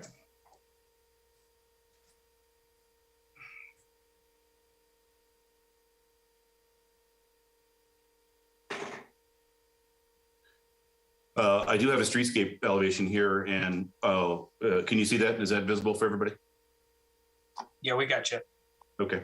The existing streetscape that you see here, you can see this existing home, which is currently finished in a combination of the painted stucco, deep blue tone composite siding with a wood texture, and we've got some aluminum windows. and a composite asphalt roof. What we're proposing here in terms of just in contrast, this is our proposed elevation, which would continue with the existing massing, replacing the existing materials with a combination of natural aging, low maintenance natural board form concrete, which would be cast in a rough sawn board to give you that grain pattern. The concrete would be tinted just to warm it a bit so we don't have the cold grays. Along with that, we have a natural aging cedar siding, which again would be all natural and available for the elements to age over time. And then that's going to be paired with the new doors and windows, which would just be a bronze color. The metal roof also in a bronze color. Again, we feel that a lot of the materials here that we're proposing are appropriate for not only the area. We feel like the natural aging of all those materials will only improve in time, and feel like this is in keeping with this streetscape as you see here. We have some contemporary structures along this leg, and we feel like it fits in very nicely. I want to touch a little bit further on the actual architectural detailing, which we spent a lot of time with the owner, just massaging all the pieces into shape. So we feel like it's been very thoughtful. The louvered rake eaves, which I believe really softens the broadness of that gable roof, allows the light to trickle down through, but yet still gives it some substance there as a cap, if you will, for the architecture. The board form concrete we placed it very sensitively, so we have a good play of cedar, concrete, and glass elements. So we feel like those proportions work really well. And again, it's a soft elevation, and I think the materials will, because of their nature of just being natural and aging, the reflectivity is virtually nothing, and feel like the house will just settle in over time in this particular location. Some of the site improvements I wanted to touch on, Marty, you had mentioned, but the reduction in the impervious coverage from 1726 to 666. I do want to note we do have our landscape architect here on the Zoom, so Simon can weigh in if need be.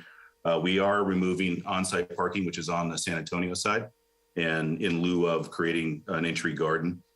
And we did introduce a lot of the building elements in terms of the materials, the cedar, the board form into the landscape design, so that we have a well-rooted house, that the elements are not just really, a one-trick pony. They're really part of the whole environment. When one visits the home, it's a total experience in doing that. The front fence was something that I just wanted to touch on as well. We are reducing, we'd like to replace the front fence. We'd like to stagger that fence so that it works and intertwines with the landscape. So it's not such a definitive line, as you can see here to the left. The neighbor, our fence would stagger back and forth with some louvered components, which allows the transparency. And one can come down scenic and see landscape and transparency through that fence. And I think it helps just mitigate it. It helps it go away, but yet it still keeps the dogs in and folks out, et cetera, et cetera. So I feel that works out really well. That basically concludes, my overview here. I'm happy to answer any questions. And again, I just want to mention that Simon here is on the call as well if we need to talk some landscapes. So happy to answer any questions. Questions for the architect from the commissioners? I don't see any, Braden. Don't hear any. So thank you very much for that presentation. If we have some questions for the landscape architect, we'll let you know. Thank you. Yeah. Okay. Are there members of the public who would like to address the Planning Commission regarding this application? I don't see any hands up. So it doesn't seem to be there's anyone from the public that wants to speak to us about this. Okay, we'll close the, I imagine you don't need any rebuttal time then, Braden. Just sit back and enjoy the ride. Okay, I'll open it up to the commissioners. Commissioner Bolton, I'm sure you have some good comments. I don't have very many comments on this, actually. I like the design. My concern regarding the color of the bore form concrete, I think is pretty much resolved if it's going to be tinted so it's not so stark gray. That's excellent. I don't want it to be blue-white. But I think this is an attractive design. I think it satisfies our design guidelines. I don't have any objection to it. I think both streetscapes are good. I don't think we need to see anything. I don't need to see anything further as far as like in the next middle for streetscape. Colors and materials will be good. But I don't really have anything to say. Thank you. Okay, thank you, Commissioner Bolton. Commissioner Lehman, would you like to make your comments?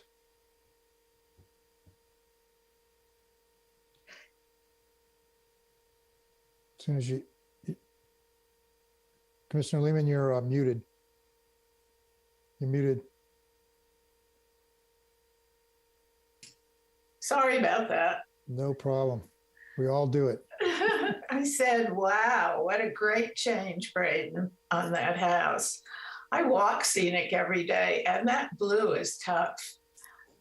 And I'm so thrilled to see the glass and the board form concrete and the wood. I love it. So I think you've done a great job. I love the fact that that house is opening up and it will really be an asset. So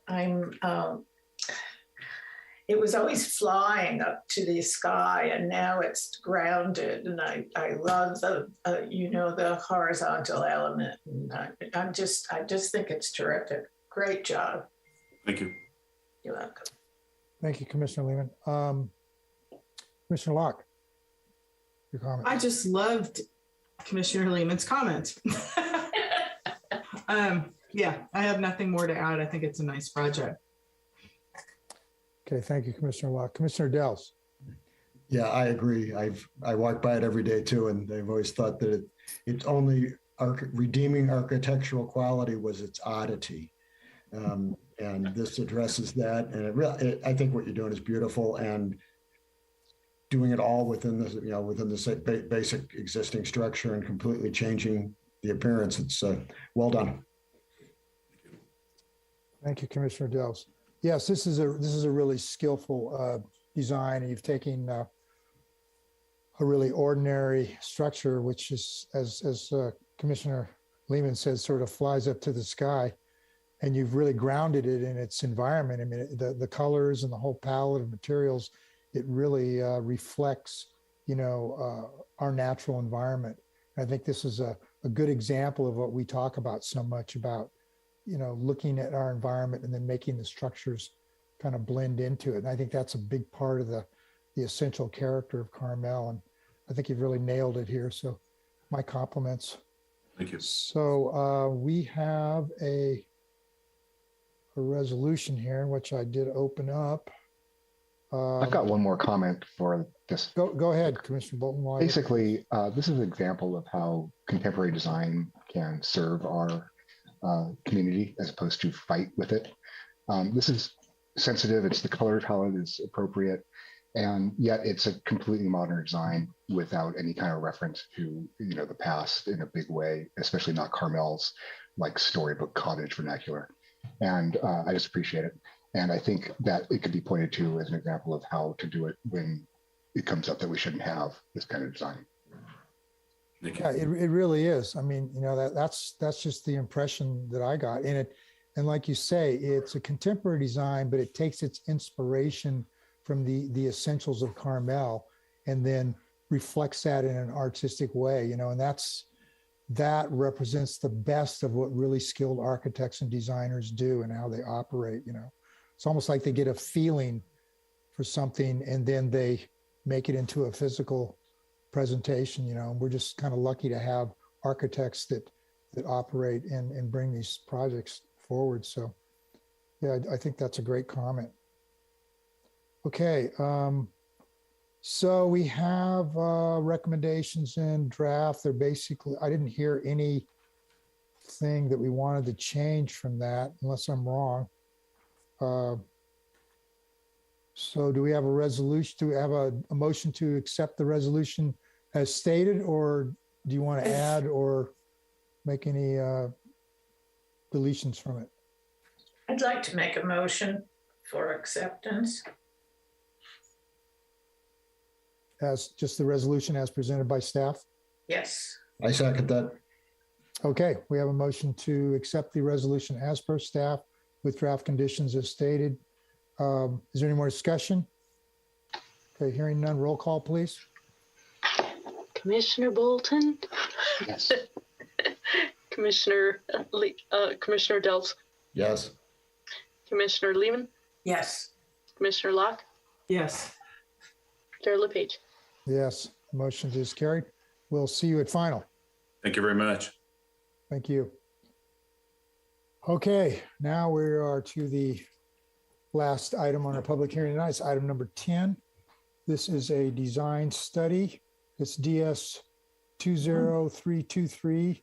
This is the Le Chiffre Holdings LLC's consideration of an after-the-fact increase in plate height limited to the northwest corner of a residence located on the northeast corner of San Antonio Avenue and Ocean Avenue. Can we have the staff report, please? Thank you, Mr. Chair. Marnie Waffle is going to give you a great presentation on this, but I wanted to do just a brief intro. This is kind of a unique item. We don't enjoy bringing items like this, not because there's anything necessarily wrong with the development, but it's kind of a messy one. And staff, we wrestled with this. It is after the fact. There's been a lot that's happened on this site, as we're all aware. There's been multiple architects, multiple builders, multiple owners. So we're going to do our best to try to lay that out for you. The crux of the matter in front of you is we're looking for commission direction on whether the after the fact changes constitute a material change in the previously recognized nonconformity. In other words, the commission's already looked at this project before and granted the fact that it was nonconforming to height, plate height and ridge height and all that. So our code is a little bit soft and unclear. It doesn't necessarily differentiate plate heights and ridge heights and all that. So we're going to talk about that. But like I said, we wrestled with this. Ultimately, staff is recommending approval, but it is up to the commission's discretion. And we'll try to walk you through our reasoning. But I do want to just compliment all the sides on this as well. This is really contentious. I want to compliment both the neighbor and the property owner. Land use disputes and disagreements sometimes are not very pretty, and this has been about as civil as one can be, or one that we would expect. So thanks to everyone involved, and a big kudos to Marnie for handling this complicated topic. So with that, I will shut up and let Marnie give her presentation. Okay, thank you for that. So again, the item before you is a request to allow an increase in a two-story plate height located at the northwest corner of a residence that is currently under construction. The plate height as constructed is 20 feet, whereas the design study approved for the project included a condition of approval that limited the plate height to 19 feet. So the project is located in the Beach and Riparian Overlay District, where building height is restricted to 18 feet. So that's to the top of the ridge. The residence is legal nonconforming and was so prior to commencement of construction back in 2016. So I'm going to start with a little bit of background, kind of going back to 2015 when the first design study was submitted to the city. The existing residence at that time had an upper floor located at the northeast corner of the house. And at the northwest corner, it was underfloor space.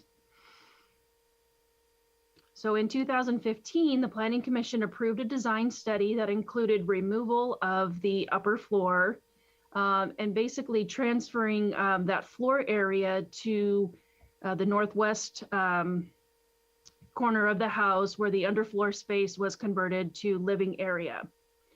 So as part of this approval, no changes were made to the building height or the roof pitch.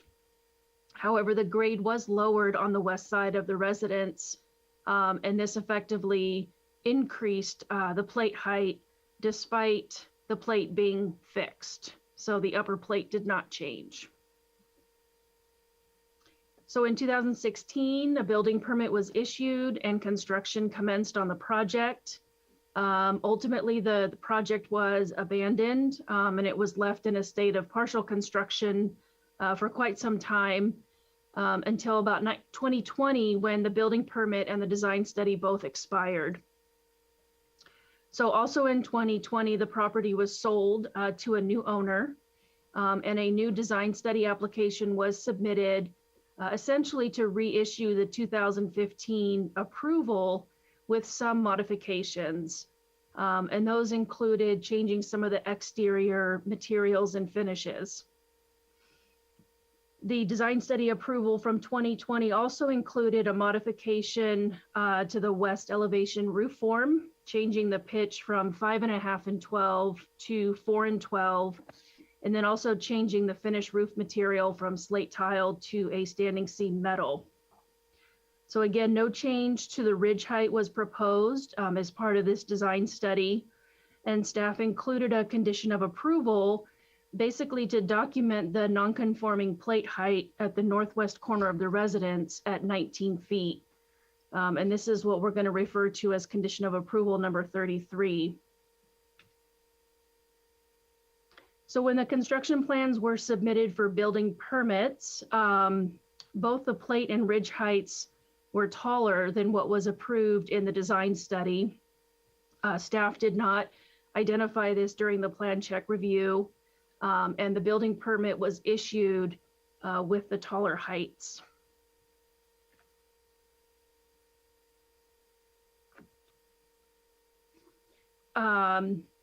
So once the project resumed construction, the neighbor to the east had contacted staff to express concerns that the building height appeared taller than it had previously been. It is standard city practice that all ridge heights are certified during construction, and this is to ensure that the construction is proceeding in accordance with the approved plans. Staff requested the height certification from the contractor, and the engineer's report verified that the project was consistent with the plans. However, after further discussions with the eastern neighbor and continued concerns being expressed over the roof height, staff discovered the discrepancy between the construction plans and the design study approval. And so at this time, staff enforced the design study that was approved by the Planning Commission, and the owner ordered and installed a new ridge beam to comply with the ridge height. However, in addition to the ridge height issue, the eastern neighbor also expressed concerns about the plate height at the northwest corner of the residence. And specifically, she was concerned that the slope of the roof would block her view of the beach. And that's what's shown here. These photographs were submitted by the neighbor to the east.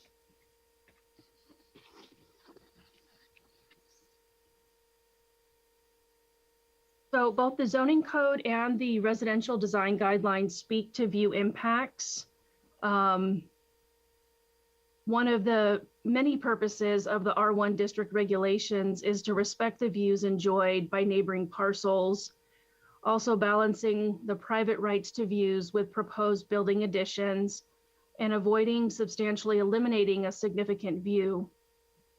The residential design guidelines speak to locating buildings so they will not substantially block views enjoyed by others, maintaining some views through the site from other properties, and keeping the mass of the building low to maintain views over a structure. So in light of these policies, staff did not find that the increase in the plate height would create a substantial view impact to the eastern neighbor. Nevertheless, the plate height at the northwest corner is approximately 11 inches taller than the 19-foot limit set forth in condition of approval number 33. I'm sorry, my notes and I think my slides are a little bit off, but this graphic here kind of depicts the area in question. What we're actually looking at is the north elevation of the project. The west is on the right-hand side. And this is the area where the plate height was increased from 19 feet to just under 20 feet.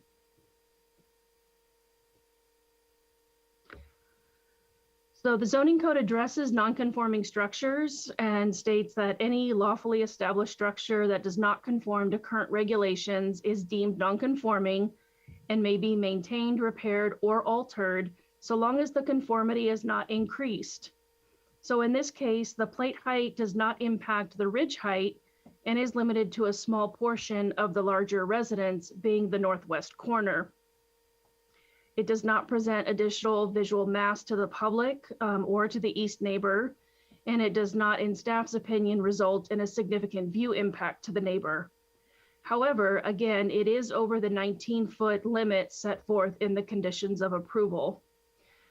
Therefore, staff is looking to the Planning Commission to decide if the project passes the test of the non-conforming structures chapter. Staff has prepared a resolution of approval that the commission can adopt if you find the project does not materially result in an increase in the nonconformity.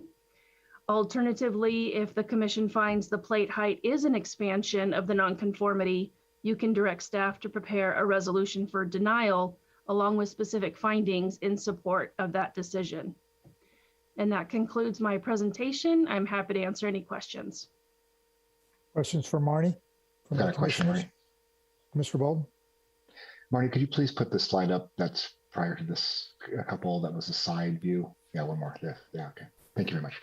So this identifying the height of the violation area, you see the adjacent roof line and to the left. If this roof were in line with that roof, would that be in conformance? Correct. Okay, that's what I wanted to know. Thank you. Any other questions for staff, commissioners? Okay, thank you, Marty. That was a good presentation.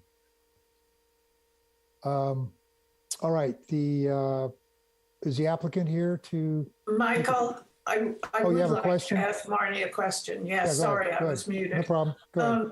Marnie, were we supposed to visit the neighbor? Have they lost their view of the beach?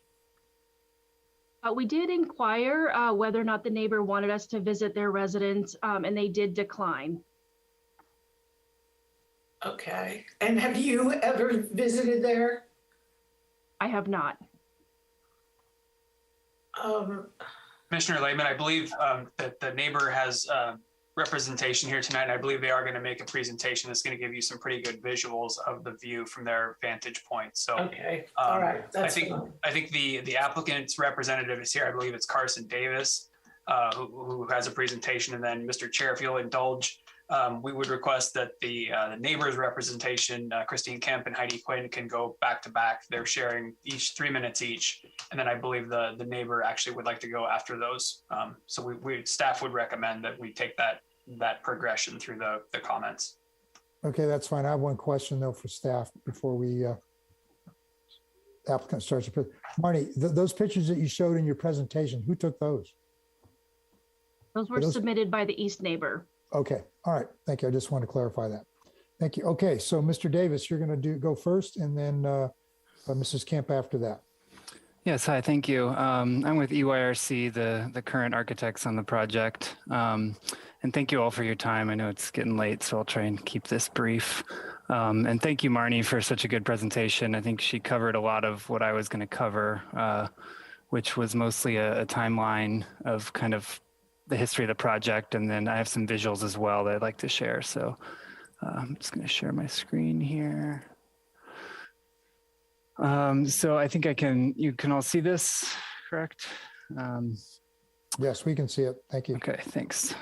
So I think I will mostly skip through this timeline here, but I do want to point out and sort of reinforce the fact that the building permit drawings were submitted and approved with the higher ridge height and plate height. And that's why the contractor built to those heights. You know, it wasn't done to try and skirt any rules or anything. It was done because they built to the permitted drawings. And so that's sort of what we're working with now. And we've already modified the ridge beam to lower to meet the planning. But at that time, we weren't aware that the plate height was an issue.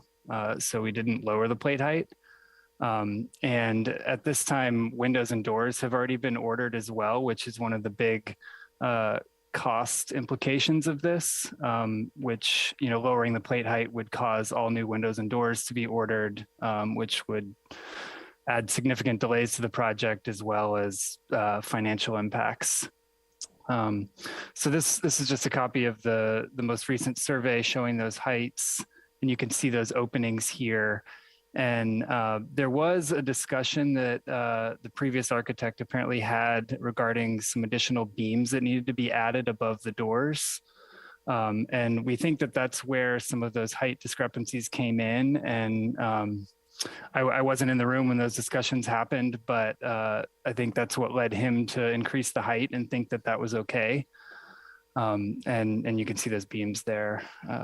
So here's a photograph taken, this was actually the higher ridge beam before it was replaced, but you can see the relationship of the neighboring lot to the ridge height and that existing top plate as it is now. If I flip here, you can see that previous ridge height, the lower ridge height where it is now. And then you can see in the light blue line is the current top plate height. And it's actually only 7 3/4 inch difference from that existing line, which was at the top of the openings. And then these beams were added and then sort of absorbed in and became that new top plate. So if we look at it in elevation, you can see the way that the pitch of this roof on the north side of the building changes and where those new beams were added and how if we were to lower the top plate, it would clash with the windows and doors. It basically would cause the fascia to change by about 7 3/4 inches, which was the height of those beams. And it changes the roof slope from that 4 to 12 to about a 3.5 to 12. And another thing to note here is I'm showing the current top plate, this light blue rectangle, and the way that the roof is constructed, the top plate is actually buried into the roof structure. So when looking at it, when it's all complete, the top plate will actually look lower. In many cases, the top plate actually aligns with the soffit, which would be this light blue line here. But in our case, the top plate is actually buried into the roof structure. So it's not even apparent the full height of that top plate. And you can see if it's lowered, it would actually be right at the level of these beams. And then that would push our fascia down and conflict with those doors. So again, if we flip around to the north elevation, you can see that also the topography is working in our favor to help reduce the scale of the building. And that occurs basically on the north, east, and south sides. And really the only elevation where the full height would be visible is on that west elevation. And even then, because the soffits are actually lower than the top plate, you wouldn't even see that top plate being buried up into the roof structure. And then it's further broken down by the deck on that elevation. So if you look from the east over the roof, you can see here I drew in, that lower ridge height and where the slopes would be. And this is sort of the areas in question would be on both the north, and then the slope here would be affected as well. So if we enlarge that, here, you can basically see this kind of narrow wedge that would be obstructing the view slightly. And again, that's approximately 7 3/4 inches, which is the height of that beam that was added. So this blue area would be the area obstructed if the top plate remains where it is. So I think I'll leave it there, and I'm available to answer questions. So thank you. Are there any questions for Mr. Davis from the commissioners? Yes. Mr. Bolton. So I understand that this happened because the former architect discovered they needed additional support for the roof along that elevation. And instead of reducing the height of the windows, put that additional support on top. Is that correct? Correct. Okay, thank you. Can you please flip back to that prior slide that was, yes, thank you. No, the one before Here. that, yeah. So this blue line is where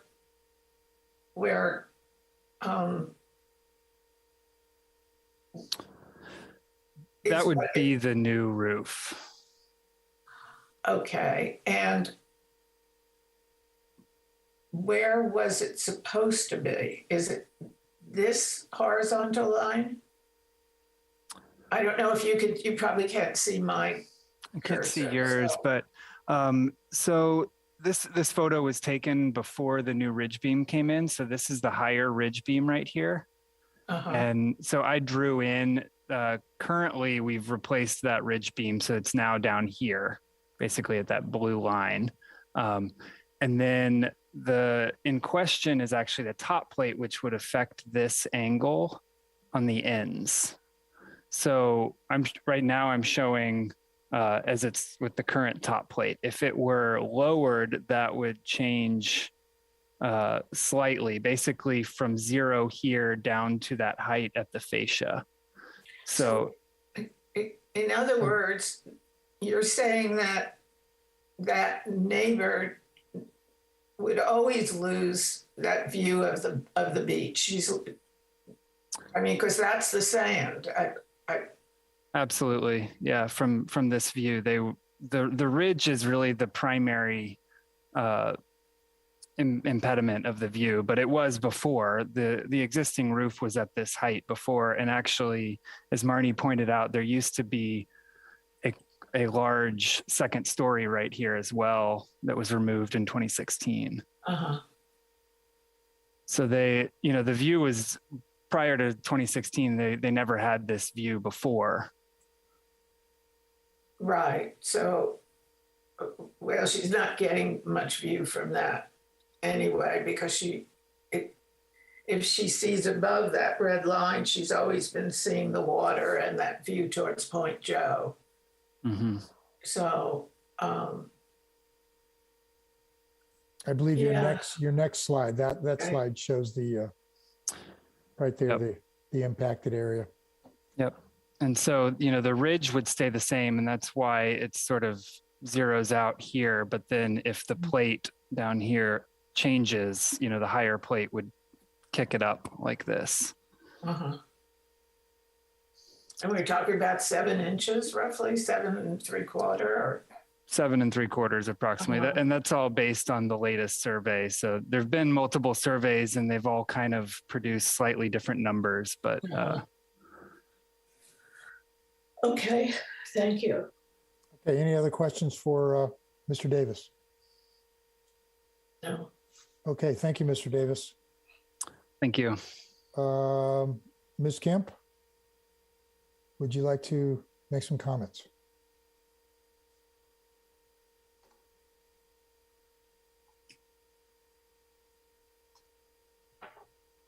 Oh, Christine, you're muted.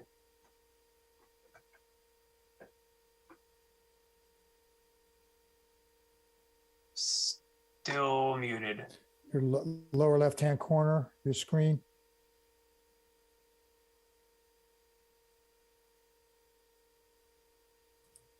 There we go. Sorry, my share screen covered that up. Okay, let's try again. All right, thank you. I think my presentation will answer some of the questions. And yes, there is a significant impact on her view as a result of this plate height being too high. My name's Christine Kemp. I'll be doing a presentation along with my colleague Heidi Quinn. I want to try to streamline this as best we can. We've sent you a lot of information to digest, primarily because we wanted to show you the impact, but we also wanted to show you, let's see here. Can you see that full screen? Mine's a little bit covered up with the images. Yes, okay, we can great. see it. Okay, so let's start my time now. Thanks for all the introduction. I think it's been conceded at this point with all of the certifications that have been done, that the plate height is 11 inches higher than it was approved by your planning commission. So I didn't want to spend a lot of time on contesting the elevations. We did that in our written materials, but it's 11 inches higher than it was as built. I also want to dispel the idea that what was there before is relevant, because that was not there when this current applicant purchased their property. And this is the elevation that was presented to the Planning Commission as being what was existing, the lower elevation, and this was the existing non-conforming that was not to be increased.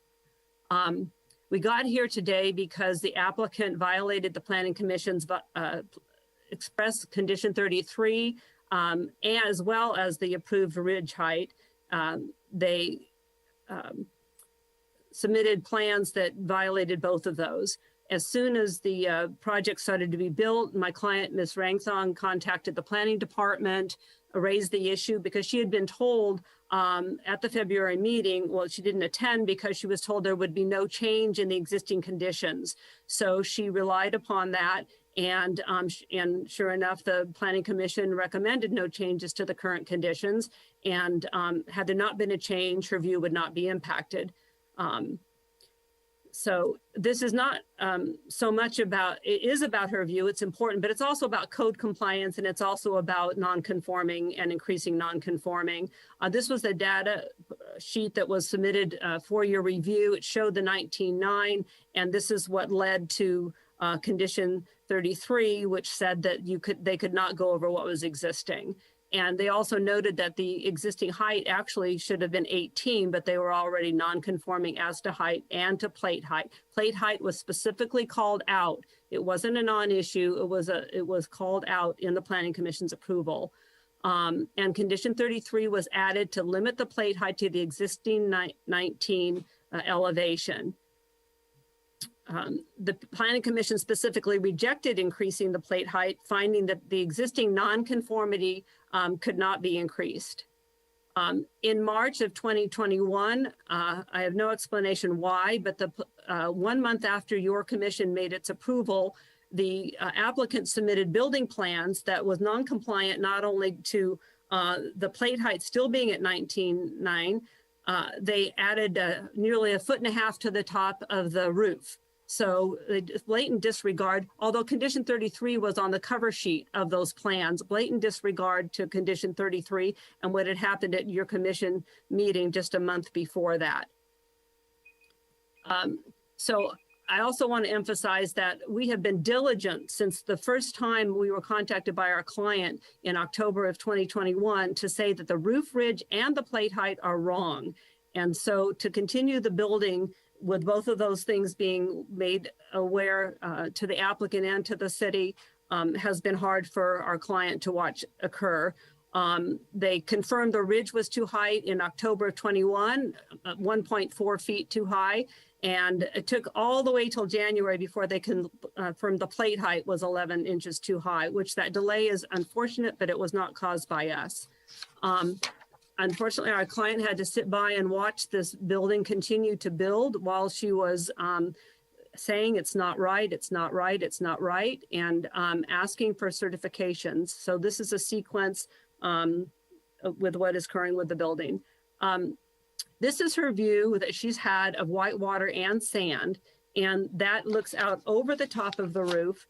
And more importantly, this is a very important slide because it shows this is the view impact to her. The yellow line is what would be had they followed your commission's recommendation and not increased the plate height. This red line is what is built right now with the increased plate height. So we are asking that the commission not allow the applicant to skirt the laws by building whatever they wanted to build and turning in plans with whatever they wanted to build.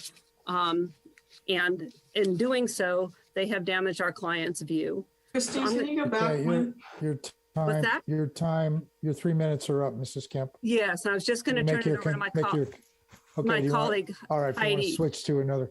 Could she go back one slide just for a second? Go back one slide, Ms. Kemp. Sure. Okay, thank you. Okay, and then I'm going to, whoops, I'm going the wrong way. My colleague Heidi Quinn is going to talk about the nonconformities and the regulations as to why you're bound by what you approved before. Thank you, commissioners. I know it's been a long night for you, so I will try to keep it brief. So again, here is applicant's proposed revision. And this revision increases a nonconformity. And in fact, applicant has been consistent in presenting this nonconformity since the beginning of the project. So as stated by staff in February, the plate height is an existing nonconformity that cannot be increased. In fact, they said that in terms of another project tonight. And the commission was explicit that the plate height remain at 19 feet. As discussed earlier too, the code prohibits alterations or remodeling that enlarge, extend, or increase a nonconformity. So here the city cannot disregard the municipal code and approve the submittal. The approval is not to be evaluated based on mass or how the mass is perceived by the public view. Next slide. And we can go to the next one. So as you saw in the site inspection today, the plate height has increased 11 inches. That is a significant increase and expansion of a nonconformity. Next slide. So this is, it's important to look at the Horwitz case. This case is exactly on point, and I think it would be informative for the commission. In this case, homeowners remodeled their house after obtaining a permit based on erroneous calculations of the front yard setback. And the structure was actually, excuse me, the structure was 14 feet closer to the street than permitted by the code. The neighbors objected and the homeowner continued construction even though the homeowner was aware of the discrepancy. Eventually, the approval went to court and the court said that the house must conform to the mandatory requirements of the zoning ordinance. The remodeled house did not comply because the setback was miscalculated and the error was irrelevant. And what the court said is, just as the city has no discretion to deny a building permit when an applicant has complied with all applicable ordinances, the city has no discretion to issue a permit in the absence of compliance. So here the proposed modification does not comply with the code. It exceeds the non-conforming plate height and the city does not have the discretion to approve it. We've also included, next slide, some pictures of the garage. And I know that's not before the commission tonight, but it's important because it shows a pattern of non-compliance by the applicant. First the ridge height, then the plate height, and then the garage. So the garage was approved to simply change the veneer. It was to be retained in its current location. In fact, it was demolished in May. It was moved, it was enlarged, and a new foundation was poured in January. And then there was an administrative permit after the fact. So again, next slide, we have a new structure, non-compliant with the current provisions of the city code, which is required when you demolish a non-conforming and no coastal development permit. So what we're asking tonight, next slide, is for the commission to deny the modification for an after the fact increase in the non-conforming plate height, require the plate height to be reduced, and require a coastal development permit for the demolished garage, and bring it in line with the current code provisions. So that concludes our presentation, unless you have any questions for us. Are there any questions for Ms. Quinn from the commissioners? Okay, thank you, Ms. Quinn.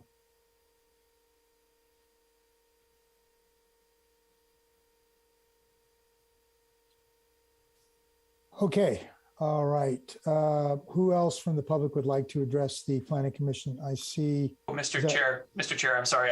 We had requested that the property owner be able to follow. Is that Paul Martin? No, I believe is the property owner. There we go. There we go. Where's the property? Go ahead. Owner? Oh, there. Okay, go ahead. Thank you, everyone. I know it's late. I am a longtime resident. I grew up here. This has been our family home for over 40 years. During the pandemic lockdown, the view has been my joy. It's my connection. I see people walking their dogs. I see people enjoying the beach. I am so grateful to be here, to be living here. Since October, I found out that the view that I so much enjoyed is being taken away, blocked by the construction. The research further shows that it is non-compliant with the condition of approval. It is not complying with the city's own municipal code on expanding on the nonconformity. Further, it is non-complying to the design objective regarding the private view. Marnie has pointed out, no single parcel should enjoy a greater right than other parcel except the natural advantage of each site's topography. They're on the west of me, so the natural topography does not apply here. The building substantially eliminate an existing significant view enjoyed by another parcel and should be avoided. So no, the project does not meet design objective. The integrity of Carmel Municipal Code and regulation suffers when the rule violators are rewarded and the residents' right to enjoy the property is left unprotected. All I'm asking is that the rule be applied equally and fairly. I thank you for your time. Thank you. Okay, I see Paul Martin. Is that the correct name? That's correct. Okay, you have the floor for 3 minutes. Thank you, Commissioner, and thank you, Planning Commission, for your time today and all you do to protect the character and charm of Carmel-by-the-Sea, a truly unique and special place. My name is Paul Martin, and my wife Susie and I own the family home of over 30 years, 1 block up from the subject property on Carmelo. We are here today to support the rules and regulations of Carmel-by-the-Sea's planning ordinances and the fair and equal application of those rules. In this case, it seems that selective enforcement is being applied, and we see a pattern of asking for forgiveness rather than asking for permission from the applicant. We do not believe such behavior should be encouraged or approved. Iconic Capital, an advisor to the applicant, is dedicated to improving the world by channeling capital, talent, and ideas to initiatives that advance society. A noble and worthy statement. Well, in my humble opinion, one important way to advance society is to be a good neighbor. Is the behavior at the hand being a good neighbor? I would argue no. We see at least 2 violations of the rules here, with the 11-inch stretching of plate height limit and the non-permitted demolition of the garage and replacement exceeding limits. Are story poles optional now? By skipping this step for the plate height limit and garage rebuild, much time and effort was wasted. And you wouldn't be dealing with this after the fact modification. If any of you are football fans, you know that the successful completion of a pass requires both the receiver's feet to be in bounds. In this case, 2 feet are definitely out of bounds. Should this be ruled a completion? I ask you, the referees, to rule incomplete on the play. Otherwise, we may need to appeal to the replay booth at the Coastal Commission. Let's not set a precedent and template for others to follow and allow rules to be stretched and heights and sizes to be exceeded, steps to be skipped, and the character of Carmel to be slowly eroded and Silicon Valley mansions to take over. Don't allow Carmel character to be slowly eaten to death by moths. We ask you to deny the application. Thank you. Okay, we have another hand up here. I don't see your name, so I can't call you by name. Hi, Commissioner LePage and all the other commissioners. My name is Jonathan. I'm representing LaChifra Holdings. LaChifra has owned multiple properties in the city of Carmel over time and been, present neighbor and general good citizen in the town of Carmel for several years. When the discrepancies between the approved building plans and approved planning commission heights were brought to our attention late last year, we immediately tried to engage in conversation with the neighbor. We were referred to her attorney, where we had a brief phone conversation, and she refused further conversation or discussion about potential resolutions about the ridge height issue. At that point in time, we immediately ordered a new steel beam, replaced the ridge beam at a cost of about $30,000. After that point, we were subsequently notified of the plate height issue, which there have been multiple measurements addressing. Whether it's 11 inches or 7 inches is, I feel, in my opinion, is kind of irrelevant. There's a minor view impact relative to the ridge beam, which has been lowered to be brought into compliance, as well as the prior existing second story that was removed by a prior owner. We took over this project from foreclosure, from bankruptcy, in an attempt to finish it and occupy it in sort of good faith, I guess, and continuing to participate in the city of Carmel. We hired an architect, a local architect, Adam Jesselnick, who's on the call tonight, to help us with that design. Unfortunately, circumstances led us to part ways with Adam Jesselnick during the process, at which point we retained EYRC and Carson Davis to represent and redesign or complete the design for La Chifra. And that's when we've now been engaged in this tenuous conversation with our neighbor about various measurements and their impact on the building construction. At this point in time, we're at a point where construction is progress is once again halted until we can clarify this ruling with the Planning Commission. We have full intention of cooperating and following the rules and letters of the law.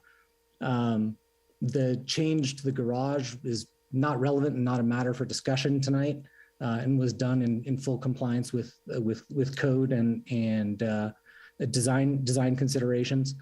And would ask that we be allowed to continue to complete our design and complete the building post haste with the designs and plans that were submitted to the building department prior to the initial Planning Commission approval in February of 2021.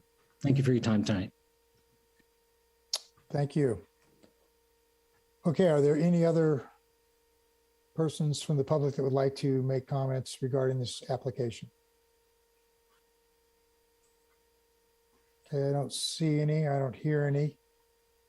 Okay, I'm going to close the public comments, open it up to the commission. I do have a question for staff. So the lowering of the ridge brought that into compliance with the conditions of the permit. Is that correct? It brought the ridge height. That's what I'm saying, the ridge. The ridge, not the. But at that time, the applicant wasn't notified that the plate height was too high. That's correct. Yeah, at that point we were made aware of the difference between the, as it was described before. So there was a planning submission that was reviewed and approved by the Planning Commission, and then the building permit submission came afterwards, and those changed. And so the building set showed the higher ridge height, and we caught that when we were notified. And so we did have them bring that ridge height back down, but not the plate height. Okay, and I have a question for staff regarding the authority of the Planning Commission. So the plate height is a municipal code requirement. Is that correct? That's correct. So what discretion does the Planning Commission have in changing the requirement for the plate height? That's a great question. So this is one of those ones, like I said, where we don't like having these type of items because they are messy. The history on this project is the Planning Commission did recognize that it's a non-conforming site. So that was a previous action by the Planning Commission. They recognized that it's non-conforming, and through that condition of approval, memorialized a non-conforming plate height, non-conforming ridge height. Because this is in the riparian and beach overlay district, the normal, call it non-conforming height limit for a house, a structure, is 18 feet. So this building in and of itself is a non-conforming structure. So what staff has presented the commission was, and this is the process working. This is why we're here for a discretionary hearing. What staff has presented the commission with are two options. One, if the commission's inclined to approve and leave as is, you could make the finding that This was a previously non-conforming, legalized non-conforming site. The ridge height sticks with that. Our code doesn't differentiate between building height and plate height. So you could make the finding that the increase in plate height does not substantially change the non-conformity of the structure. That's one finding you could make. You can also make the finding that it does, and that you want us to come back with a resolution for denial, which would mean they would need to cut down the plate height to be 19 feet as measured from grade. So like I said, it's a messy one and it's complicated, and I hope that helps explain your options. But the Planning Commission in a prior decision specifically designated the 19 feet was the limits of the nonconformity. That's correct. As I understand it, the only way that we can approve an additional nonconformity above that is if it doesn't significantly increase the nonconformity, or it doesn't increase. It doesn't increase the nonconformity. Yes. It doesn't say significantly. It just says increase the nonconformity. That's correct. And where the nuance is, and this would be if the commission was inclined to approve it, the nuance is that the nonconformity of the structure, it doesn't delineate in our code between plate height and structure height. So the commission set a condition of approval that the plate height couldn't be over a certain height. So like I said, it's messy, but you're correct. The code specifically says does not increase a conformity. It doesn't qualify that. It just says increase. Okay, well. Go ahead, Michael. I'm sorry. I thought you. Well, I think if I go any further, I'm just going to get into argument here, and I don't want to argue. I'm just trying to clarify for the commission, so that we start this discussion, we know where we are in terms of our authority and what we can do and what we can't do. So that I don't want to, like I said, I don't want to challenge anything that Brandon said. I think staff has done a exemplary job of presenting this to us, and I think everybody's been truthful about the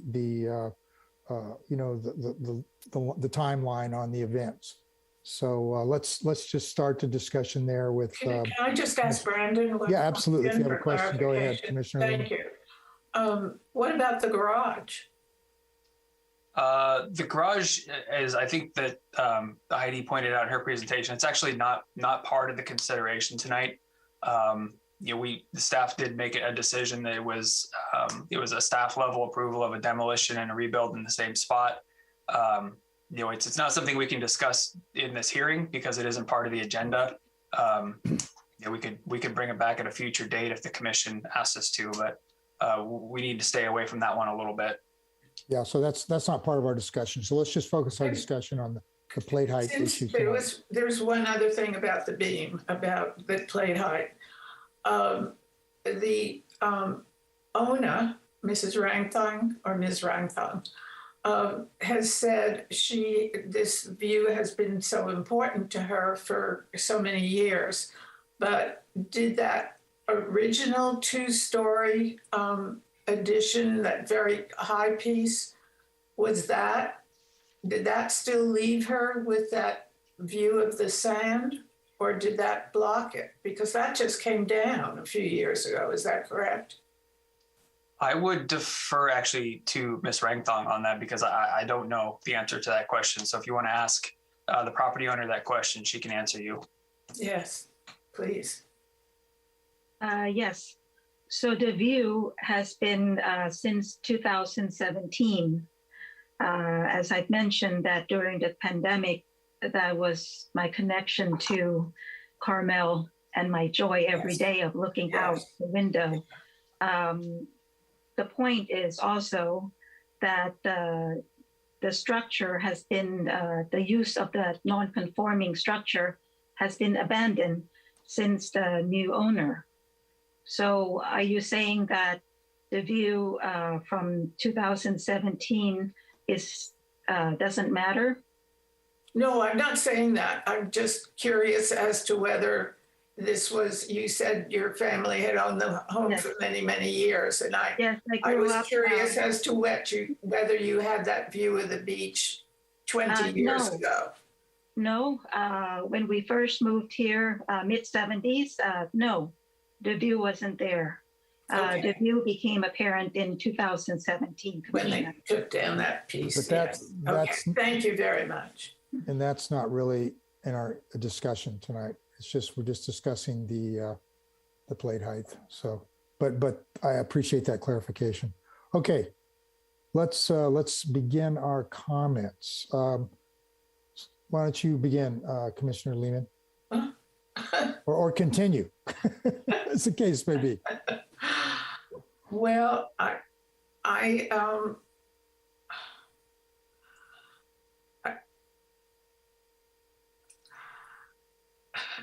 just, you know, I would prefer that the city attorney was at this discussion because I think I'm hearing some very strong legal arguments with some background of a case.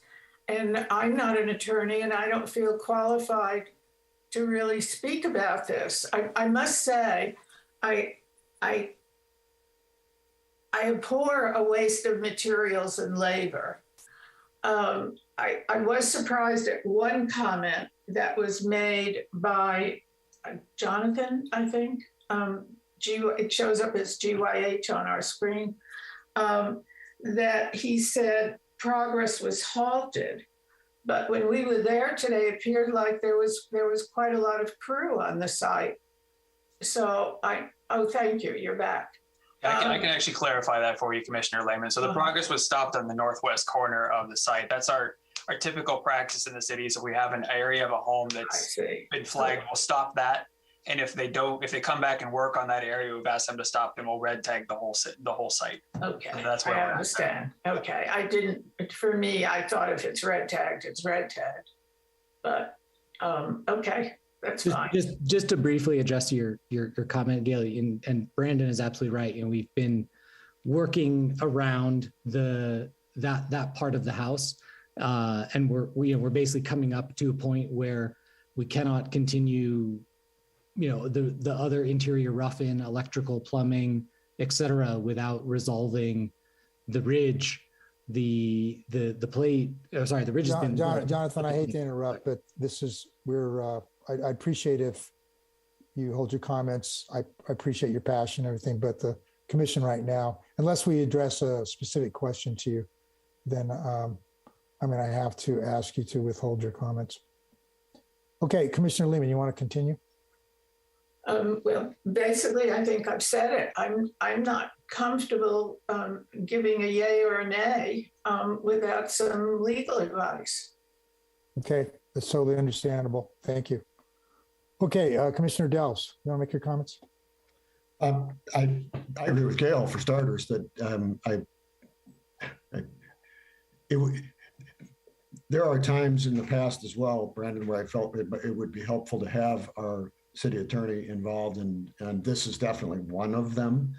Following up on Michael's questioning of you, I haven't heard anything that convinces me we have the authority to grant the exception, if you will, that you're asking us to. I mean, when Michael asked you the question and you gave the answer is that that we can't increase the nonconformity. If we approve this, we are, as far as I can hear, as far as I know. So if I have to make a decision tonight, it is to deny. And I'm with Gail. I hate I'm also not convinced about the loss of a view. My perspective is this has turned into two neighbors where it's turned into win-loss and not cooperate and coordinate. And I think that points both ways. But it's irrelevant. And the fact is, I'm shown two photographs that one says, yeah, there's a loss of view, and the other one says there's not. Normally, when there's a view conversation, we're allowed into the home and look at and ask for story polls, and we can verify on our own what the impact on a view is.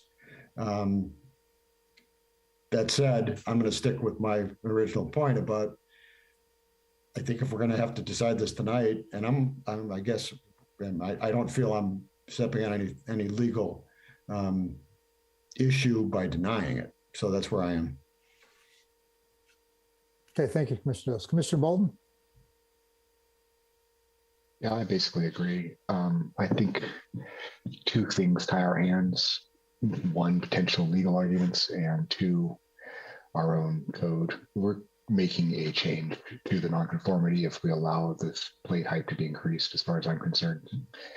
So yeah, I hate doing this. I don't like anything about it. It seems like a bad situation all around, but I don't see a clear path to approving the current height as it is now. I think it needs to be denied, or some more creative person can make a suggestion. Thank you, Commissioner Bolden. Commissioner Locke? So I agree with my other commissioners on this. This is a classic case of ask for forgiveness, not permission. And I feel that we should have legal counsel available to us when we have this type of a situation. I don't see that we have any authority to approve any kind of variance on this at this point. That the Muni Code is clear that a non-conforming can't be changed if it is an increase. It's clearly an increase. There's no way we can do that. So yeah, I definitely would vote to deny any change at this point. But on another note also, I know we had a lot of discussion about the garage, and I know we're not talking about the garage, Brandon, but I would like to bring this back for further discussion at the next meeting with the garage. I noticed that. I knew that there was something that had happened that we hadn't approved. I'd like to see that again. Okay, thank you, Commissioner Locke. Yeah, I'm obviously, from my question, you can tell that I was trying to figure out what our authority was here. And, you know, a municipal code is the law, and we are defined by the language in the municipal code. And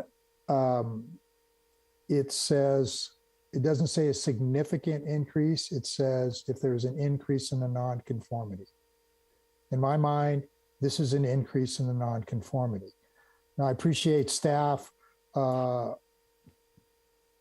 to make a finding or asking for some clarification on the nonconforming being defined by the existing or the ridge height. But in the case of the previous decision, the Planning Commission specifically stated the plate height at 19 feet. So I do not see how we can possibly vote to increase the plate height at this time. So I think we have to deny this.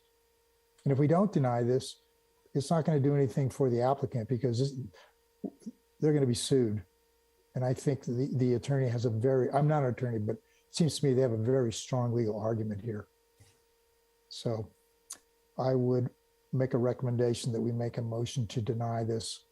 And if obviously there's going to be more legal consideration of this, and that's your right, and I think that's exactly what the applicant should do.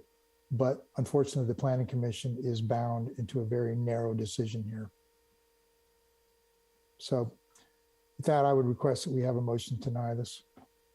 I'll make a motion. Okay, Commissioner Locke. I move that we deny, it says DS 20, okay, wait a second, that's not. That we deny the, oh gosh, we deny any alterations to the, oh boy, help me out here, folks. Well, we have a staff resolution. Let's just start there. Okay. So the staff resolution. No, the resolution though was not for the denial. Yeah, so Mr. Chair, I would approval. I would suggest, can I make a suggestion? Yes, go ahead. I would suggest, since the commission, and thank you for the direction, this is what we were looking for.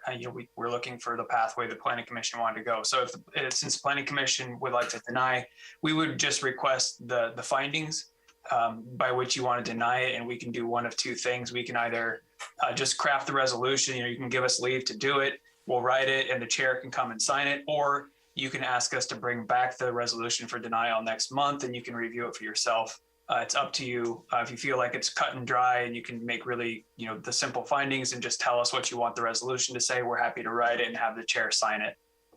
Okay, I would move denial of a request to change the plate height on the property, which is, shoot, sorry guys, I'm shifting between a bunch of different things here. AP number 010-253-009 Northwest Corner, San Antonio and Ocean Avenue, LeSchiff Holdings LLC, due to Carmel Municipal Code 17.36.030, where a non-conforming use cannot be increased. And I think Brandon, I think you can finesse that. And basically the consideration this evening was for an increase in the non-conforming use, and that the Planning Commission must deny a change on that. That's crystal clear. We can write a resolution from that. Thank you. I second. So you're going to bring a resolution back for us? It's up to you. I'm seeing some heads shaking no. We're comfortable writing it and having you sign it, Mr. Chair. You're essentially the commission giving us leave. You've given us your direction. We can write that resolution for denial pretty easily based on Commissioner Locke's motion.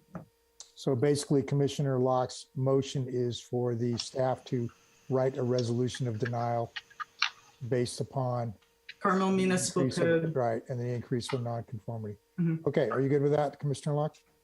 Yes. I still second. Okay, we have a second. Okay, we have a motion as stated. Is there any more discussion?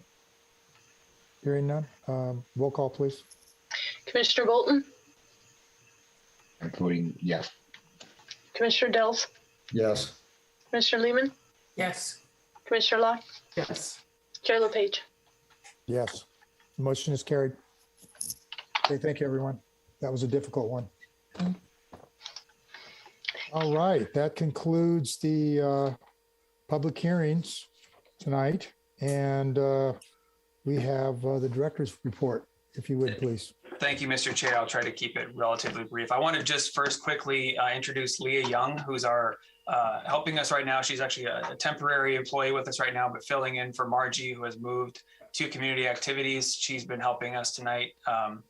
Leah, if you want to just wave hi really quick. You all know Margie, but that looks like Margie. No, she looks Margie's just like been Margie. helping. Yeah, Margie was the voice that was way too close to the microphone once, so that was the voice you heard. But you want to say hi real quickly to everybody? Yeah, just want to say it's a pleasure to be here, even though it's almost 10 o'clock. Hey, welcome to our world. Overtime. Okay. Thank you. Thank you. Leah's doing a great job in picking everything up really fast. I wanted to make sure you all got to meet her. Moving on, we have some more exciting employee news. Our building inspector has accepted and will be starting March 21st. So we're going to have a building inspector, meaning that Jermel will be able to focus on his duties as a building official.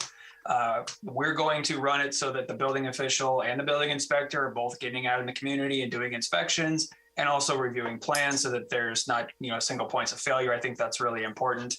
And the building official should be out in the community as a representative of the department. So, but I wanted to share that exciting news. March 21st, we have made an offer to our associate planner, our long-range planner. So that's in process right now. I can't confirm or deny if they have accepted it, but we do have an offer out to them. Very excited about that. We have a city council strategic planning meeting tomorrow, 4 to 7 p.m. at Carpenter Hall. This is the 30 plus strategic projects that the council's been wrestling with, and we're going to get some direction from them tomorrow. We've been advertising it, but it's worth the commission at least keeping an eye on, because some of those items will be items that come back through the commission, some long range planning initiatives that you'll want to keep an eye out for. And I think that's enough for tonight.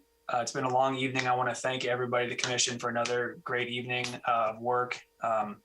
Remind you, please make sure you check in your city emails that we set up for all of you.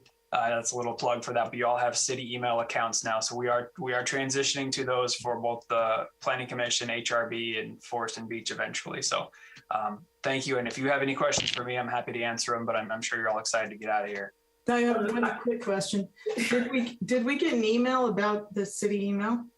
You did, yeah. You should have. It didn't go just to your city email address. It went to your regular email address. Brandon, can you send that to us again? I will. Yeah, please. I didn't see anything. It was in the back of my mind. No problem. Yeah, and our IT department has offered to help anybody that needs help setting up the account or forwarding from your new city account to your one that you use more often. We just really want to make sure that your city emails are separated from your personal emails because you shouldn't have to deal with that. Mm-hmm. Is that on the website? What's that? Are the emails on the website? And we will that's the other benefit to the public is then we can put your emails up on the website and be confident that people can send an email to their planning commissioners and their HRB members. Okay. Yep. Brandon, I have one quick one. Just for future, I'd like to agendize. We used to, the Planning Commission for final was not just a member of the planning staff doing final, but was also the Planning Commission or representatives from the Planning Commission.